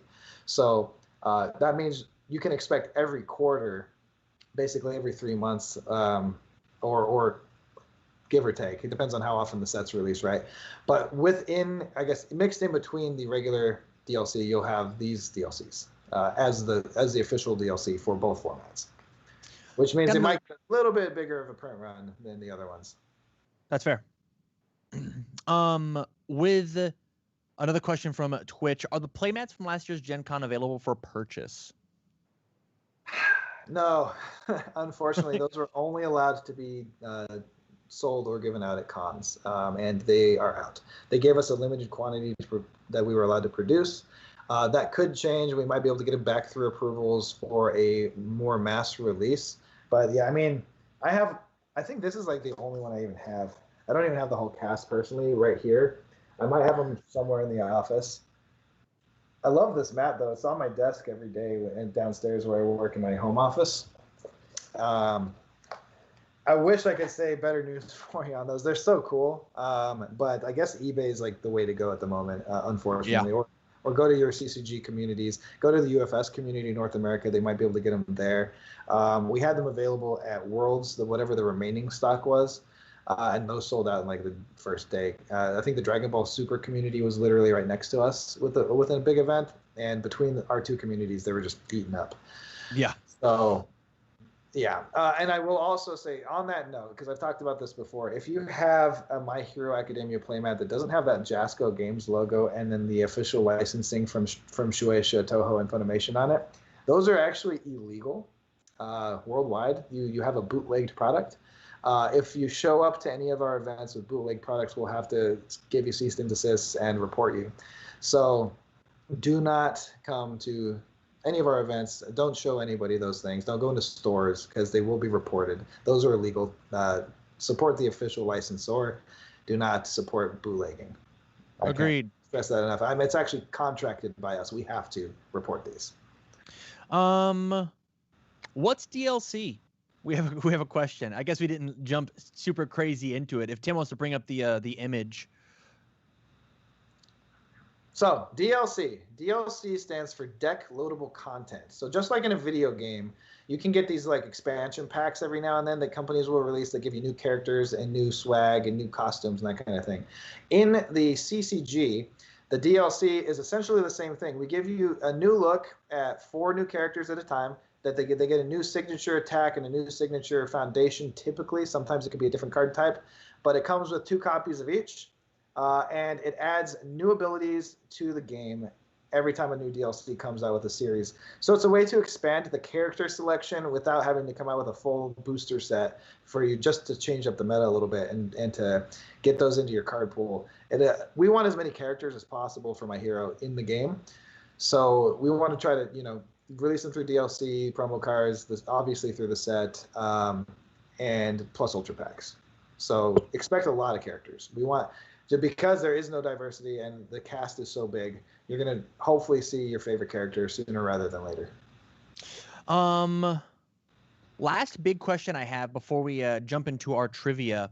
Do you need to reapply for Sensei if you're already a white belt? If you're already a white belt, I believe that'll carry over. You might just get some more information about it. Okay.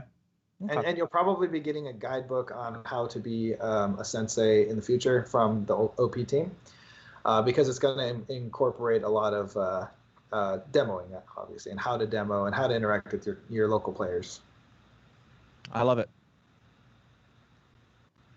Cool. Well, I want to go ahead and push it over to trivia, because we are almost done with Gen Con. We got less than 15 minutes left. So, Chad, if you've got any questions, you've got to ask. So we have a My Hero themed trivia question, as it should be. As it should be. This one might be hard, because this one was actually the reason I picked this trivia question is because I had to figure this one out, and then I was like, I wonder how many other people just know this before me. So, are you guys ready? What's the prize and what's the question? So the question is, who is the character shown, and in which season of My Hero Academia does this scene occur? And the prize is you get $100 for JascoGames.net. So you get $100 you can spend on any of Jasco's amazing products.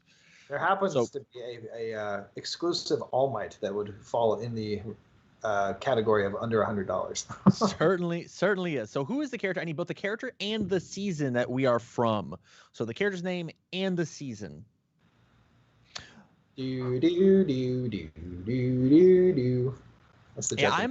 I'm so excited for My Hero. I am excited to decompress and think about and go back and look at all the previews that we had.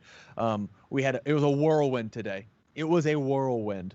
As a content creator, I actually can't wait to see your content and everybody else's. I want to see what everybody has to say as reaction videos or reviews or whatever else. And I mentioned before, the power level, I think this is one of the questions a lot of people have. Is power level going to stay consistent, or attack's going to stay so strong? It will be toned down slightly for this one, just to get the players into it. And the meta will probably slow down, like I said, about a turn, hopefully half a turn, something like that, so that we can really get into that sweet spot that we've always been aiming for, as long as it stays exciting. We want to make sure it just stays exciting. Okay, so it looks like we have a winner from Twitch, the only person to correctly say his hero name. And his hero name is Vlad King from Season 3. And our winner is Justice Volt from Twitch. Congratulations. We checked all three. $100 credit to our store. Congratulations to you. You can use that on My Hero stuff. Now, you don't need it on the free product, but for maybe the All Might card or any of these specials we have going on, this is the time to do that. Give me 1 second.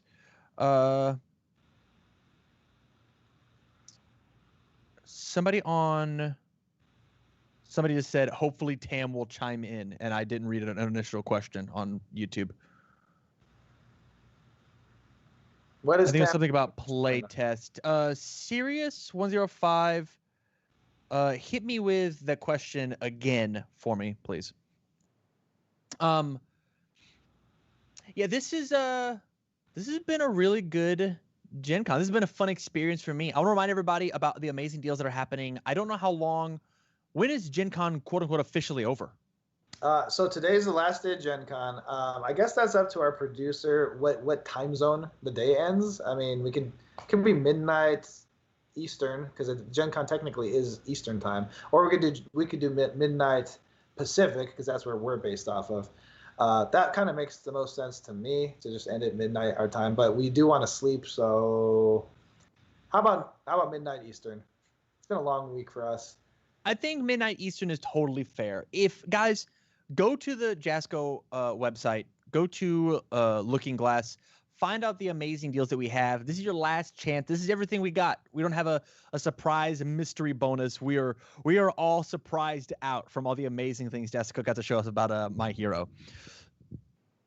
Super, super rad. Yep. A lot of cool limited quantity items. Some more popular than others. So if it's the thing that you really want, make sure you get it before it's gone by 9 p.m. Eastern, or sorry, 9 p.m. Pacific, midnight Eastern. That's gonna be our time frame. We're going on Gen Con time, and I actually think real Gen Con usually closes about 4 to 6 p.m. somewhere in there on Sundays. So we're extending it past real Gen Con close even. So there you go.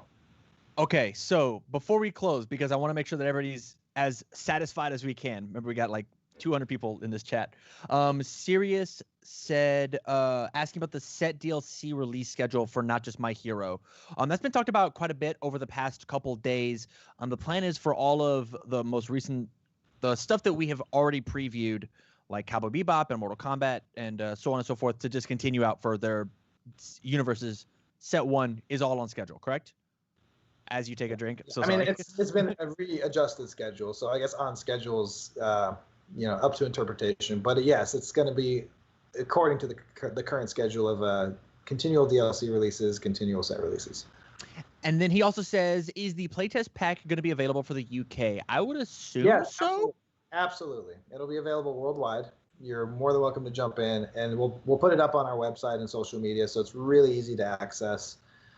We might even be doing, I plan and hope to do a lot of tournaments using the test cards, so I can really see it in a competitive environment as well as possible. And I'll probably put stipulations on some people saying you have to include one of these attacks or something in your deck or something like that, just so I can really see how these things play out. And I want you guys to try to bust stuff so we have a good environment. This is for the community, so don't skimp out and don't like keep things hidden because you think it's like worth the super secret tech. That's usually my biggest fear when I have playtesters, is to just not tell us stuff because you don't want us to find out. It's for the health of the game. So the honesty is super appreciated, and that's what we're looking for. Just to clarify for my my DLC release dates, we've got August 8th for Mortal Kombat, September 18th for Bebop, and November 6th for the Soul Calibur 6 Pack 2. There you go. Plan accordingly. And those have been staggered out a little bit longer than the original plan for Series 1 of DLC because COVID happened and then stores were closing and all that kind of stuff. So instead of doing a monthly release and making it really like financially stressful on anyone, we've spread it out and made sure we delayed those releases until a certain percentage of stores reopened. I think it was something like 80% we needed to be at least capable of purchasing from by like window to door or car to door, whatever they call that, curbside. There we go. And so at least opened to 80%. And so that happened, and we've staggered the release out a little bit. My last question is from Mohawk Mike, fan of the show. Any possible leaderboards for each of the respective dojos? Would love to see some friendly city-to-city or state-to-state rivalries. Get a little Class A versus Class B action, you know? Yeah, so this is something I'm going to have to see what the capabilities of our app are currently with the current beta, but it is something that it's capable of down the road, is tracking players' rankings, location rankings, all that kind of stuff, and how many top players you've played against and your percentage of wins and all that kind of stuff is built into this app. But it needs to get to that point. So I can't remember if it's built into the first version or if it's one of the updates that happens later. But I hope we can do it. I would love to see that too. I want to see who's like dominating, and it's going to have to be like a percentile thing too. So you can see based on overall and based on percentile. Because if you have one really good player or 40 players with some good and some middle and some bad, it'll skew numbers back and forth. So you should probably see the stats for both. But we'll be approaching that as the app gets released.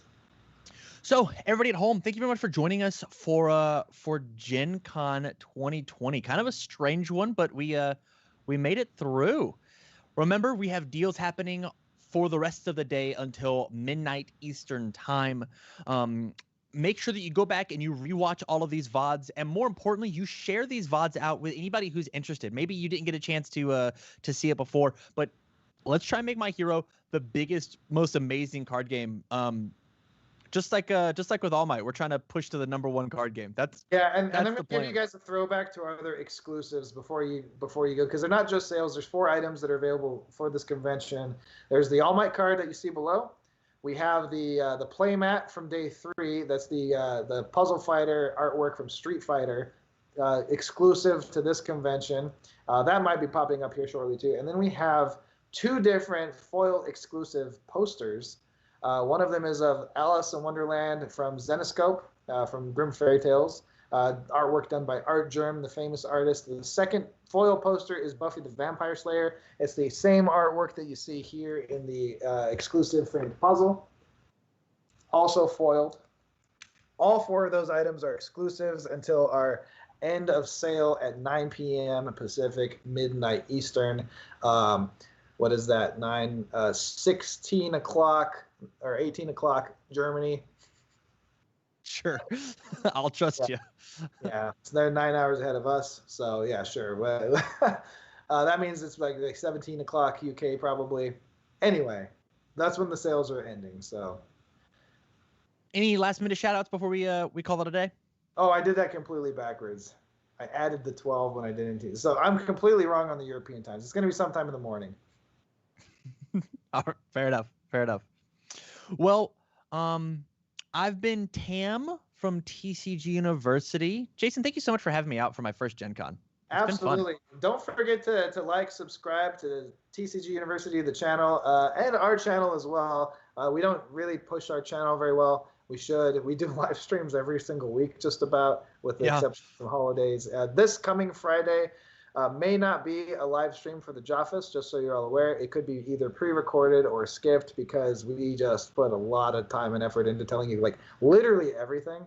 What more news would you want? I'm sure there's more news out there. I'm sure there's more we didn't share that we can bring up. But we're going to take maybe a break this week, either do a pre-recorded Joffice or maybe a shorter Joffice live or nothing. So just be ready for that. We'll announce it closer to Friday next week.